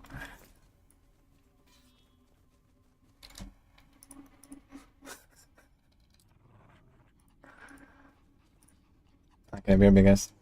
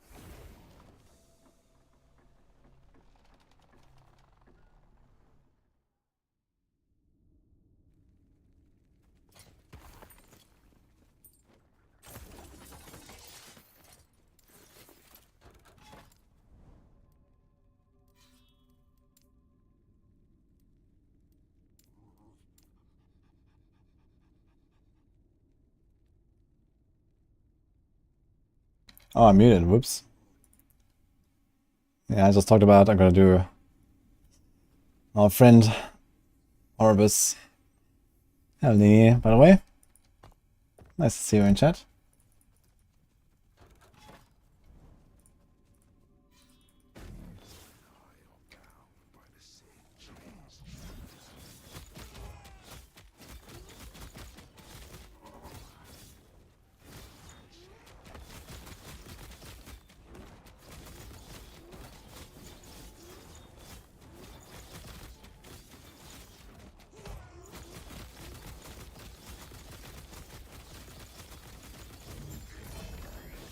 Oh.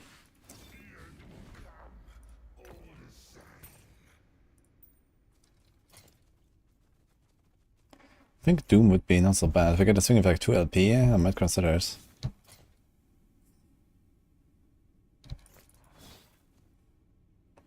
Life and Fire.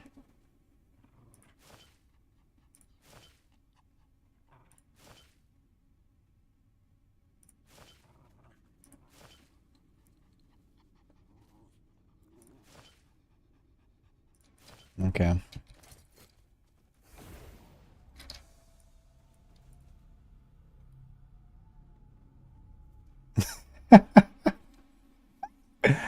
Oh wait, was I muted when I greeted you? Oh, hell, Nini, again. Not sure if I was muted when I said that.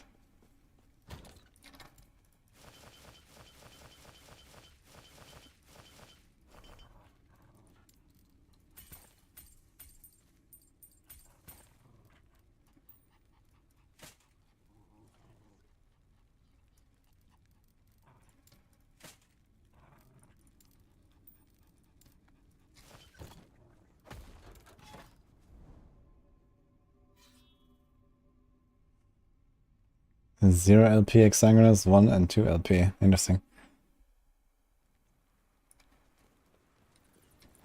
Okay, how much harder is it now? They have 104% more health and damage. Ah, that's okay, I guess.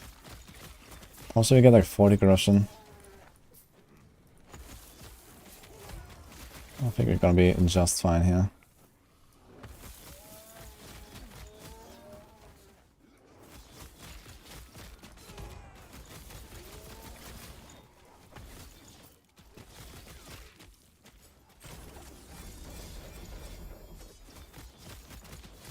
Wait. Why that? Oh. I don't think I really care about dual waiting right now.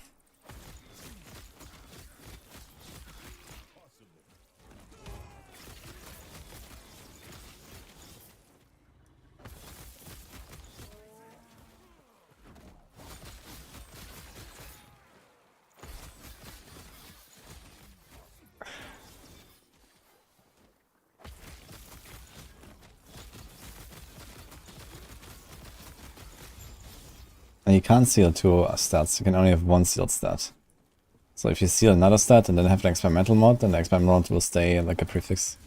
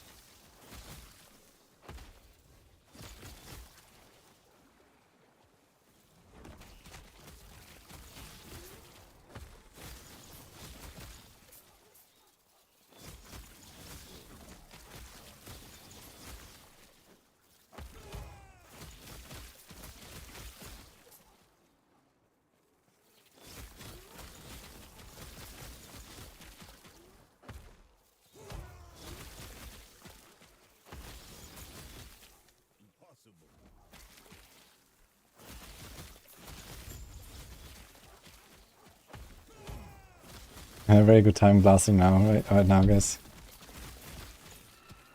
In case you're wondering.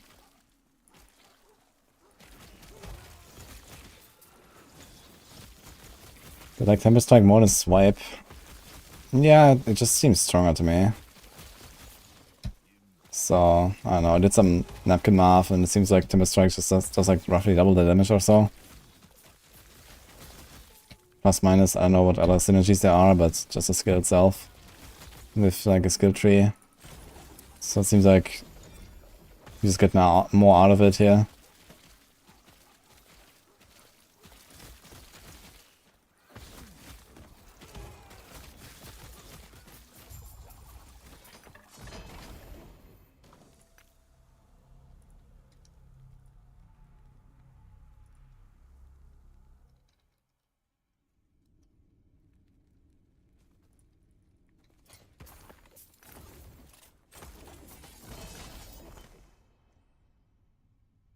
Got the acid flask. Oh man, 2 LP acid flask dagger.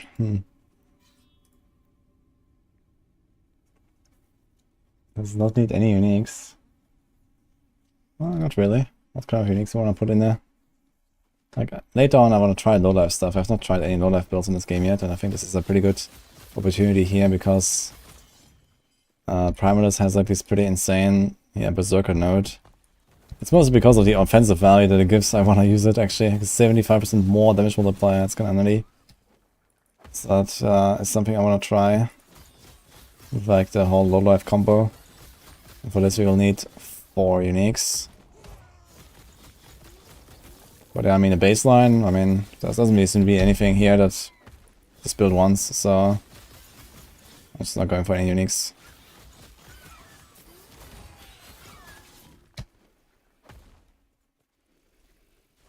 Hey Perp, I have fun, yeah.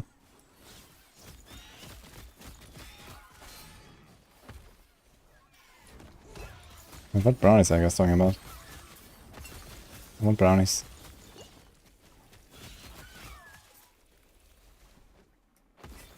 Who am I chatting with? My wife. She's very funny.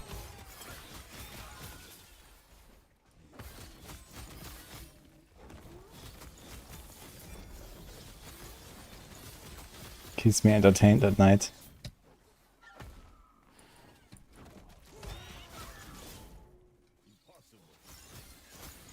I think of the 4 campfire chats. I think the Season 4 announcements are mostly the big news here. Gauntlet, most people don't really care, I think. But the patch seems kinda nice. I'm mildly worried about Pyre Creep, but they're mostly buffing like weaker stuff. Besides like some, I don't know, I'm not sure about buffing Barrage and Blood Surge, but yeah. Next season will like upset the existing balance a lot anyway, so... Dude, what the fuck is going on with these fucking elementals here?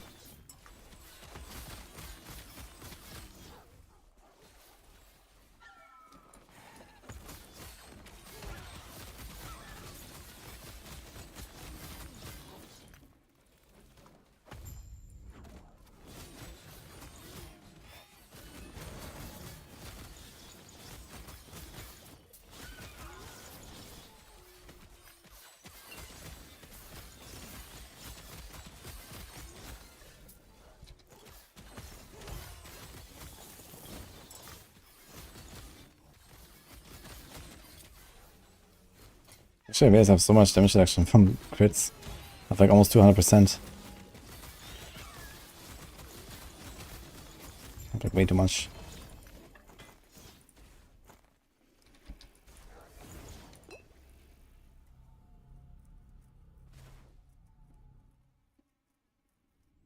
What corruption am I? I was like 140 right now. I'm basically just getting started.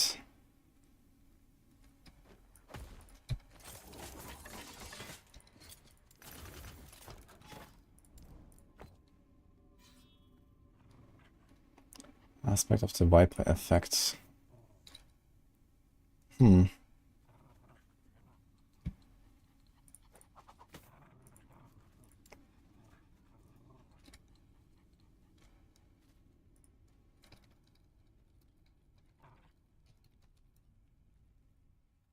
man. Oh, we got a big raid here, look at that. From Darth Microtransaction again. Thank you again, man. Wait, wasn't that just yesterday? Hello guys. How's it going? Hope you had a good time. Okay, we have a shout out for the M.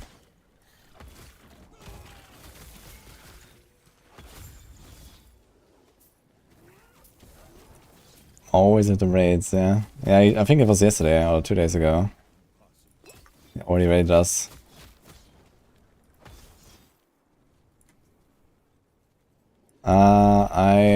I'm not sure if I shared the loot for this build yet. But I guess I can tweak it slightly and then put it up in Discord, yeah.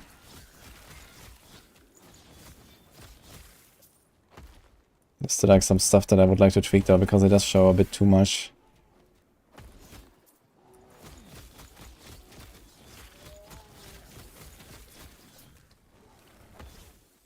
Anyway.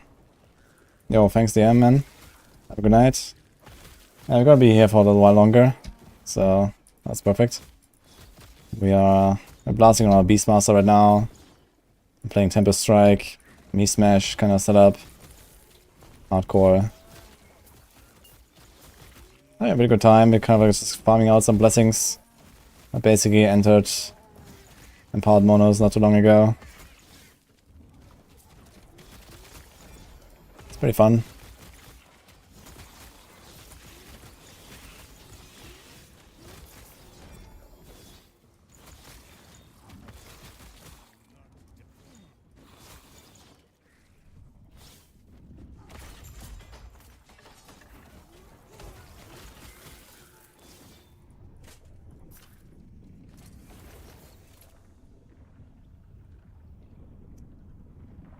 What was that cursed run DM was doing? What was he doing? I guess he's also on this Epoch still, right? What the? I did not aim there, but that jump looked funny.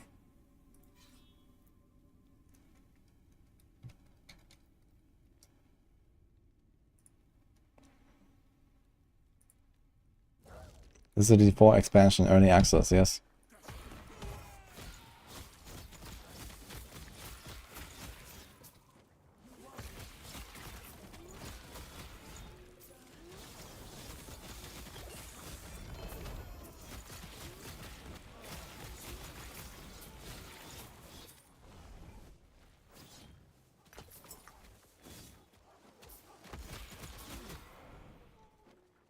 Cursed boots runs. What? Explain. What is going on?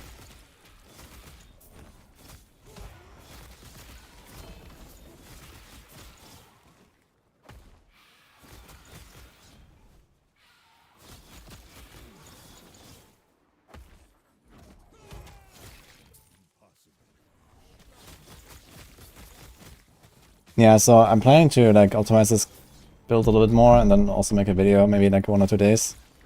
And I guess until then I'm also gonna try to min-max the filter a little bit. I already did some work on a filter earlier, but there's probably like a few more things I can tweak.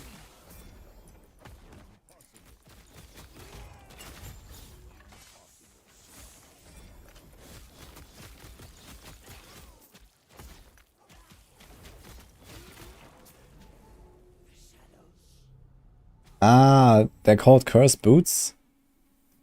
Okay. Alright, the hard mode. I didn't know. I haven't seen the anime yet, actually. That's what he's doing. Okay. Oh shit. So what does it do? You take triple damage and you deal half the damage or something? Right?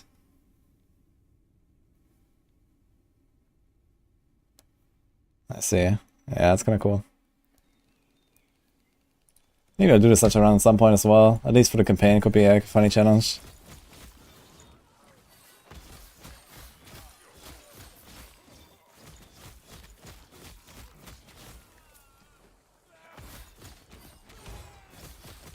How far did you get so far?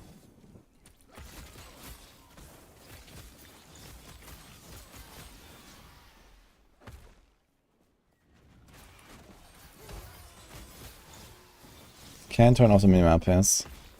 But it's quite beneficial to have it, I think.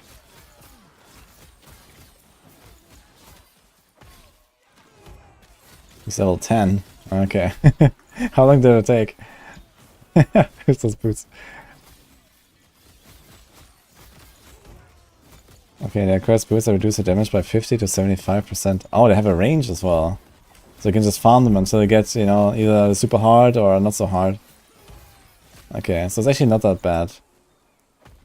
Up to plus 200% and 5 to 75% damage dealt. Okay. So you can kind of choose exactly what you want by just finding it a few times, I guess. Okay, that's interesting actually. That's a pretty cool solution.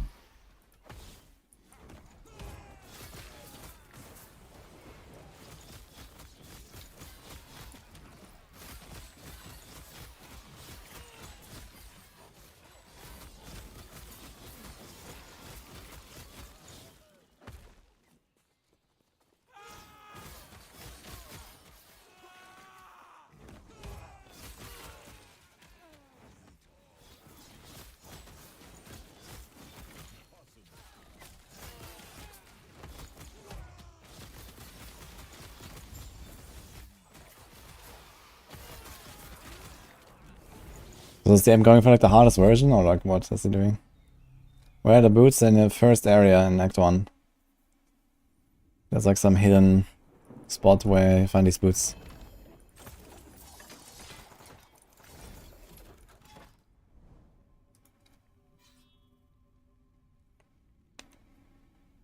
It's static on the roll, but based on the area. Okay. Are there like different spots where you can find them or something?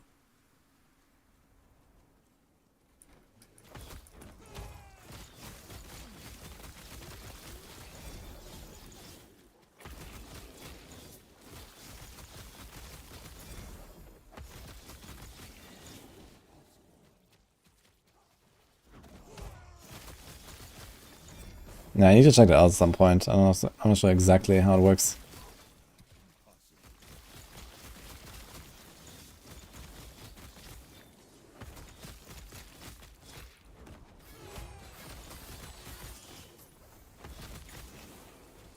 Whoa!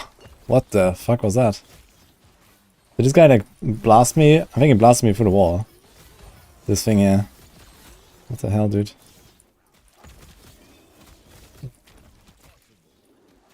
Yeah, that's like some serious problem with like hitting through walls in this game, I feel. My rogue also died, that's why. What the fuck, man?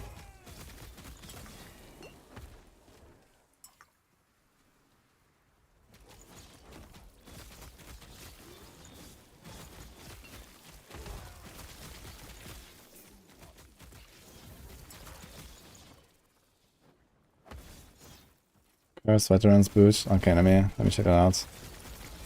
Thanks for the link.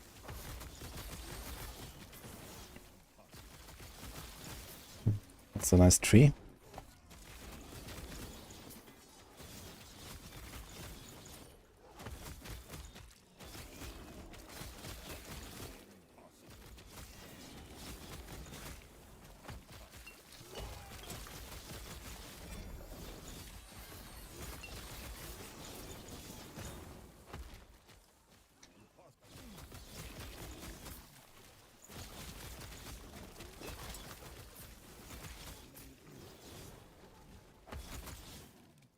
Why is this map so crazy?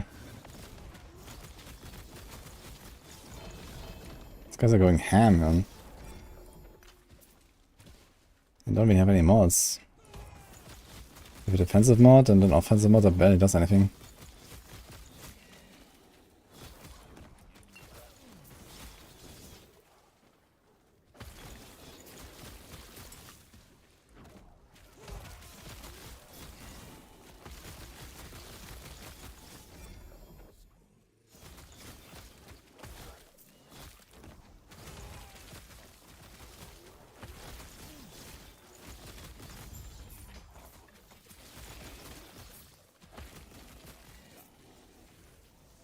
Okay, let's check this out. Cursed Veterans Boots location. First zone is attack these stalagmites. So it's in the cave, I think. This wall further up is destructible. Defeat a bear inside. 50 to 75% less damage depending on area level for you and your minions. Ah, okay, so they always have the same thing, but it changes. 100 to 200% more damage taken depending on area level. So does it start at the lowest value and then all the way to the 100 it increases to the highest value, or what? Almost an increased movement speed per 4 character levels. So you get... Yeah, you should get all of movement speed. But I guess, okay, it's just the implicit and nothing else.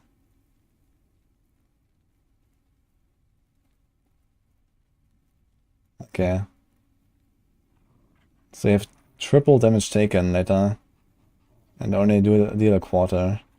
I guess the damage output is not such a big problem, but triple damage taken is kind of nutty. And it's also a boot slot. So you can't put the ward boots there.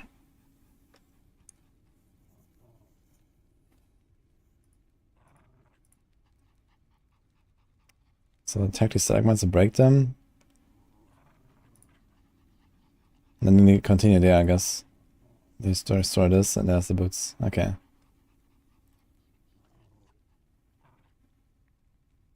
I think that's actually a...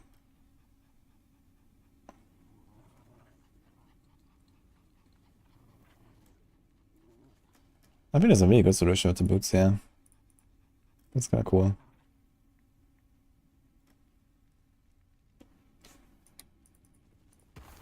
Yo, slacks. Thanks for the sub, by the way.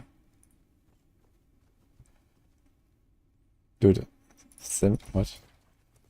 300% critical strike chance. Okay.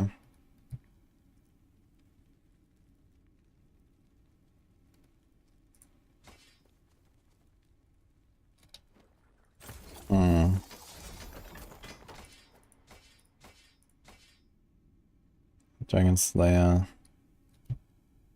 is out to 7 crits instead of 10.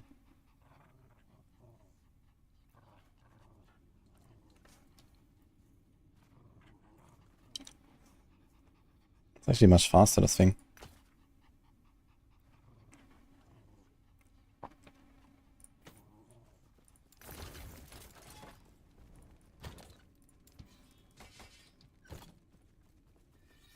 Hey, Jack.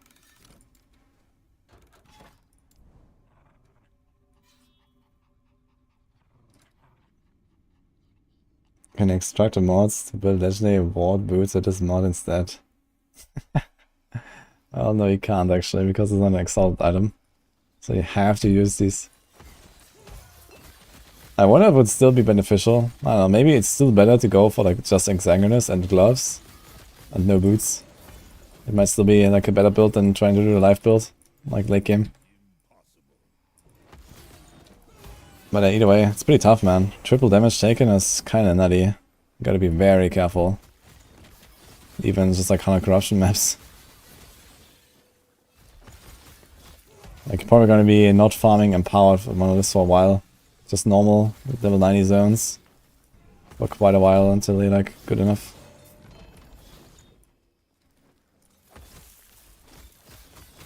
Yeah, build is going fine actually. So far so good. It does get spooky sometimes though. Being a melee.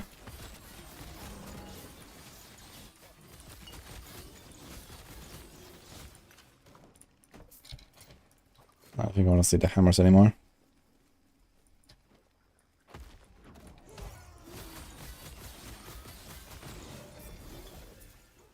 Opal ring. Crit avoidance.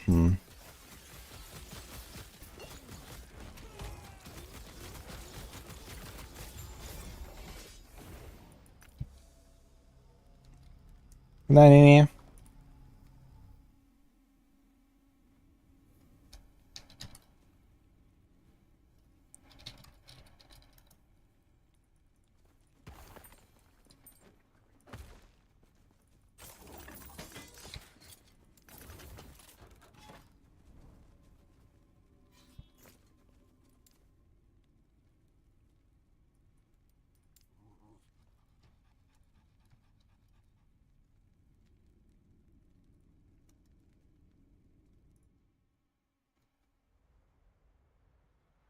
Where are you getting triple damage? We just checked out this. No, we didn't. I closed it already. But someone just linked the Reddit thread for the cursed boots. This is it's like an item that you can equip, and then you turn on hard mode basically.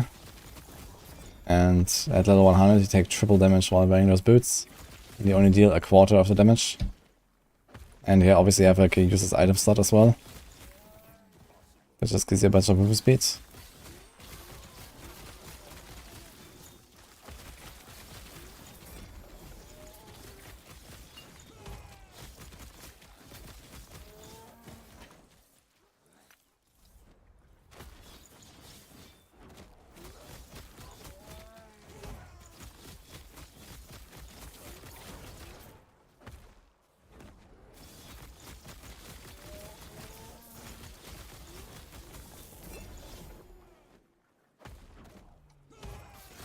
What's the most OP melee build for Monolith 500 plus?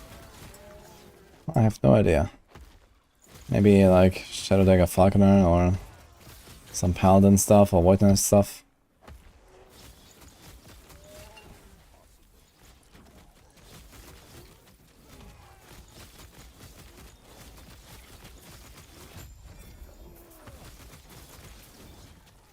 Kind of satisfying mowing down these big giants.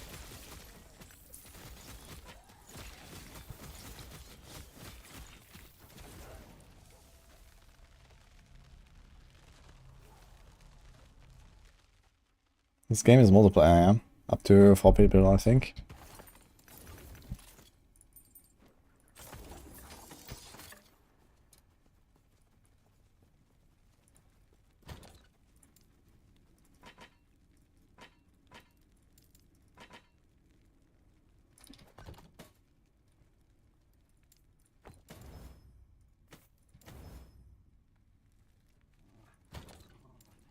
Let's save this thing.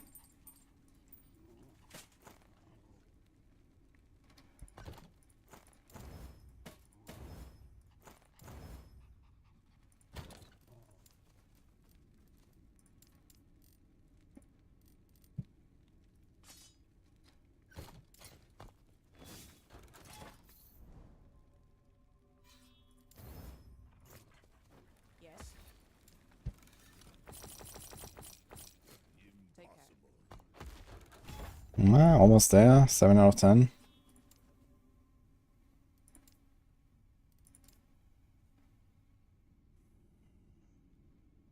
The best sentinel build, something like Bleed or Nova.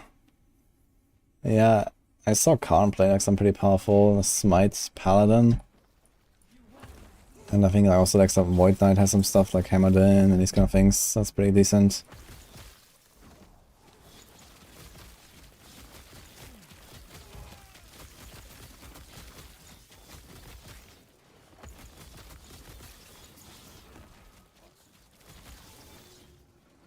One of those boots flipped its stat if you stole self into 100 with it in hardcore. Triple damage and 25% taken. Yeah, sure, in your dreams, man.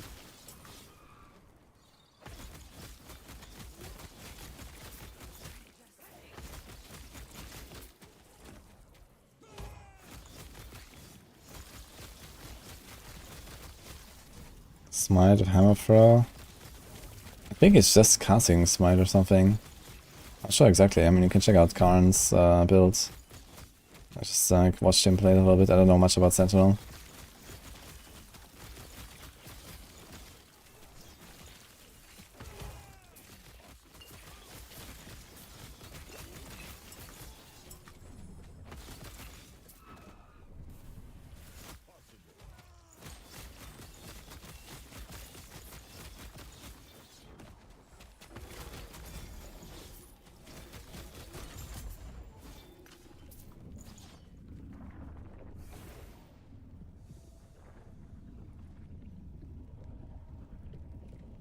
Manually cast Smite, yeah.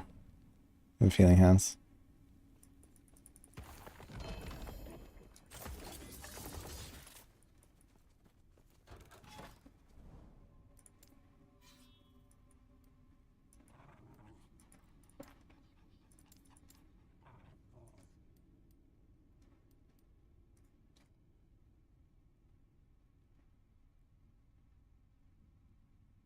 Can't see them parry all running the same Smite build.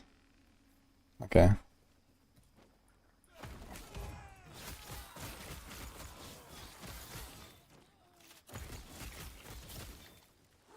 Yeah, it seems like Omega tanky.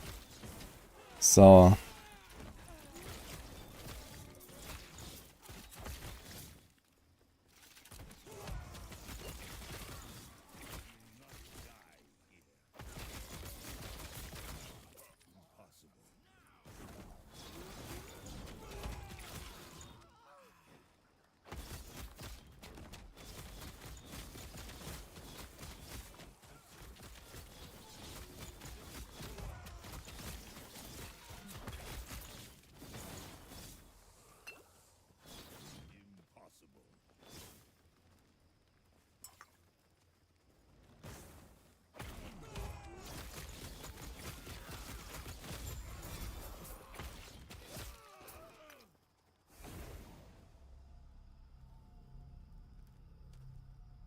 we have 2,300 life region.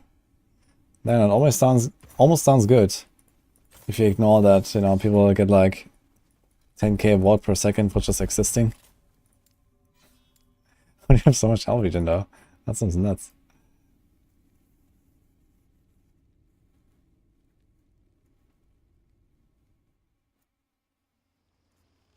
What website I use for Glyph of Insight? This is Tunk Lab. I think I have ! Tunk Lab command.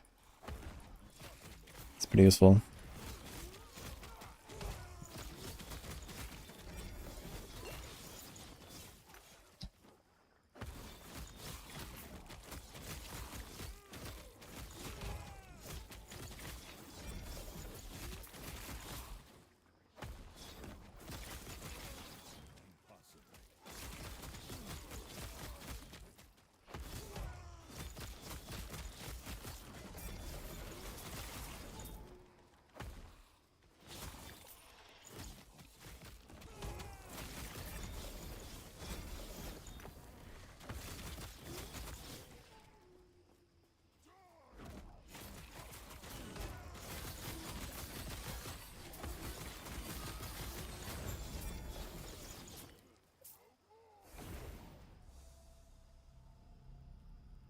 I get 10k watt per second. Maybe not 10k watt per second, but can get a lot of watt per second for sure. With the low life ward combo, there I have 2 uniques. It's a chest and a pair of boots. And also a experimental glove mod that gives you more ward the less life you have per second, just for standing there.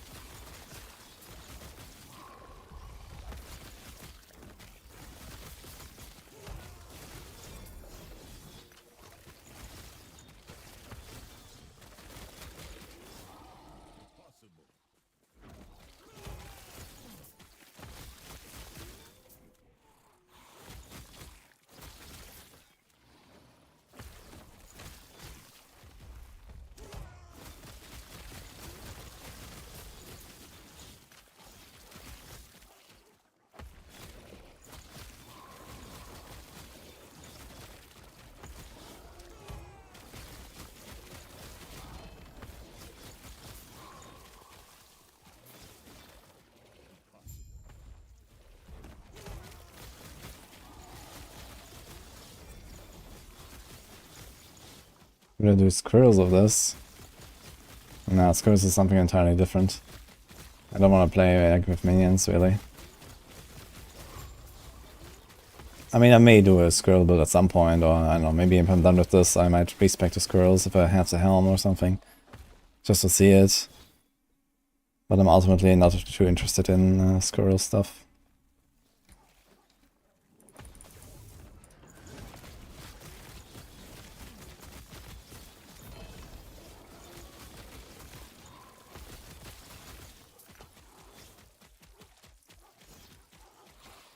LP. Put Javelin.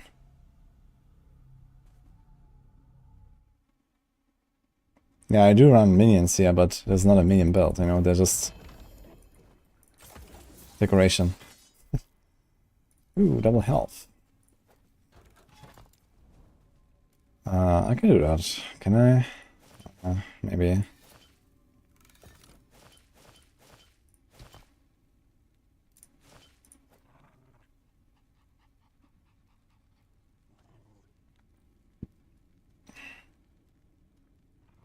We can, actually. Do I have like a small lightning? We have lightning.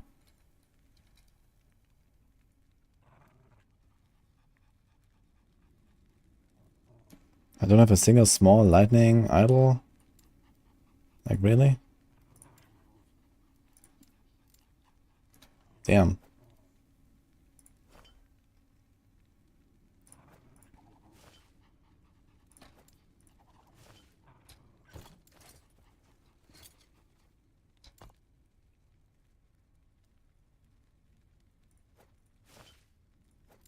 Could take this, but it has a shock. Okay, let's see. This is lightning and shock.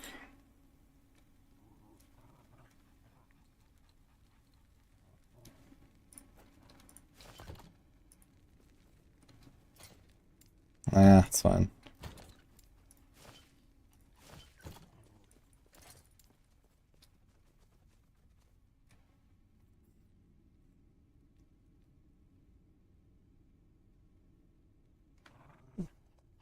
This is basically like a JavaSon item. Kinda sounds like it, just a physical. Sounds very fun actually. This was Sentinel, right? It's kinda cool. I'll save that thing. I'd actually be up for playing a JavaSon.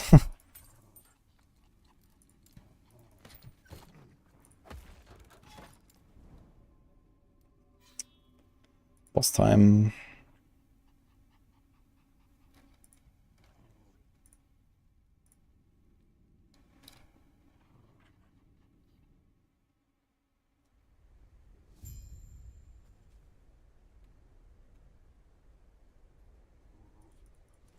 Imagine a broken airsoft in PoE if chaos damage didn't exist. Ammo because it's rarely path and spec CI.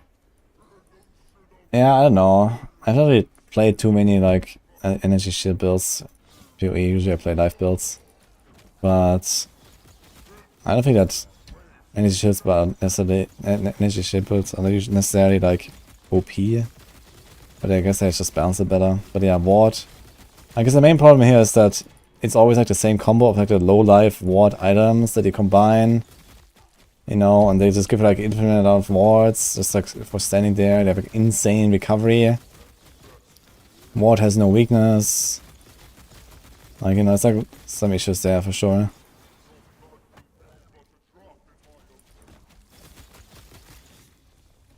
I think they mostly just, you know, nerf these items that give you this like insane amount of ward and just like take another balance pass on like all the ward generation tools. And then this would make a lot more sense. But at these like perma low life builds, I mean it's okay to have low life builds in the game, but they also made like, for example, these passives, like this Berserker passive here on the Primalist, like extremely powerful. You know, this passive is like 7 times better than the next best passive you could take. With the condition that you have to be low life.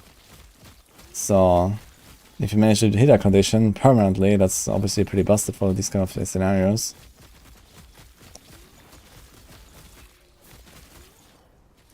And there's a similar stuff on Rogue and I don't know, maybe other classes.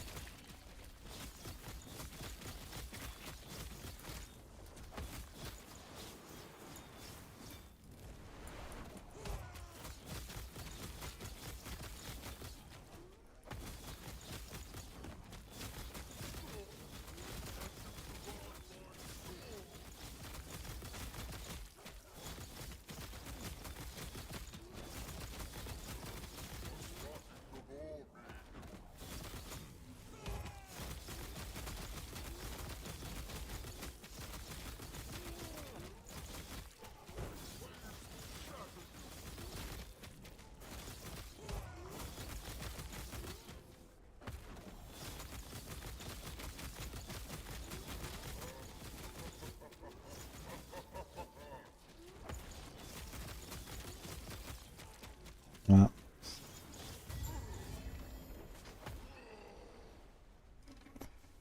Shred lightning resistant hit. Freeze rate. Lightning rest. God damn it, dude.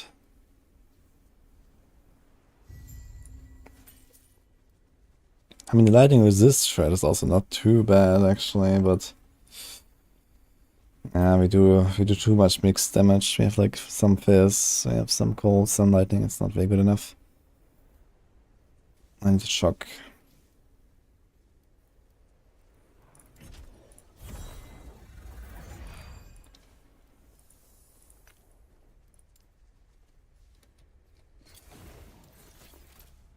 Guess we go again. And a busted ward builds for Shaman. I guess there might be like some int scaling. I guess like the main thing we need for ward scaling is int. And I guess Shaman might have, I mean, they have a lot of attunement scaling, but maybe some int scaling as well, I'm not sure. You can see. No, this is no int.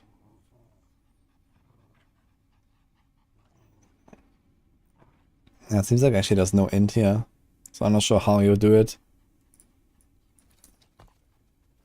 I mean, in all cases you have this. So just being low life is already kind of powerful. But the ward retention stat is something very important to get. And you get it usually for int. And maybe like some extra somewhere.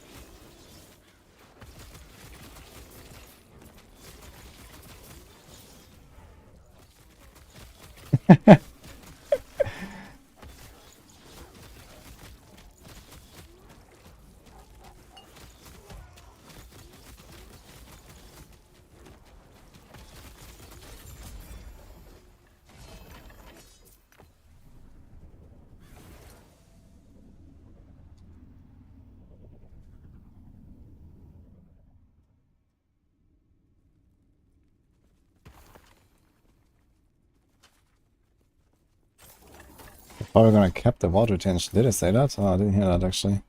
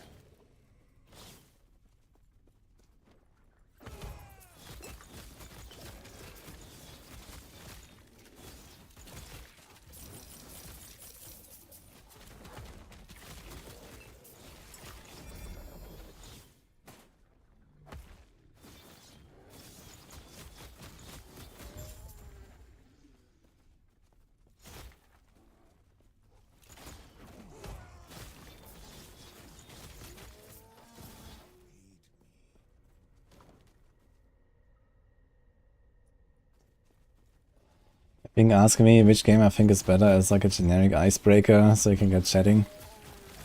Oof, is that why people ask it? I know. I mean, I'm fine with like, you know, answering questions even repeatedly, but that is really a question that, you know, gets on anyone's nerves at some point. I feel. I just want to blast. And I don't want to like constantly say, oh man, yeah, this game is so much better than any other game I've ever played in my life, man. Hashtag sponsored. I mean, You know, I'm just enjoying my time and that's it. And some people enjoy LE and other people don't. And then on Tuesday we're gonna go and play Diablo 4 and you may like it or may not. I mean, I'll do it. So that's just how it is.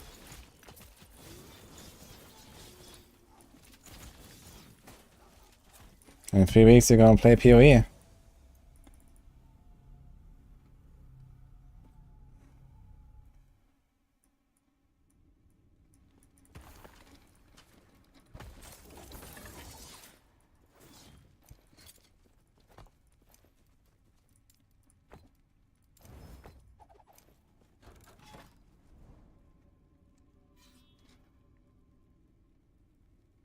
Which of my children do I love the most? I mean, that is a good question to ask to a parent, but I'm not a parent.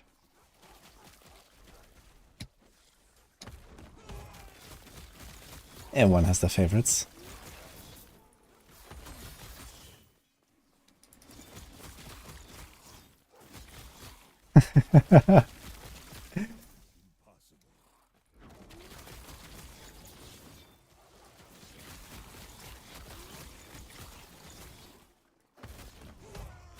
You just complete main quests and ignore the side quests. You have to do some side quests for passive points and idle slots. You can see the rewards of each quest, and on the bottom left you can also see how many of the side quests you have done that you need.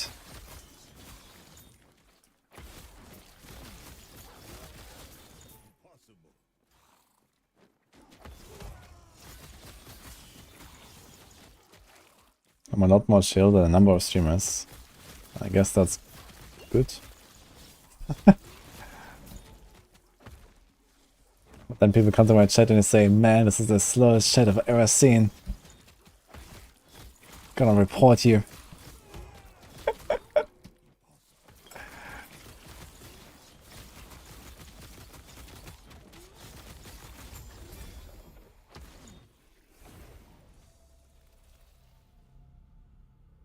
Do not have Herald of the Scourge. I mean the scary, oh my god. No, I do not. In fact, I don't think I've ever found it. It's a very, very rare item, I think. Like, there's a few uniques I have not found, and I think this is one of them, actually. In like 150 hours now or so, close to it.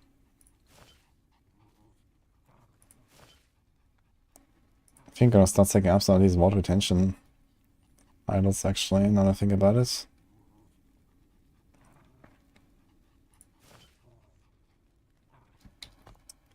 Gonna put it on the filter.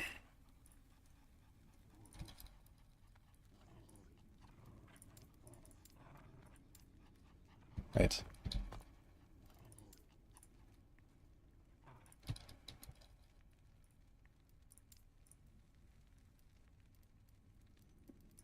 Ah.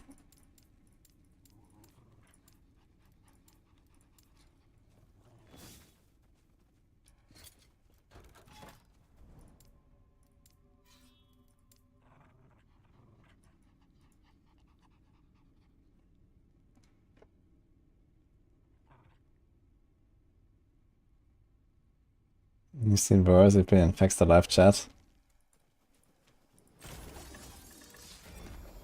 I mean, that was just like, you know, basically stretching the rules of, you know, legal viewbotting, right? As much as possible. So yeah, of course they have a dead chat for their size.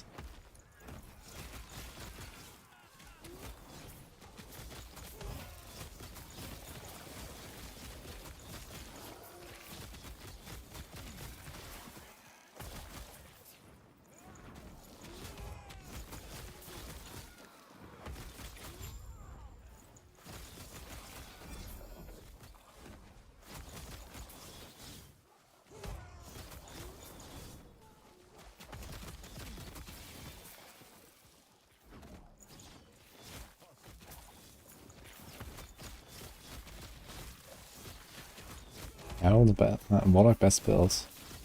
Well, they have like some stuff like ridiculous amounts of ward. I'm not sure if that's like hotfixed now to not be bugged anymore. There was like some bug, I'm not sure if that was changed.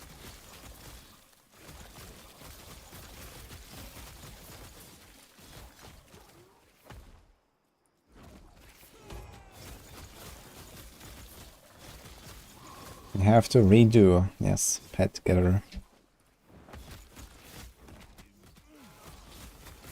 That's why I'm farming this timeline for the 6th time already, by the way. Could have taken the lightning res one, but man.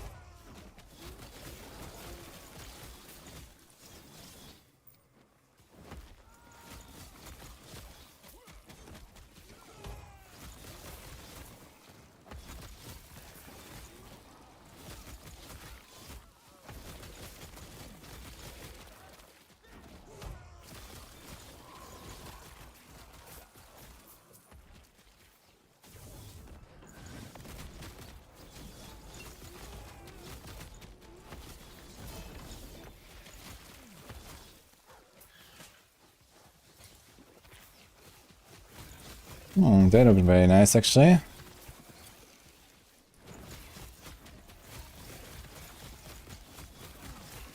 How much fortune potential? 25. Oh shit.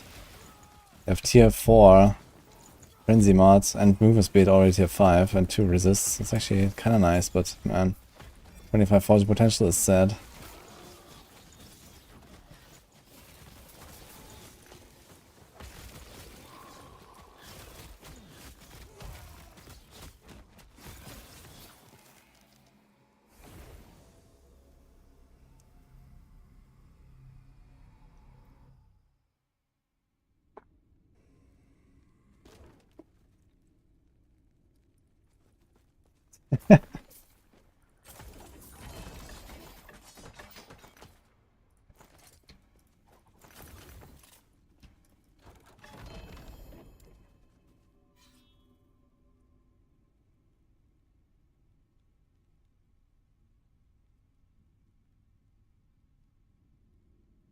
Yeah, Crip is a good player, for sure. He just likes to do like some weird stuff. And he's like generally like a minion enjoyer, I think.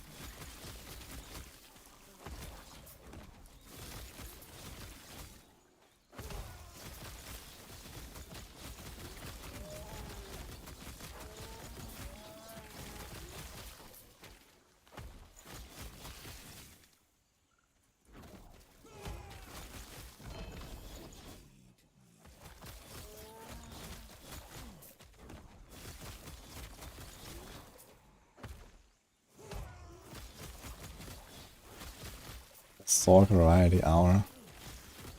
Can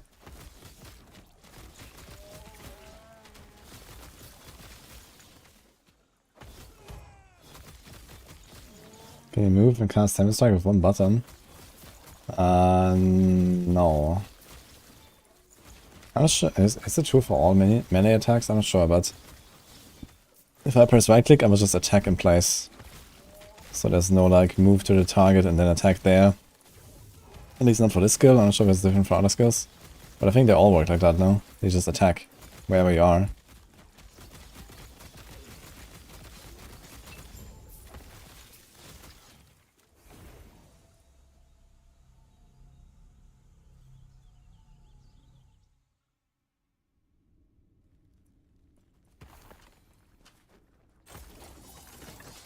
It's insane for trying to make a viable Druid endgame companion build.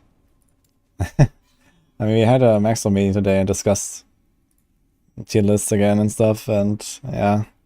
Seems like no one really has faith in the companions, even with the major buffs. So... But I mean, for like early game Druid is insane now. Like, these companions gonna like hard carry you, man. To at least tier 3, maybe even go tier 4.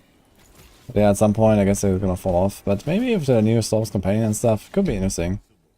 Maybe I'll try it, you know, just, we'll see. I'll level 9 Druids. See what I can do with those companions. Could be fun.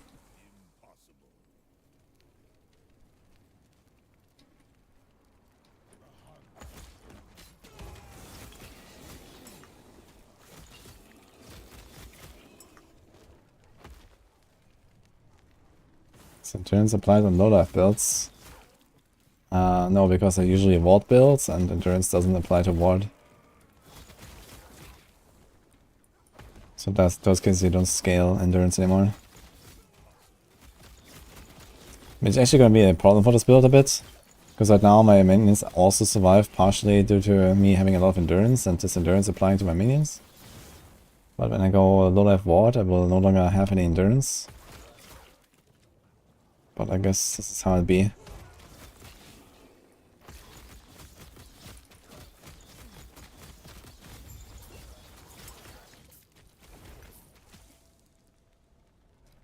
What did I let it with? Exactly this.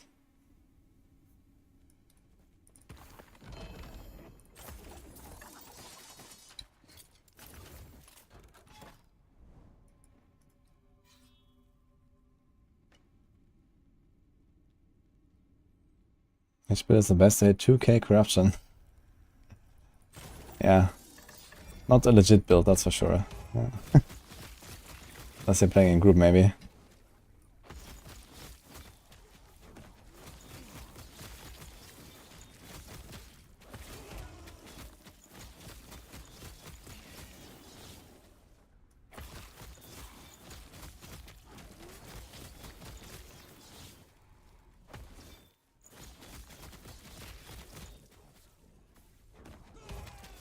What's the best farming class?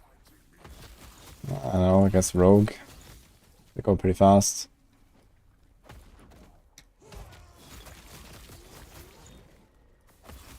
On the other hand, I mean, going fast in this game is not necessarily the main thing. Because of this item rarity scaling. This game does a pretty good job at, like, you know, not incentivizing only like omega speed farming, but also going to a higher difficulty.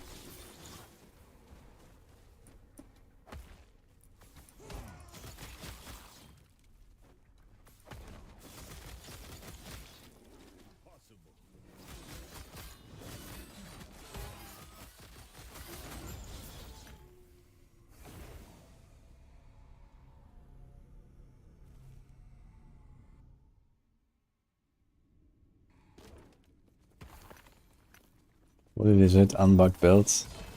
Yeah, but 1000 corruption sounds suspiciously far away from 2000 corruption.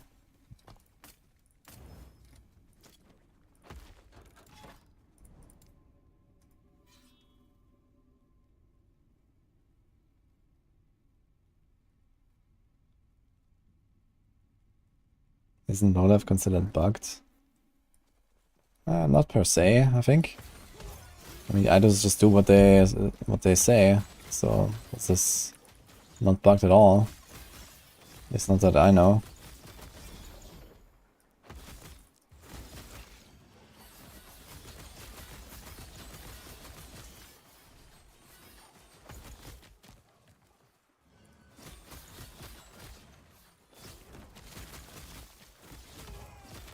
If a low life build of ward, you don't need endurance, it doesn't work.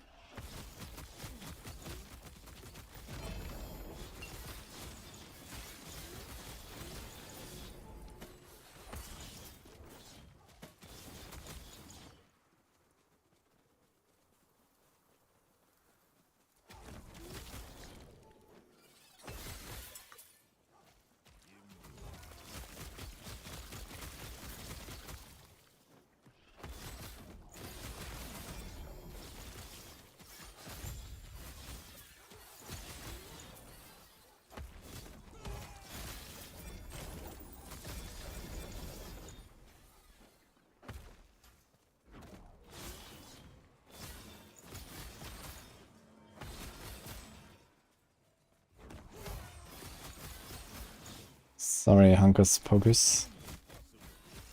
Been a long day for me.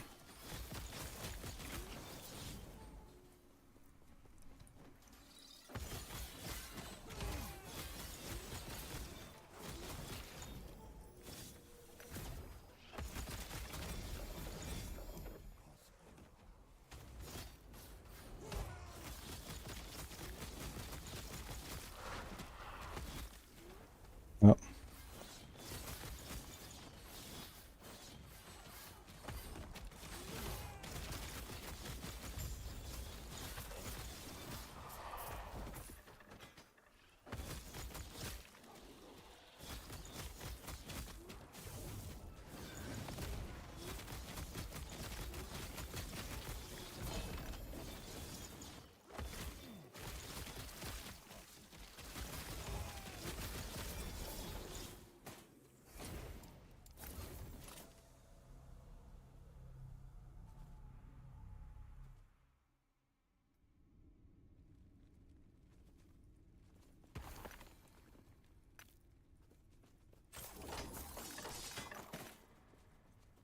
I heard of some guy named Snap. You don't know Snap? I'm not sure if they were using any bugs or something. Yes. But yeah, this is MP's group.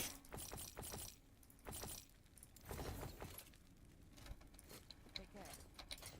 Don't know Snap. Yeah, he's like the guy, basically, making most of the PoE group meta builds that MP runs.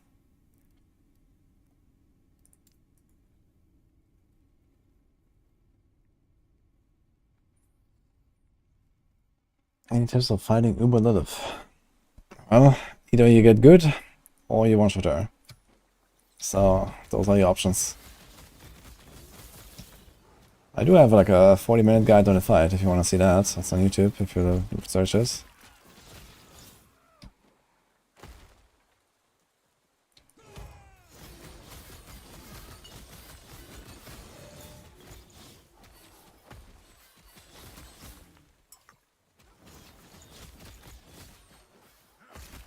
Like double single up should be able to like decimate her though. Like I don't know, get Gauntlet crown in there. Like you know, like T-balls and you know, just a bunch of like extra damage stuff. Should be able to like phase skip pretty reliably.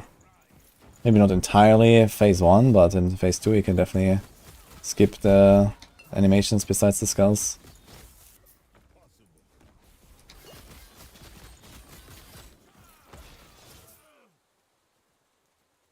Hello, Babas.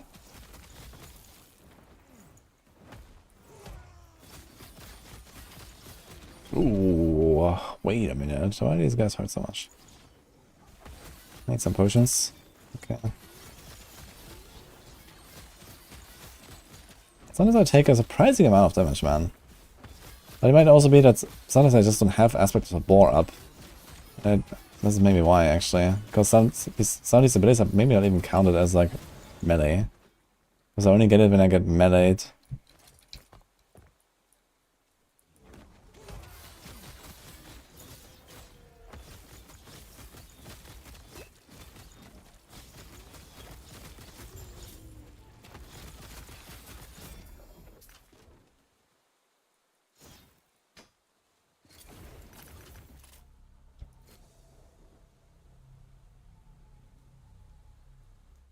And if you can check the BS of a character. Not really. I mean, I usually just like, you know, check it on like, you know, timeline bosses or something.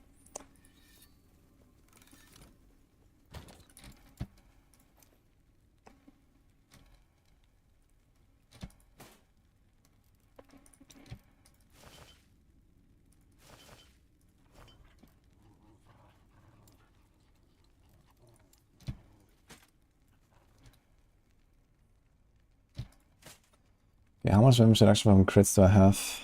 Plenty, actually. I could try to do a dual wield a bit. So we will give up the 7 to all ladder boots, which is not too bad. It's a relatively good craft we have here. Can we search one-handed?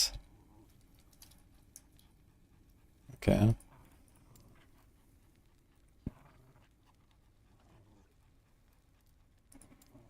What else did we collect? Need something with some base crit chance. I mean, this one has exalted crit actually, it's a sword.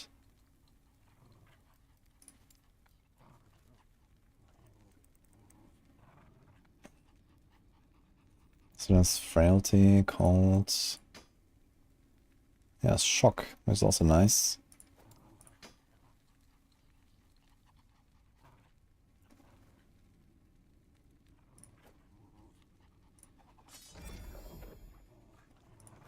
Frailty. I'd like to try and see how it is. Maybe I'll try it once I go to the next timeline, because we're gonna start a ton of corruption. So it can be a bit more chill there. But then we have this as well. 8% increased melee damage. It's not really something we want.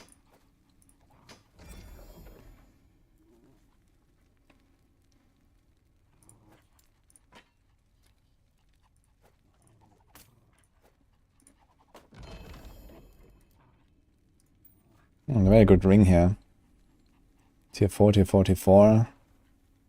Only 22 fortune potential, but with a bit of luck you can just get the strength to tier 5 and everything to tier 5. It's pretty nice.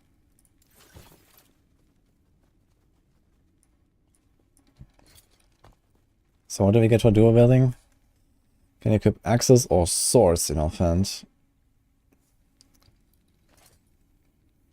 So you have to like wear mace main hand and then like sword offhand or something. It's a 7 base crit. This is shock.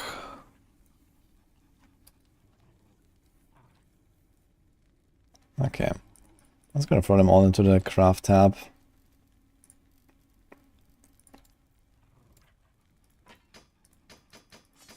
Maybe we're gonna find a few more and then we'll see. I'd like to see if like dual wield might be better. I'd have to probably move this.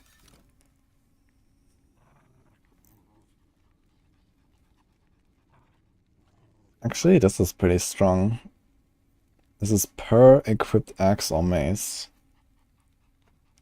So if you dual wield, then we have one of each. It's actually pretty good. So we'd have to like mace and axe. Okay, but it's not really showing the right axes. We are showing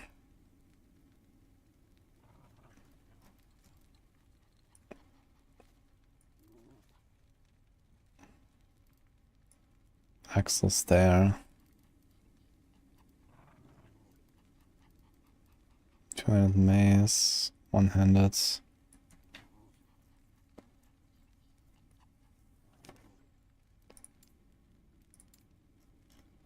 Here, only eagle wing. Yeah.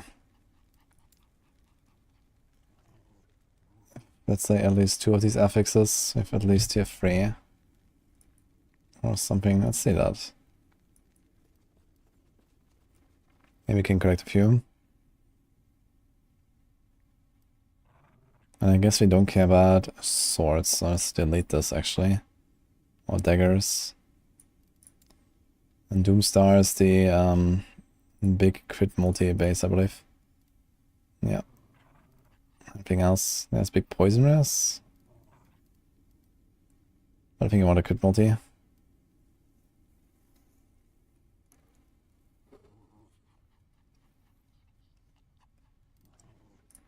Okay.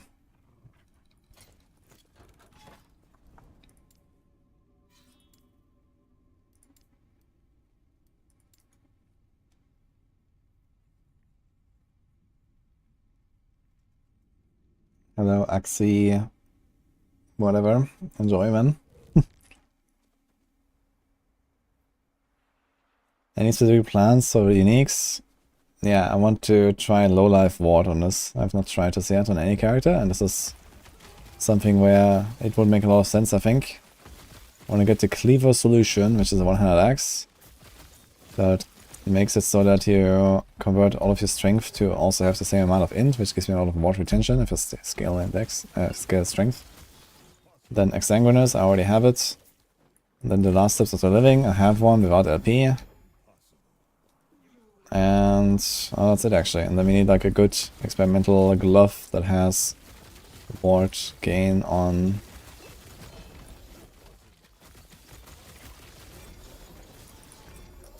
low life. And then we're gonna do dual wield and low life ward build. We're gonna do a lot of damage, I think. We should be tanky.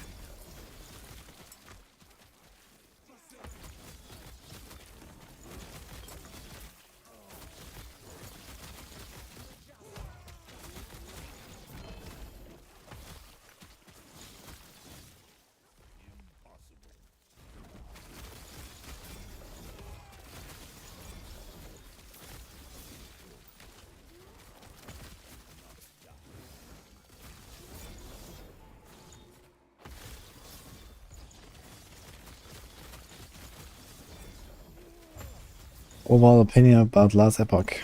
It's pretty fun RPG. Probably gonna be playing it in future seasons, at least a little bit, when there's downtime in the other games.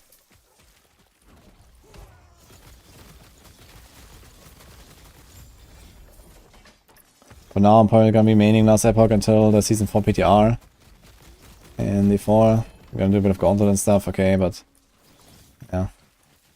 Still have like some time to blast last Epoch for now. It's going well and having fun.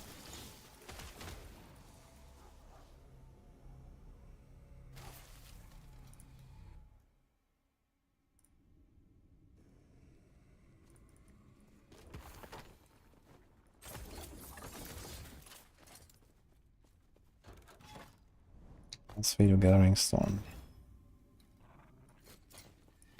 Yes. Take care.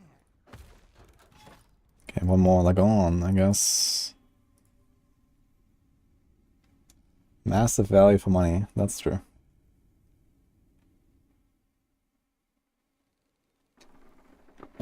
Gonna be the day of content.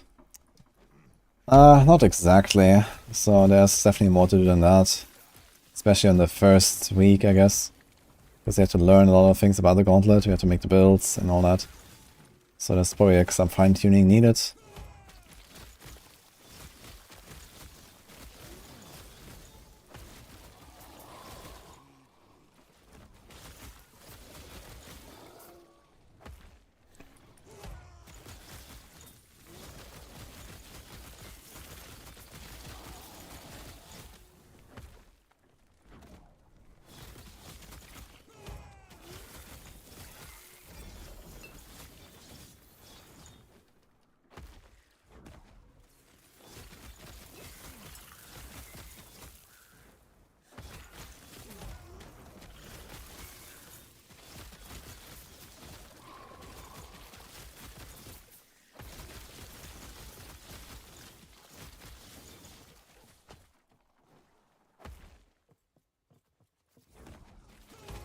PW04, thanks for prime. 8-minute runs are way too long. Right, why is 8 minutes too long?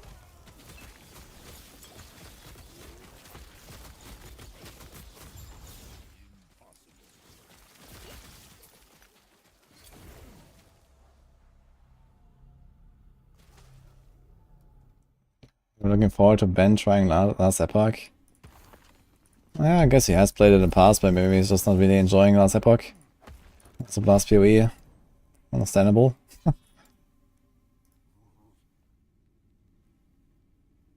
Would have been fun though to see Ben around here as well, especially on hardcore. Feels like there was not really like, you know, crazy competition or something. In terms of like racing and the arena stuff and so on. Seems like everyone's kind of just chilling. Khan is trying, I know, but yeah, Lily, okay, she ripped in the race, but she was pretty good. Would have been some fun to see like a bit more going on there. I know Rice was also... Rice is doing pretty good.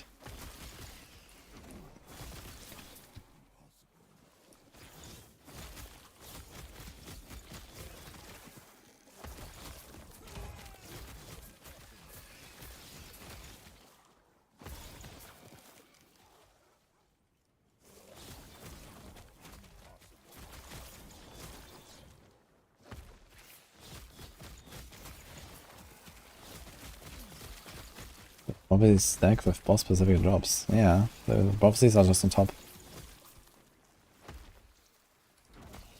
Also a 90 actually as well as. Didn't really pay attention. We got all the levels.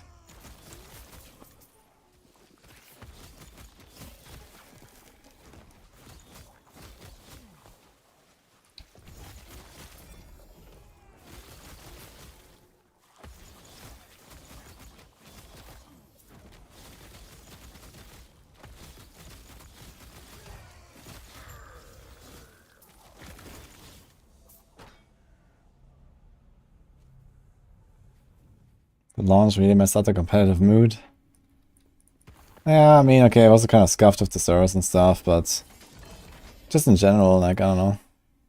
I was hoping like some more people would like, you know, try and kill off their hardcore characters and these kind of things like I did. I guess you'll see that soon. People are probably gonna slowly get ready for like PoE stuff again and so on.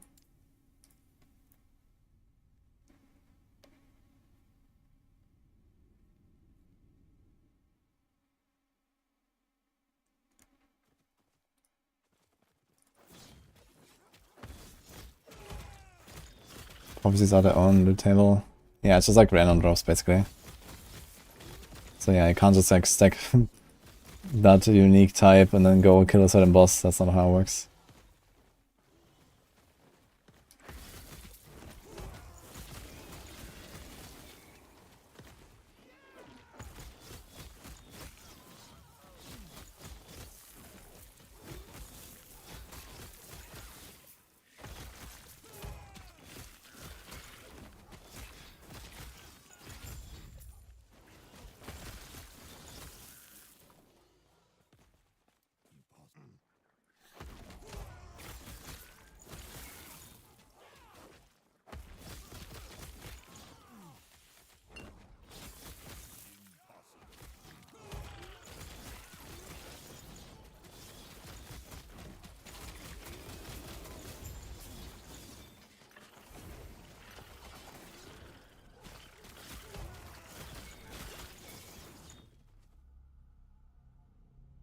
Oh, nice.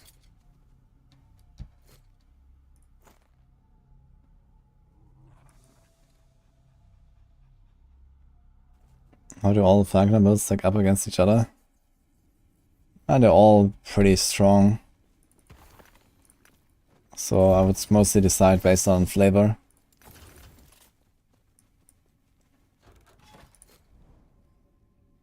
Boss time it is.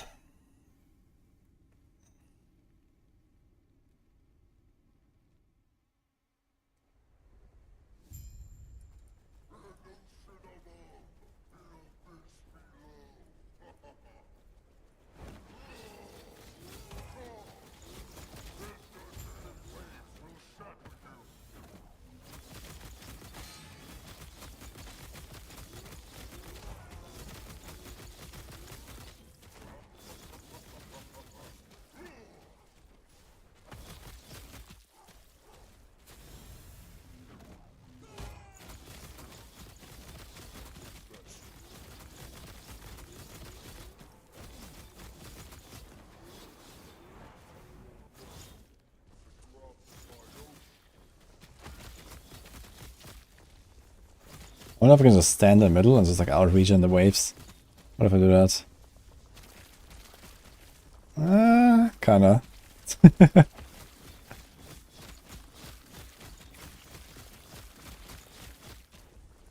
Oh, Lizard was raid. Hello guys. How's it going? Thanks man. Dude, everyone's raiding me today. Appreciate that. More people.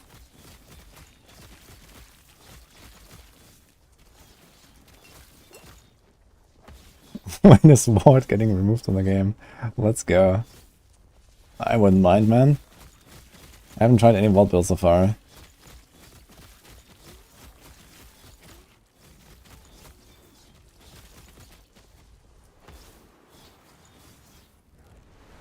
Yo, how was the stream? What have you been up to?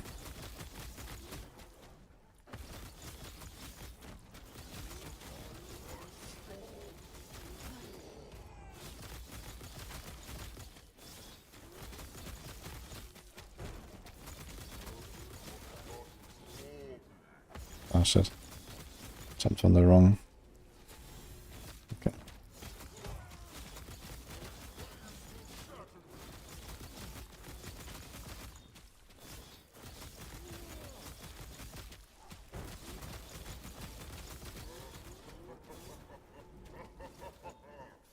Oh, ho, ho, ho, ho.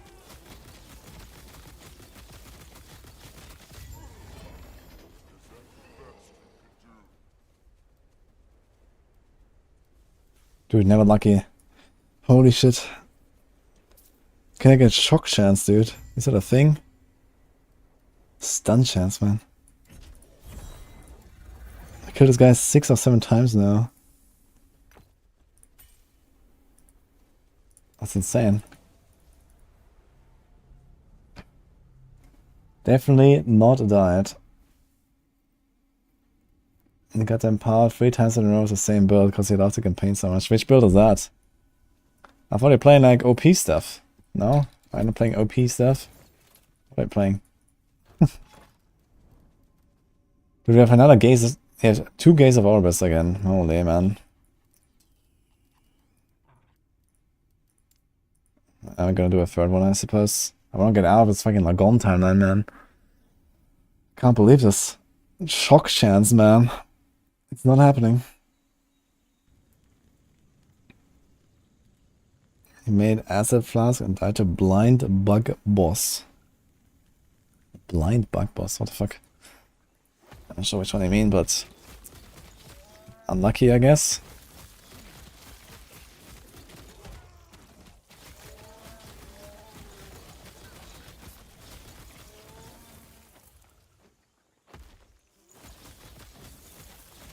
Lightning Blast Runemaster, okay.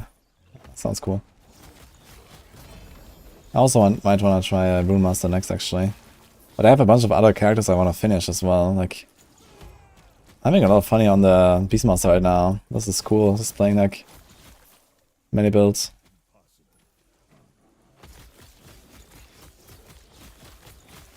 Blind Redirected Dryas Death Streak. Ah, I've seen like a clip of that. Where like it shows in one direction and goes in another. Is this because of blind? That's actually hilarious. Well, I mean, this is entirely your own fault though. So...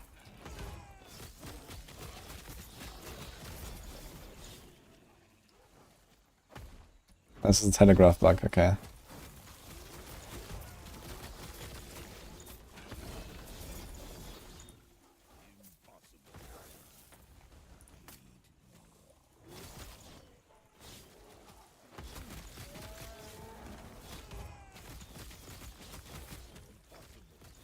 I mean, you don't have to blind the boss, you know?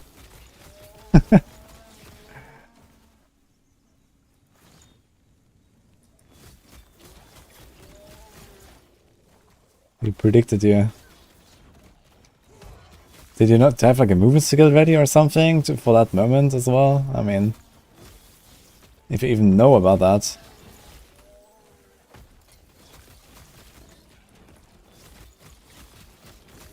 Glad you like the good Lord filter.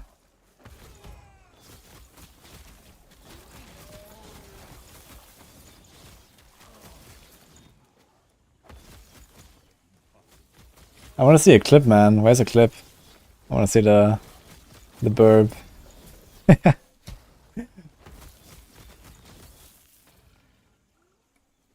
Okay, let's see.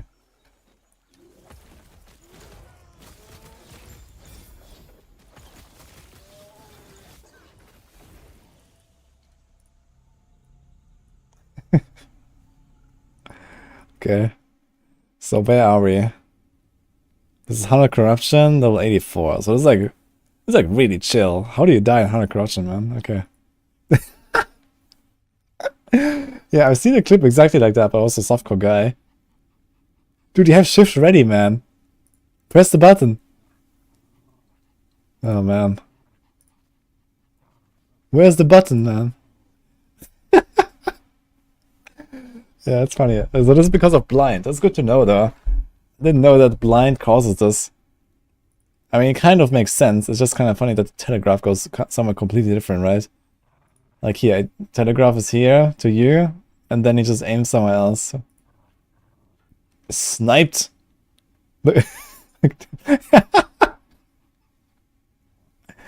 Okay.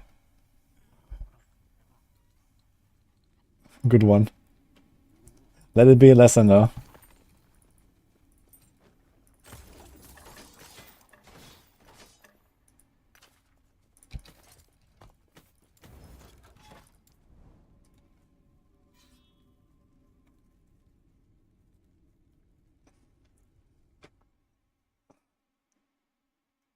Did you give a shout out, by the way? Let's give Lizard a shout out.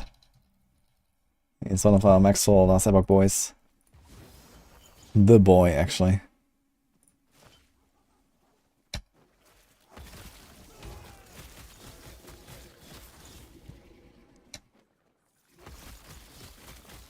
Listen to Neymar share rip clip with... Why? What? Oh, I want to see the rip clips. They're fun.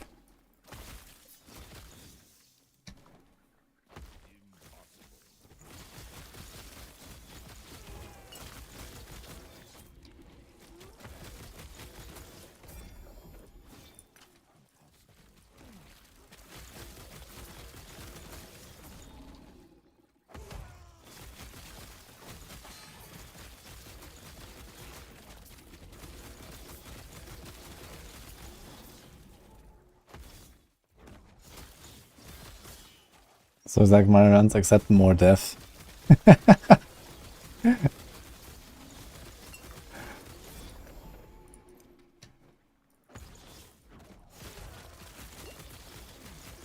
Before they knew all the potato coding. But then, shit happens.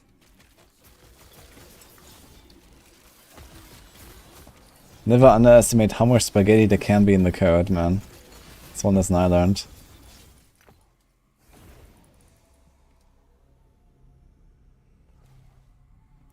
It is a really good rip, yeah. The card. Raxus was also good on the Exiled Mage.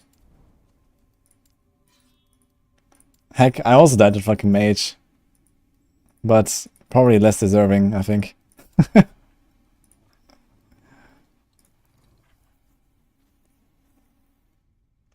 Studying spaghetti is just how blind works. Yeah, I mean, the funny part is here that you get juked, right? Like, you know, it shows it goes in one direction, but then he flies in another direction. So that's like what, you know, really surprises people, I guess, on that fight in particular. I mean, the blind working the way blind works is fine, you know. But in that case, you know, it shows one way and goes another, so you have to be ready for that.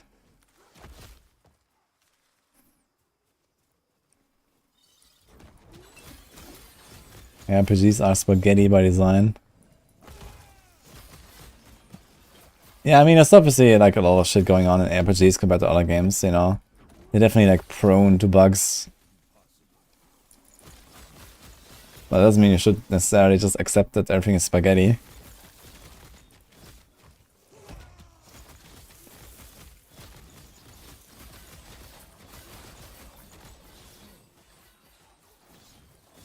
Post and profit. Easy.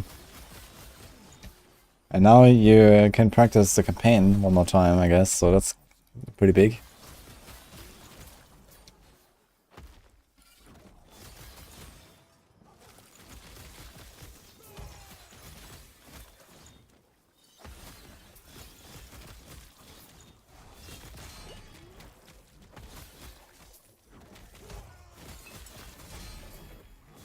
Are they spotting me? What's going on?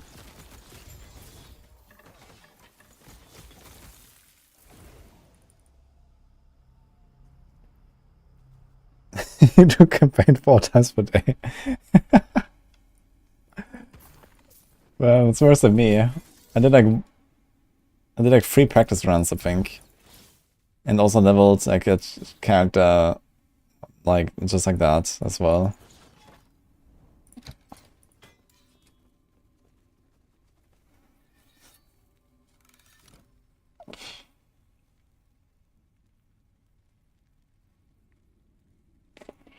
Could try if we somehow get Omega unlucky, but let's see. It has only 30 fortune potential.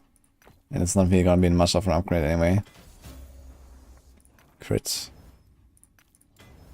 My god. Detch. Okay. No flat. Was actually a good fortune potential left. Unlucky.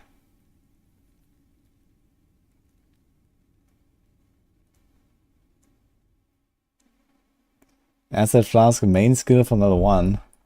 Yeah, Acid Flask is definitely something I want to try at some point. There's like actually a bunch of really cool stuff. Either like the Falcon Acid Flask stuff, or like this Cold Acid Flask stuff, or maybe combine the two. Or just like manual throw Acid Flask everywhere. Could be kind of fun, man.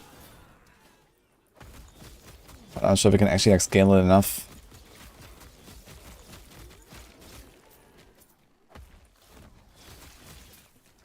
Are you doing a Falcon? Acid Flask stuff.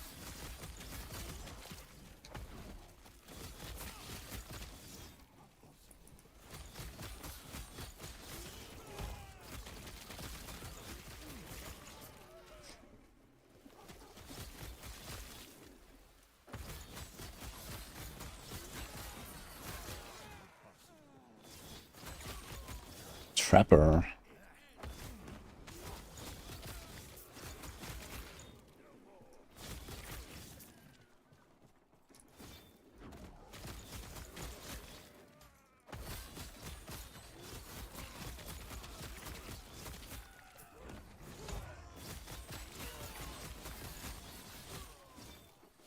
Use a rogue acid flask offhand to love your rune master because of frostbite. That's hilarious.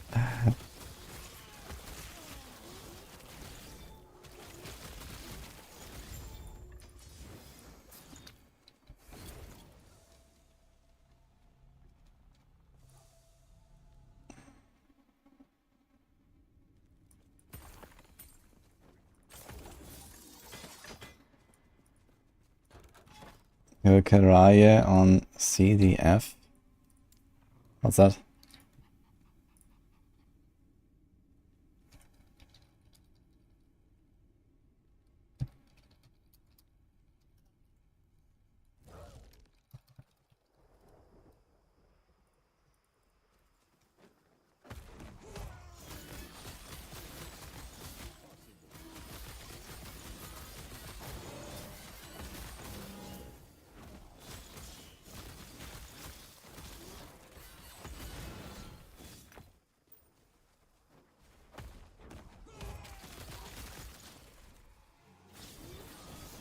That's for the helmet, by the way. Could we?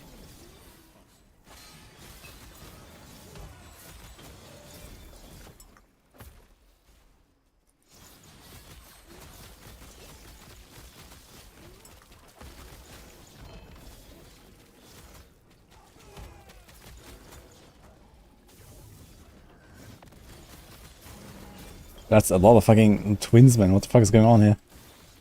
They're all splitting.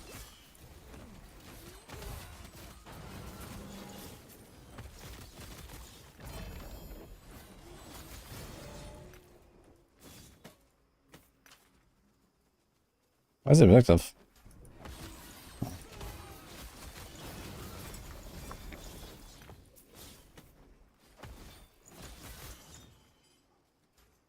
Oh, Luffy. Thanks for Prime, man.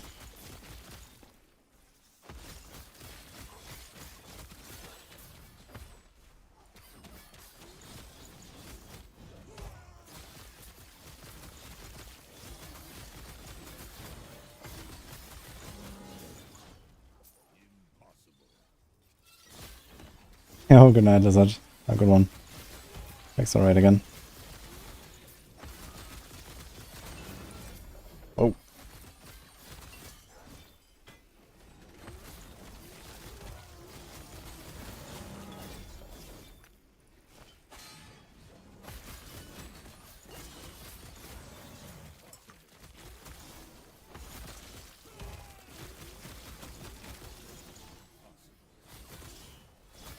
Dude, what are these animations, man? They're so large.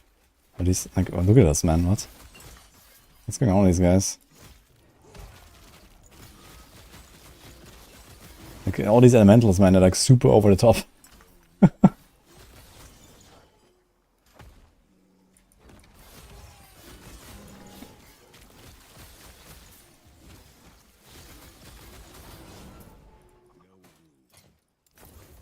Does not fit in inventory.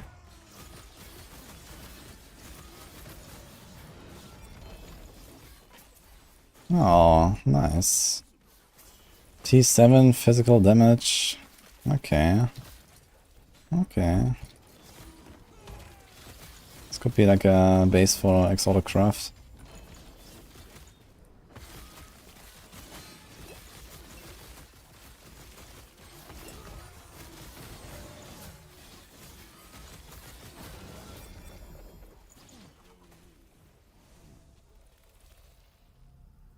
Nah, need badge tomorrow and the login. Yes, let's go.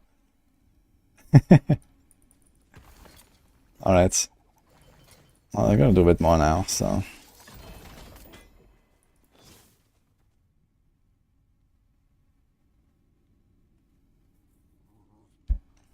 How good is this axe, by the way? Can someone tell me? This thing is at level 15 items, so I guess it's not that crazy.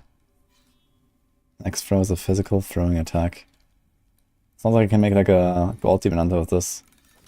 But I wonder how viable that is.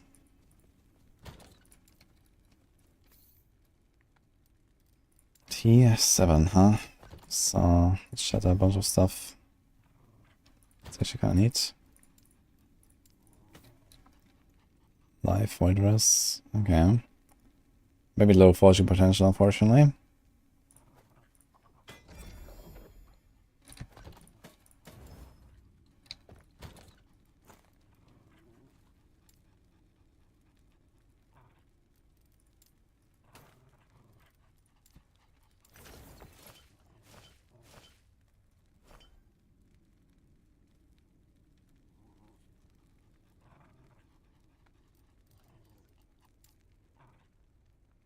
Okay, lightning, cold, stun frailty.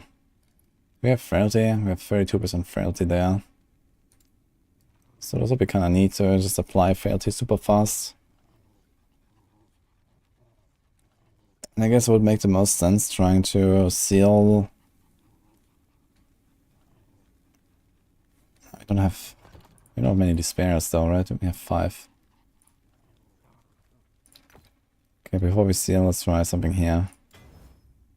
Health on melee hits, I like that one. Is that better than all attributes? Probably not though. I wonder how much armor I lose just equipping this. It is 400 armor, but it's only 1% reduction. Which is like effective, like 3.5 maybe. Not too bad. But I kind of doubt we're gonna get anywhere. So let's shatter this. Or let's throw it.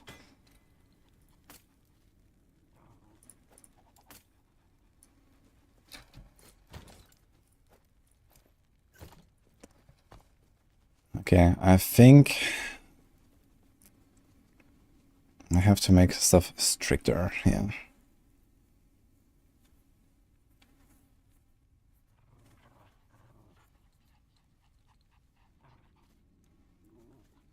On my filter. So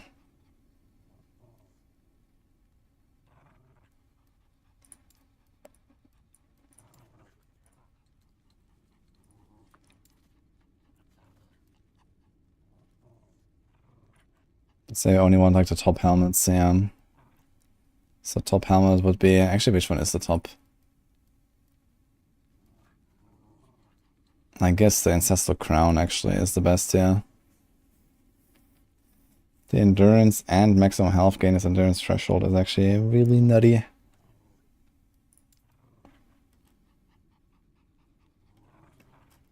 But you don't want every mod. Actually, this is stuff I would not like.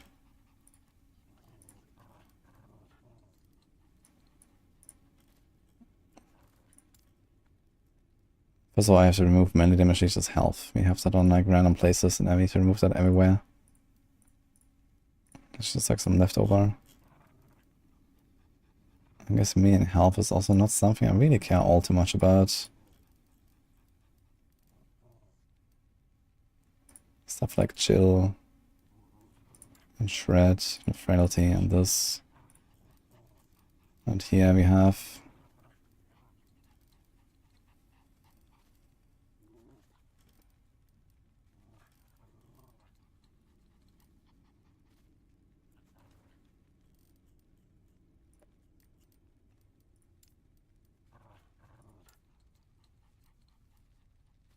okay.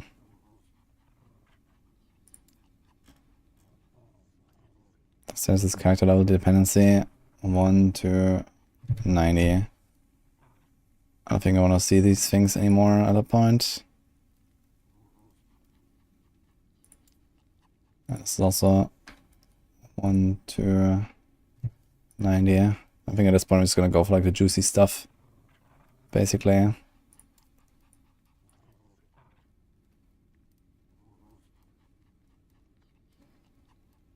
Actually, I should update all of this stuff. You have to leech at least. Remove that. The minion life.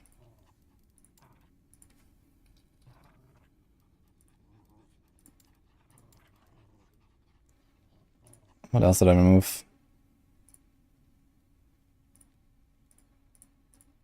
I think Vitality is also not really something I want on Exalted.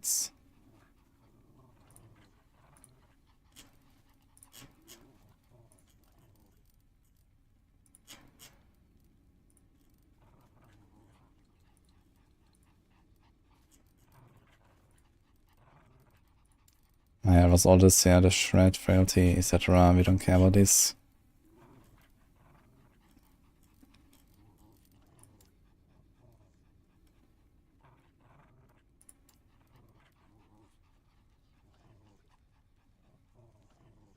And you start another character, you may have to make the filter all over again. I mean, yes. But you can also take an existing filter. And then you can cross, the other stats. But most of the time it's easier to just kind of like, you make one filter. You cross all the stats that you would like, possibly, in this build. Like, that's what I did here. And then you just, like, make filters for, each of the item types that you want on that build. And you can copy it. You can duplicate, boom, and then you adjust it. So, for example, here I have, like, the red one is, like, the top tier. I have the purple, which is, like, the exalted of, like, 3 good types here. And then I have the orange, which is just, like, a bunch of good types with a bunch of good affixes, not exalted. And then the same here, body armor. I'm gonna do like the top tier body armor, and then, a few more options, and then a few more options, and so on. And then you kind of go through with like just copying this and just selecting different body types or different helmets or something. But yeah, and for the most part, you have to do that again. Let's do this here.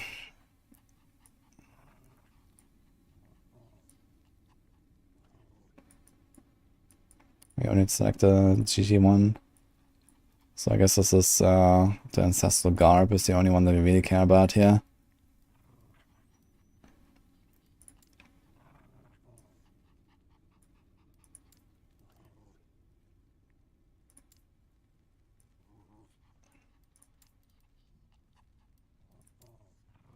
Let me do character level dependency up to 90. 1 to 90.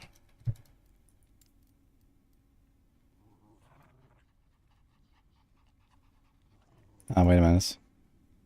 This has no character level dependency. We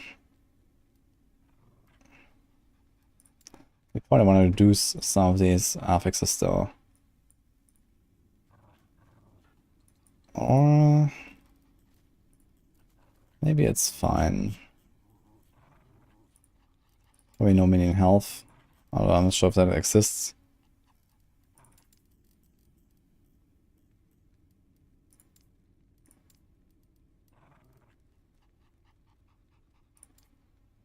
I have 44 here. What did I not remove? The leech, I think. Okay.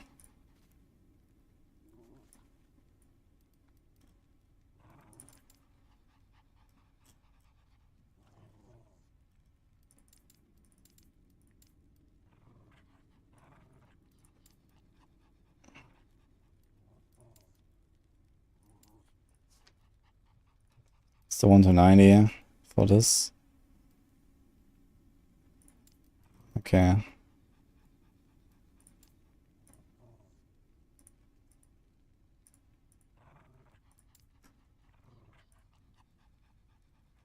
What's my opinion on long-time replayability of LE compared to D3, D4, and PoE? I think the long-term replayability of this game is excellent.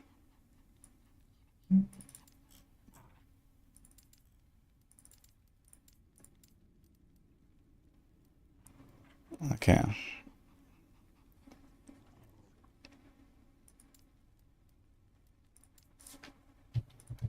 To 90. It's also 1 to 90. Okay, and here only Ancestral Garb.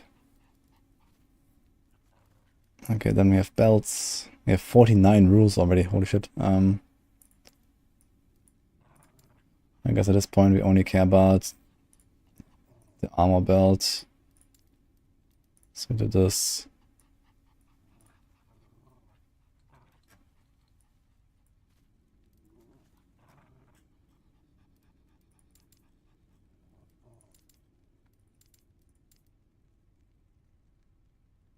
And we recolor this to this orange. Let me say this is a 1 to 90.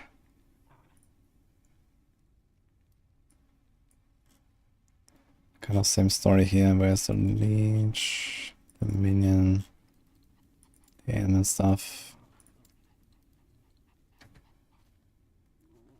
Okay. Then we have boots. We do this. And we don't want these, we don't want these, we only want the Citadel boots.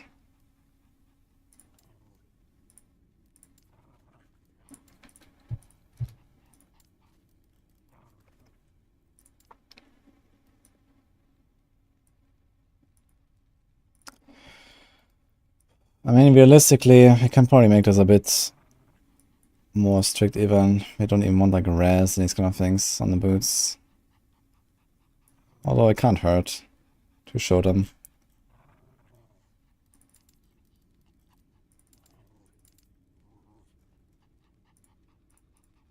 But I really want cooldown or movement or maybe hybrid health or something.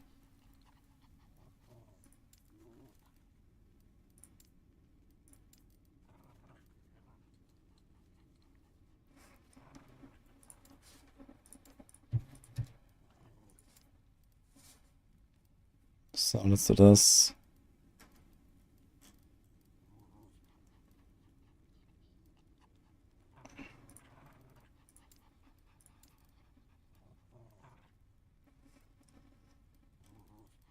Let's do gloves.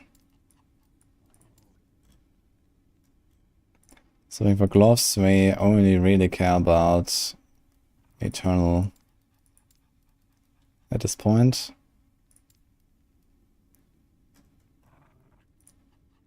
And we don't want this ailment stuff and this stuff and this stuff to show up. Let me recolor this again.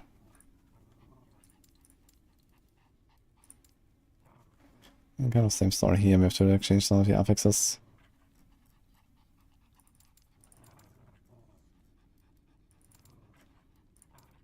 Okay, let me do a character 1 to 90.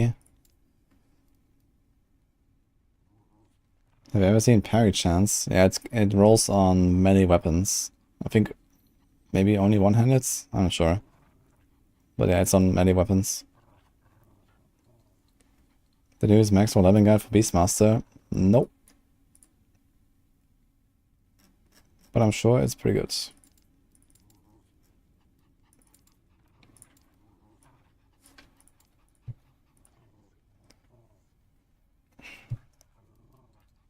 Actually, maybe I can turn this off earlier even. Like 1 to 80 maybe. All these.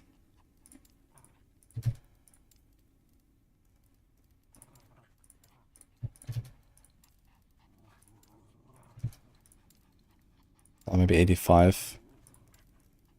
So you just like stop seeing these like yellows everywhere.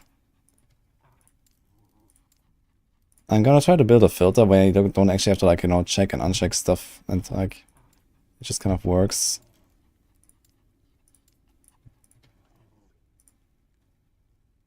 Two-handed mace, ailment, minion, leech.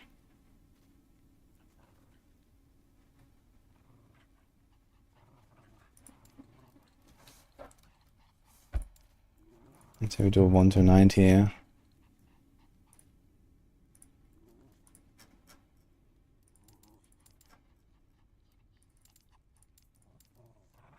Need to be more careful next time where I will actually put the The affixes, mage affixes I'll put.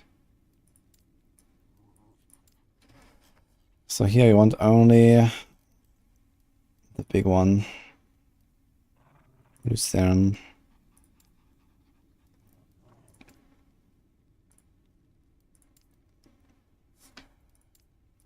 So this one always shows.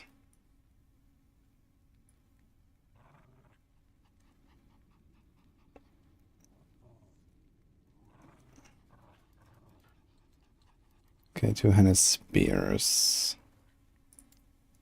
I mean, realistically,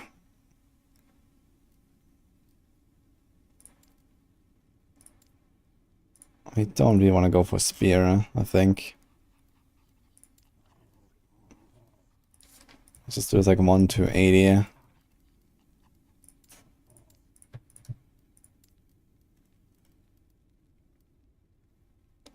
Okay, one-handed axe. 1 to 90. But let's select some better mods here, so no leech, no minion stuff, no elements. I think the rest is fine.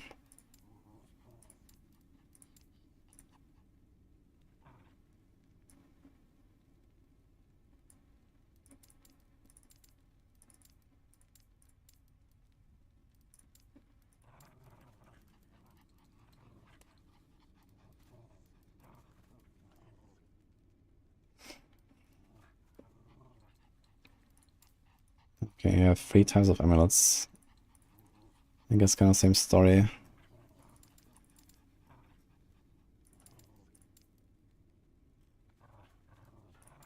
Recolor this.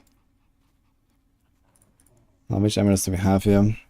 It's a big res, and the less damage taken. I think they're all okay, actually. So that's just fine. Maybe it's gonna put us to tier 7 instead.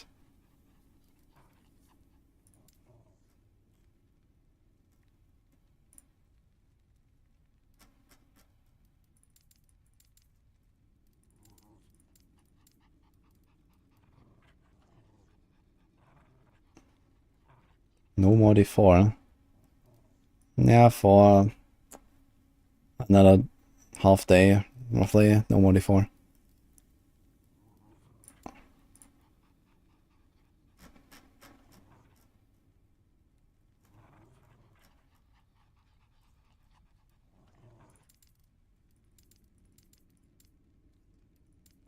Let's do 1 to 85.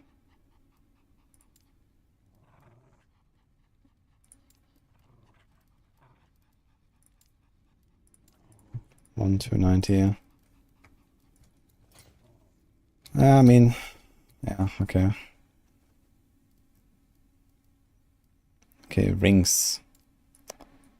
Can definitely be a bit stricter on the rings, I think. So there's gold ring, coral ring.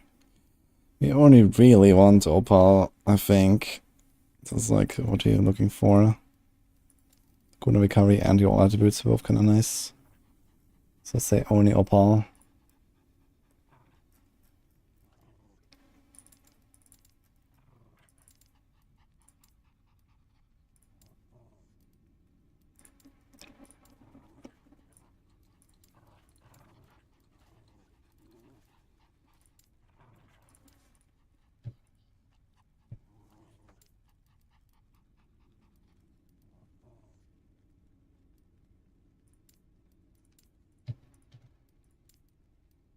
So das relic.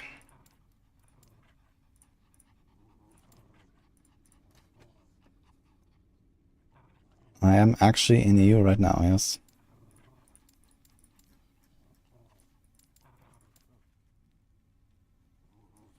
I don't really like staying up like this, but what can we do?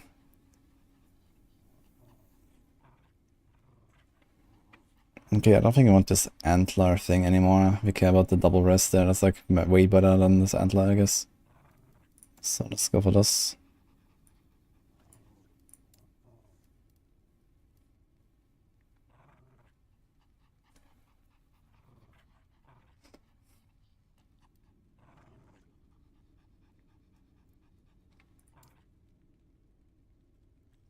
Actually, I think on this item we do care about frailty. I think frailty is a mod that we actually want.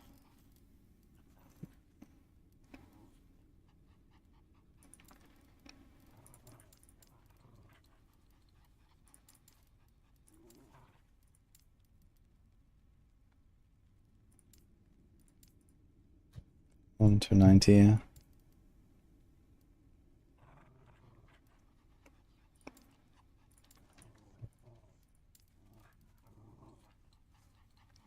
Okay, so what about this Eagle Wing and Doomstar? In case you wanted to go do worlds. Okay, that's the shadow stuff. Hide the low level rare bases.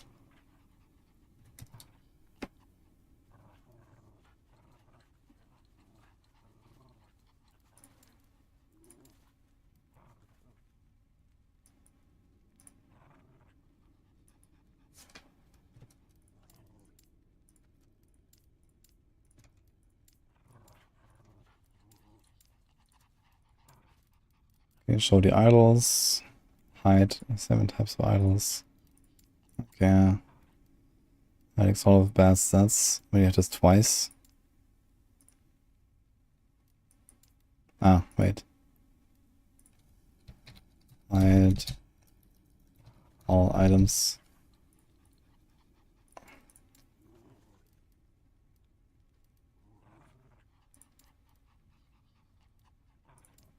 Hide unassigned weapon types.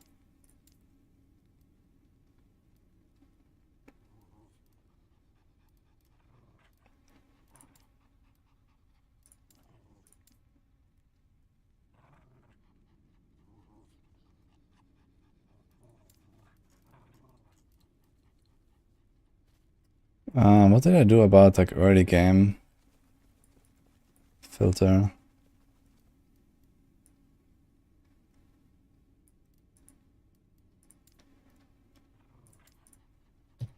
One, 2, 50. Guess there's like 49 affixes selected.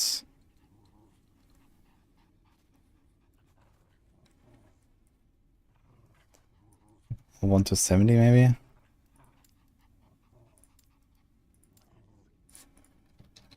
Early game rares. Let's do this.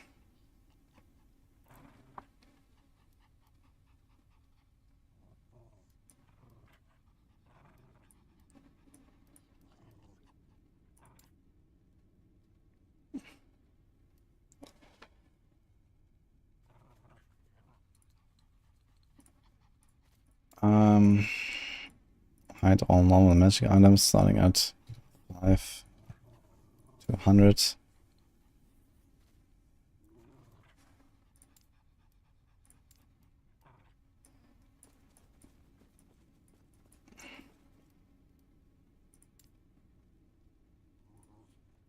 Okay, it's probably like a few more things you want to select here. So ailments. We don't really want to have exalted of these types. Also don't really want to have any of this here as exalted. Don't really want dodge.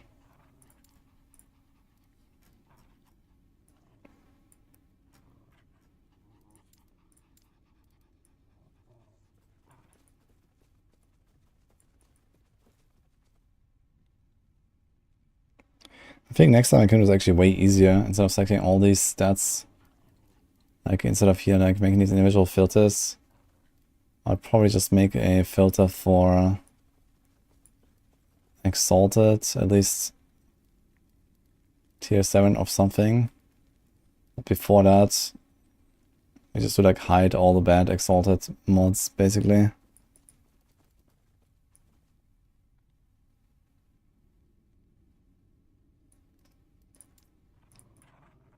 Okay, back to unassigned weapon types. Which is this. And this.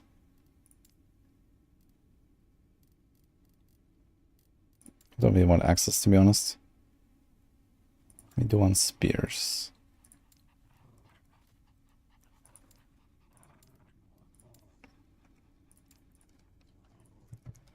Say level 5 to 100.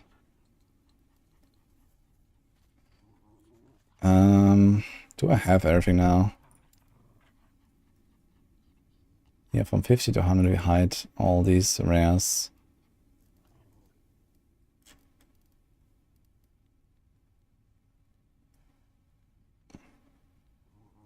There's something about blessings. It's like to change the one you use and it doesn't change at all. Are you sure you clicked on the right button? There's change and keep. Yo, hello, P-Man. So the peasants, corpses, right, oh shit. And both the Shard of Hatred and the Zayas. That's on purpose, yeah. I mean, it's kind of a struggle sometimes to fit the soul shards into some builds, and this is one of them because you really rely on cooldown reduction, so you can't really run the Terror Shard. Also, yeah, like, you go for the Shard of Hatred and just hope for the best, basically.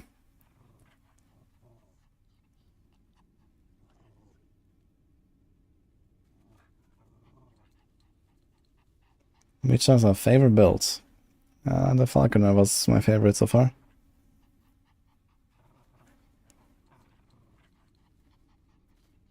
What do you think of an idea for a rune for unique items so you have a chance to reroll the legendary potential? Not a fan.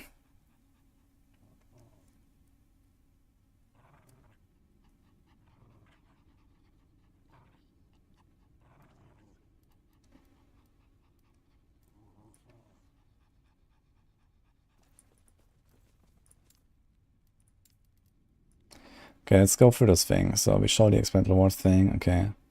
Show all unique items. Okay. Then we show all of the items that we want for this build.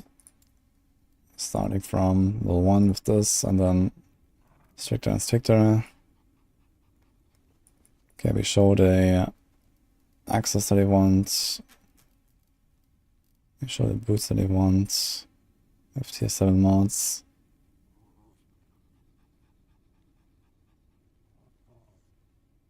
Okay, all that stuff.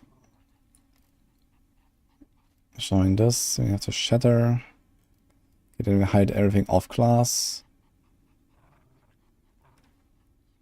I guess I can do that earlier, but it's fine.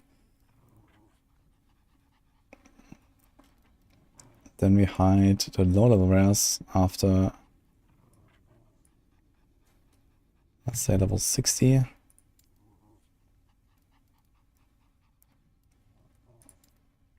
It's like early monoliths at some point. Okay, then we hide not like low level helmets and stuff. Okay, it's fine. Starting at level 50.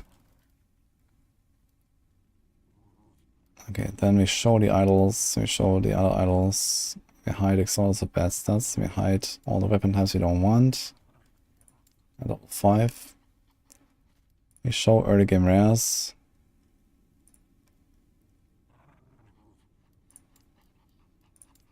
Which I guess only goes to 50 in our case, but okay.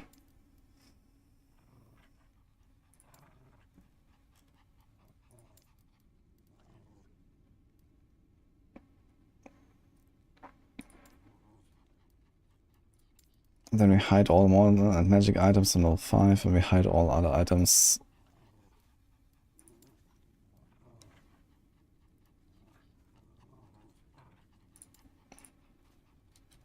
from level 5. Okay. I think this is probably a good filter. We have still 20 rules we can put in there if you want.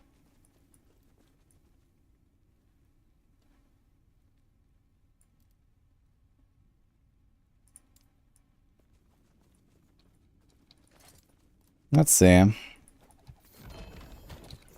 So do the items show. So if I do this, yeah, yeah, okay,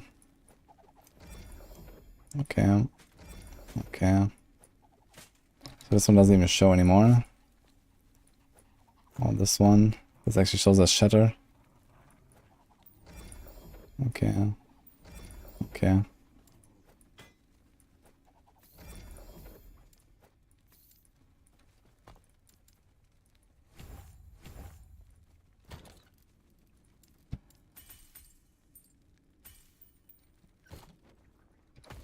Yeah, I just need to like show less stuff, man.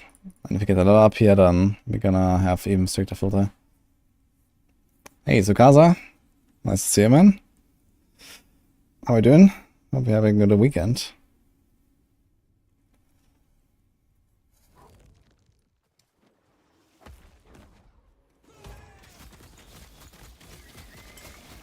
This loot filter is insane. Yeah, well. It does make life a lot more enjoyable though when you have a good loot filter, so that's pretty cool.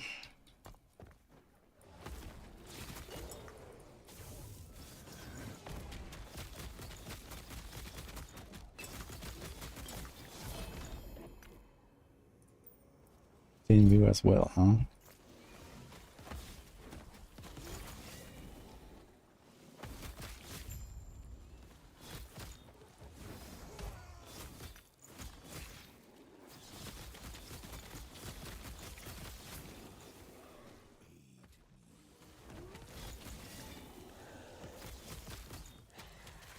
The website to find experimental crafts is !Tank Lab. Bit of a crazy night, not tired enough. Yeah, what is going on?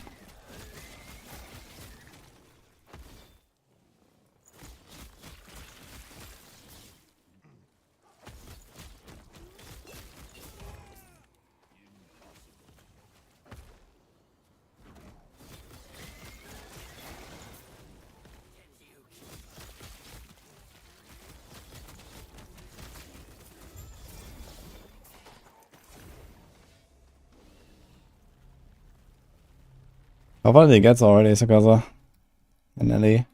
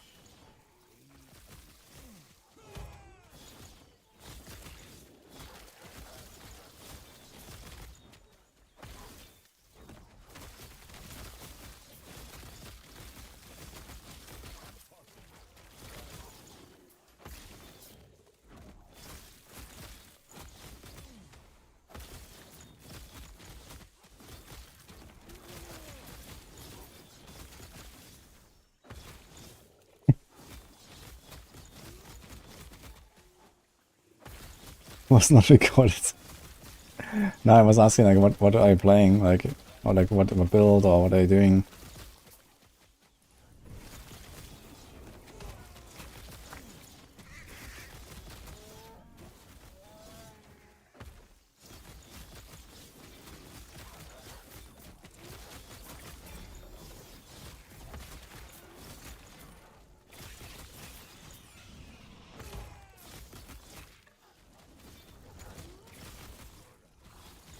Warlock, okay. Yeah, Warlock's pretty good. Love pay Towin.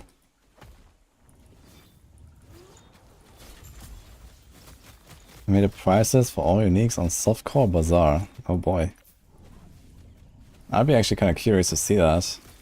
Just to see like, you know, what is actually going on. How OP is Merchant's Guild really? Can you post it?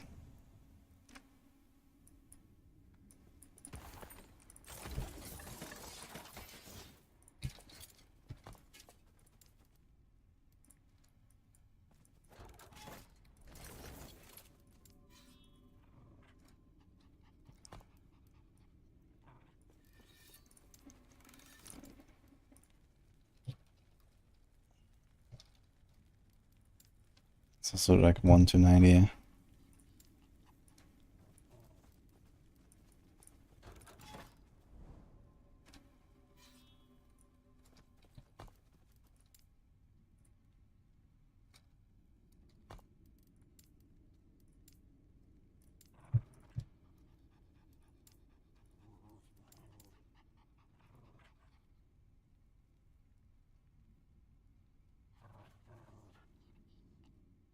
Many LP of 1 uniques are cheaper than 0 LP. Wait, what?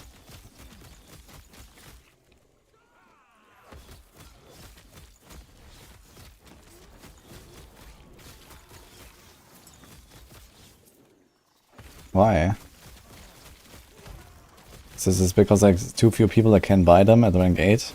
So people just try to get rid of their stuff, I guess. And on lower level you can just trade uniques. And there's like more people. Yeah, okay, I guess so. That's kind of funny. I really need to try Merchant's Guild, but I feel on hardcore there's probably not really much to be gained. Is anyone playing hardcore Merchant's Guild, guys? It's probably a waste of time. But I guess I can just like, you know, next time I level up a character, I can just switch to a Merchant's Guild at the start. And can you interact with all the NPCs? Can you see what's listed at level 1? And just check it out. And then I can switch, worst case. It's a huge waste of time. Yeah, I imagine, man. Economy is probably dead as fuck, man.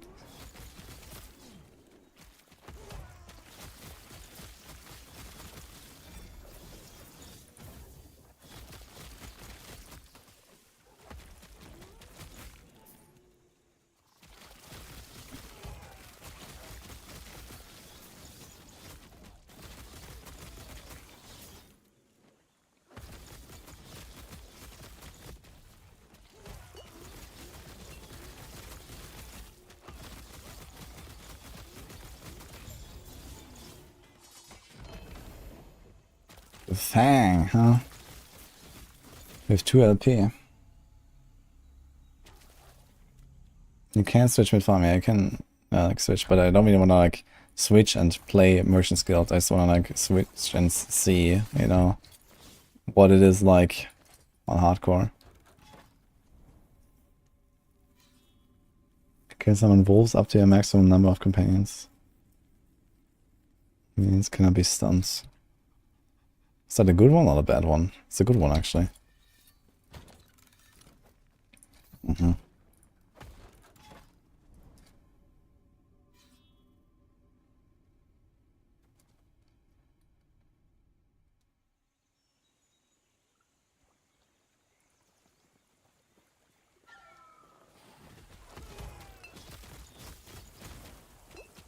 Dude, what the fuck? Right. Time to read that thing. Being blasted by fucking Enquiries, spires, and ogres.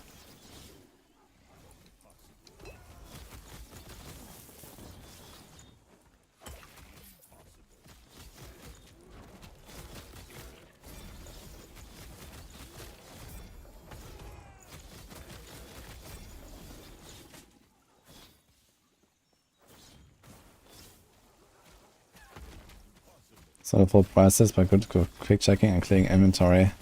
That sounds kind of nice though. It's cool.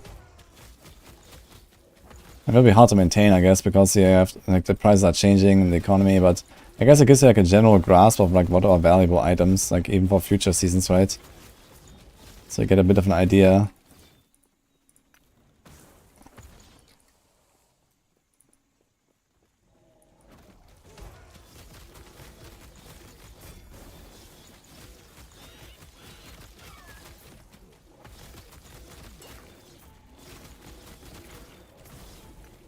Dude, why are these guys wrecking these R's in this map?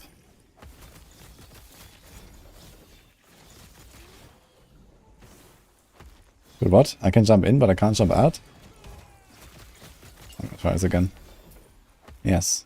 It doesn't work. What the hell?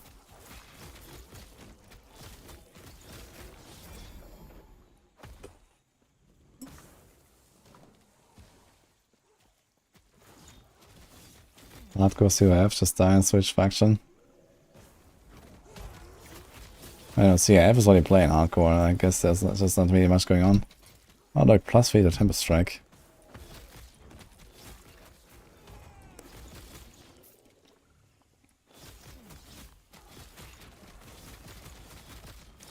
That was actually a pretty neat stat to get.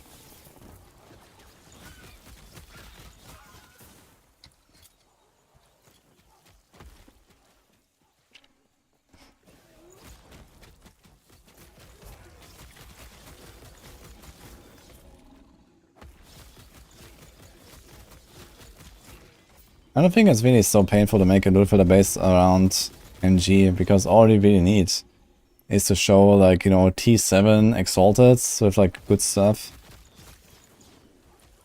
And all the uniques, you know. I mean, this is the main thing that you really will care about. You want legendary power, legendary potential, and you want bases to use for legendary potential. Like, there's not really that much else. I mean, yeah, okay, you can make loot filters and try to, like, also find, like, some super juicy, like, you know, meta build weapon and have some only filter or something. But yeah, I would probably, like, pick, like, you know, the top 3 builds and then, you know, make a few adjustments in the filter to also show stuff there. Even with off class or something. Or, like, the top build per class. But only really show, like, the juicy, like, you know, T7 only stuff or so, and ignore the rest.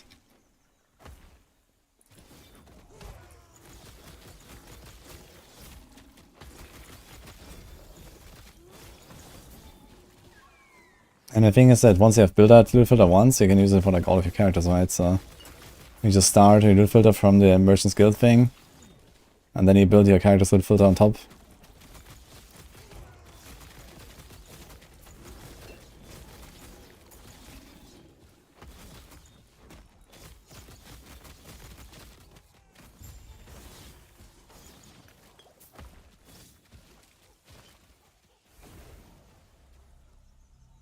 Searching roles in general is yikes. Wait, why? Can't they, like, really type values and stuff?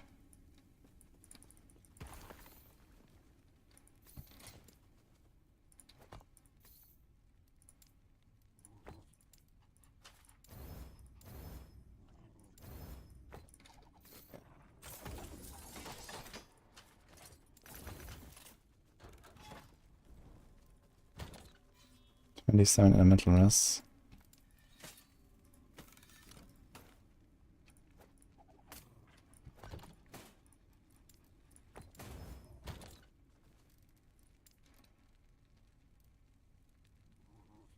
Do we need lightning?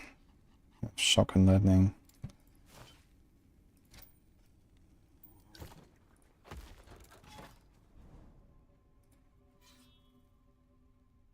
The filter for searching isn't very good. Okay. It's about cheapest, newest, or most expensive.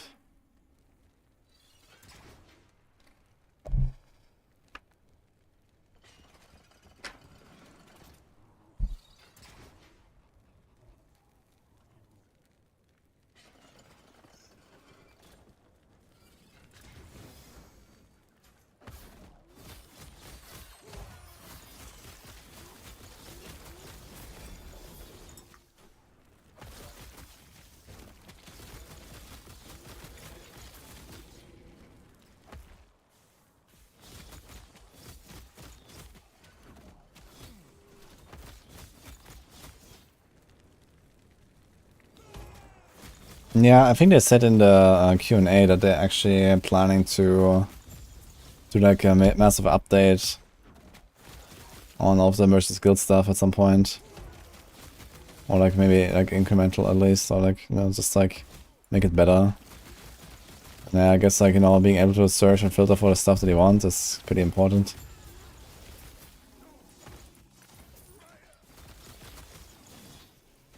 I guess you're gonna get a level 90 and they're gone. Okay, send me the stuff on Discord. Let's see.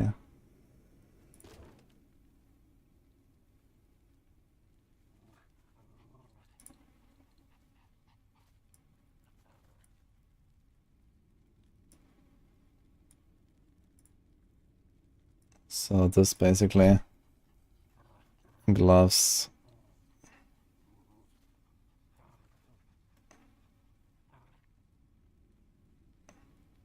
So what does it mean here? This is like, these are the only ones that you need to have at least 2 LP for this to be worth anything, or something like that, I guess. And this at least 1, this at least 3. Okay. One of the raised 19 euros will. Okay, so it's kind of like the minimum where it becomes worth it, I guess.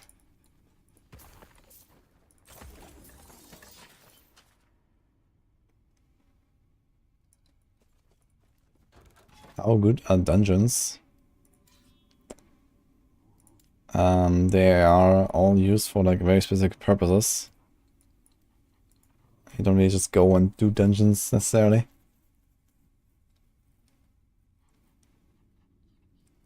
Okay, that's interesting, pay to win.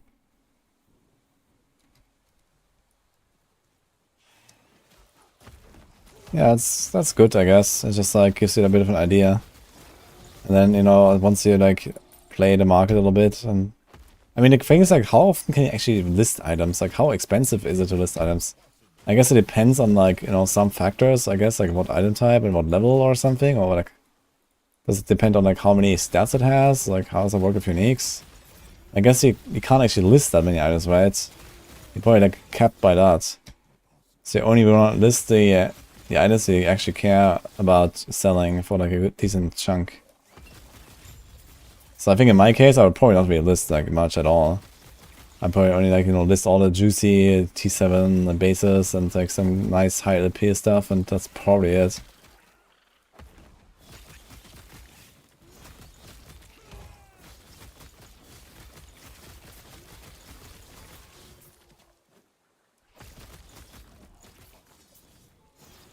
Very big dictates the price list.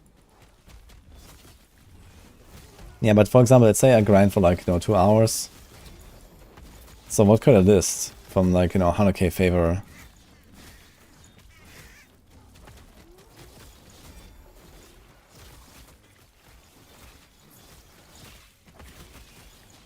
What's the time spent on in the game? Usually it's spent on having fun.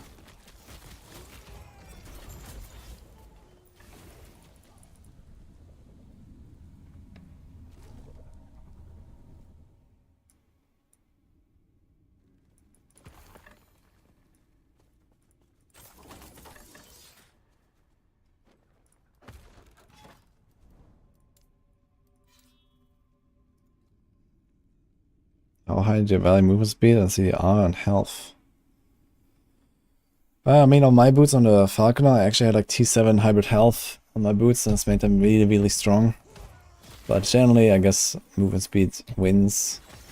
And CDR can be very strong, but it's not a build, I guess. Not able to build one CDR that much.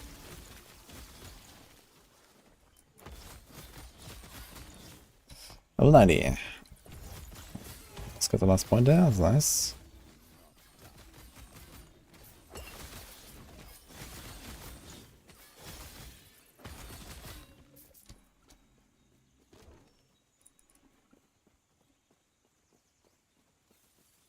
It's cheaper to list than to buy. Okay, so you can list a lot of shit, but you can't really buy too much. 4 LP is about 28k favor to list. Or buy.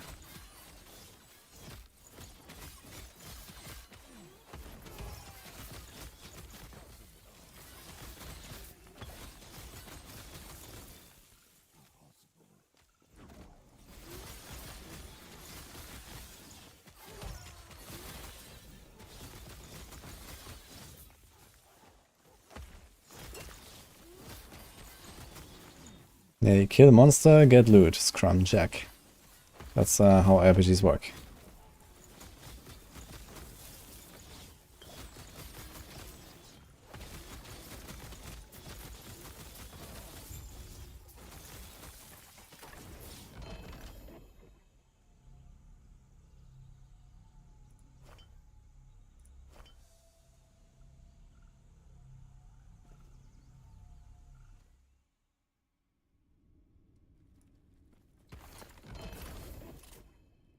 Falcon Fest.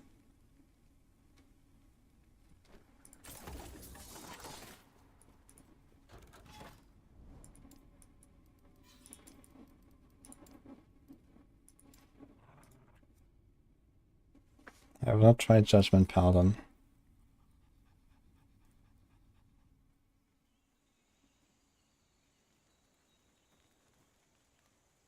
Is the Reign of Winter bow only tolerable from the boss? Yes, it is.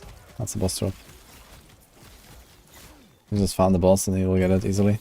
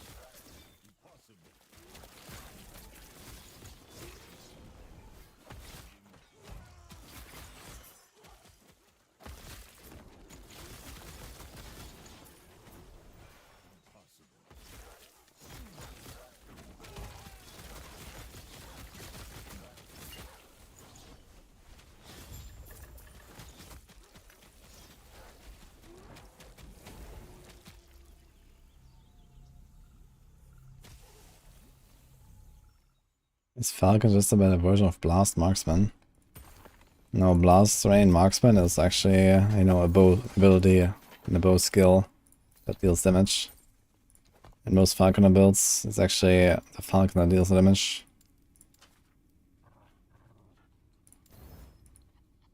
No fortune potential. Oof. Okay.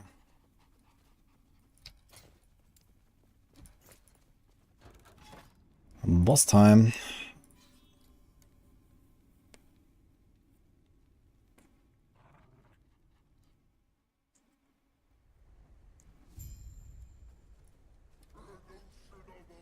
Somewhere I can post a document.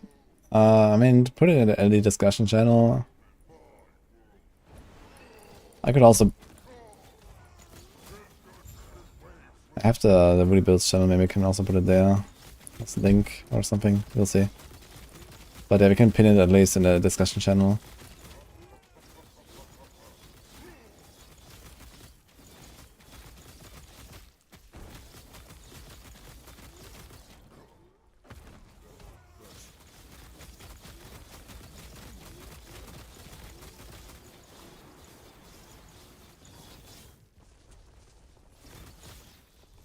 By the way, did you guys know that if you war cry, the waves just disappear around you? It's kinda hilarious, man. I don't know why. Look. Boom. It's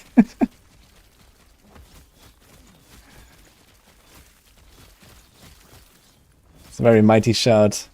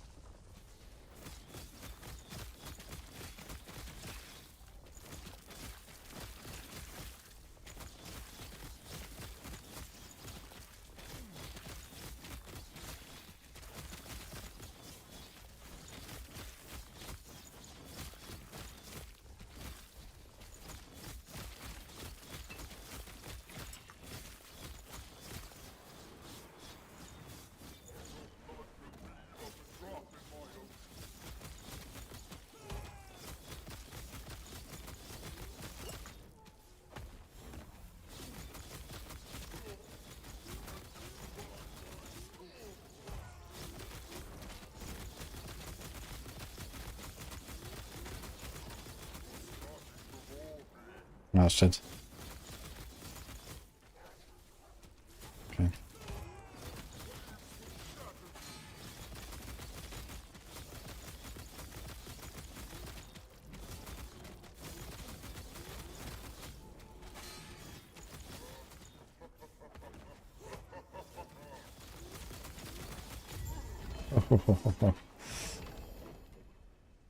Increase shock duration. Oh my god, dude. Oh. This is not the right one, right? What? Freeze. Oh my god. Dude, never lucky, man. Does the thing actually exist?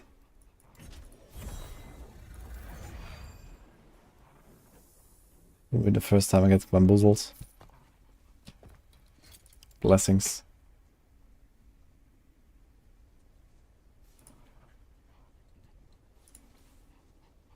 Two undiscovered.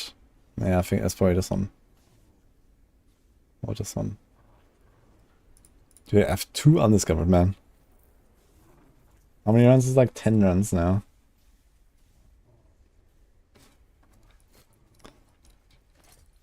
Well. All the foreign shit.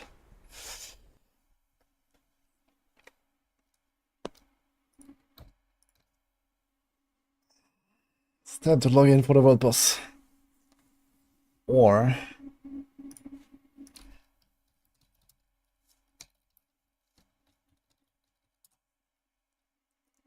we'll do this.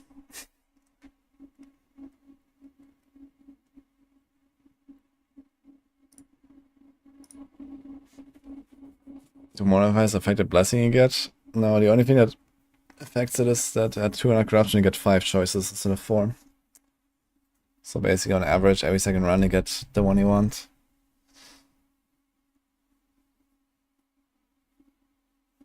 How's the multiplier? I've not really tried much multiplier. But I guess it kind of works.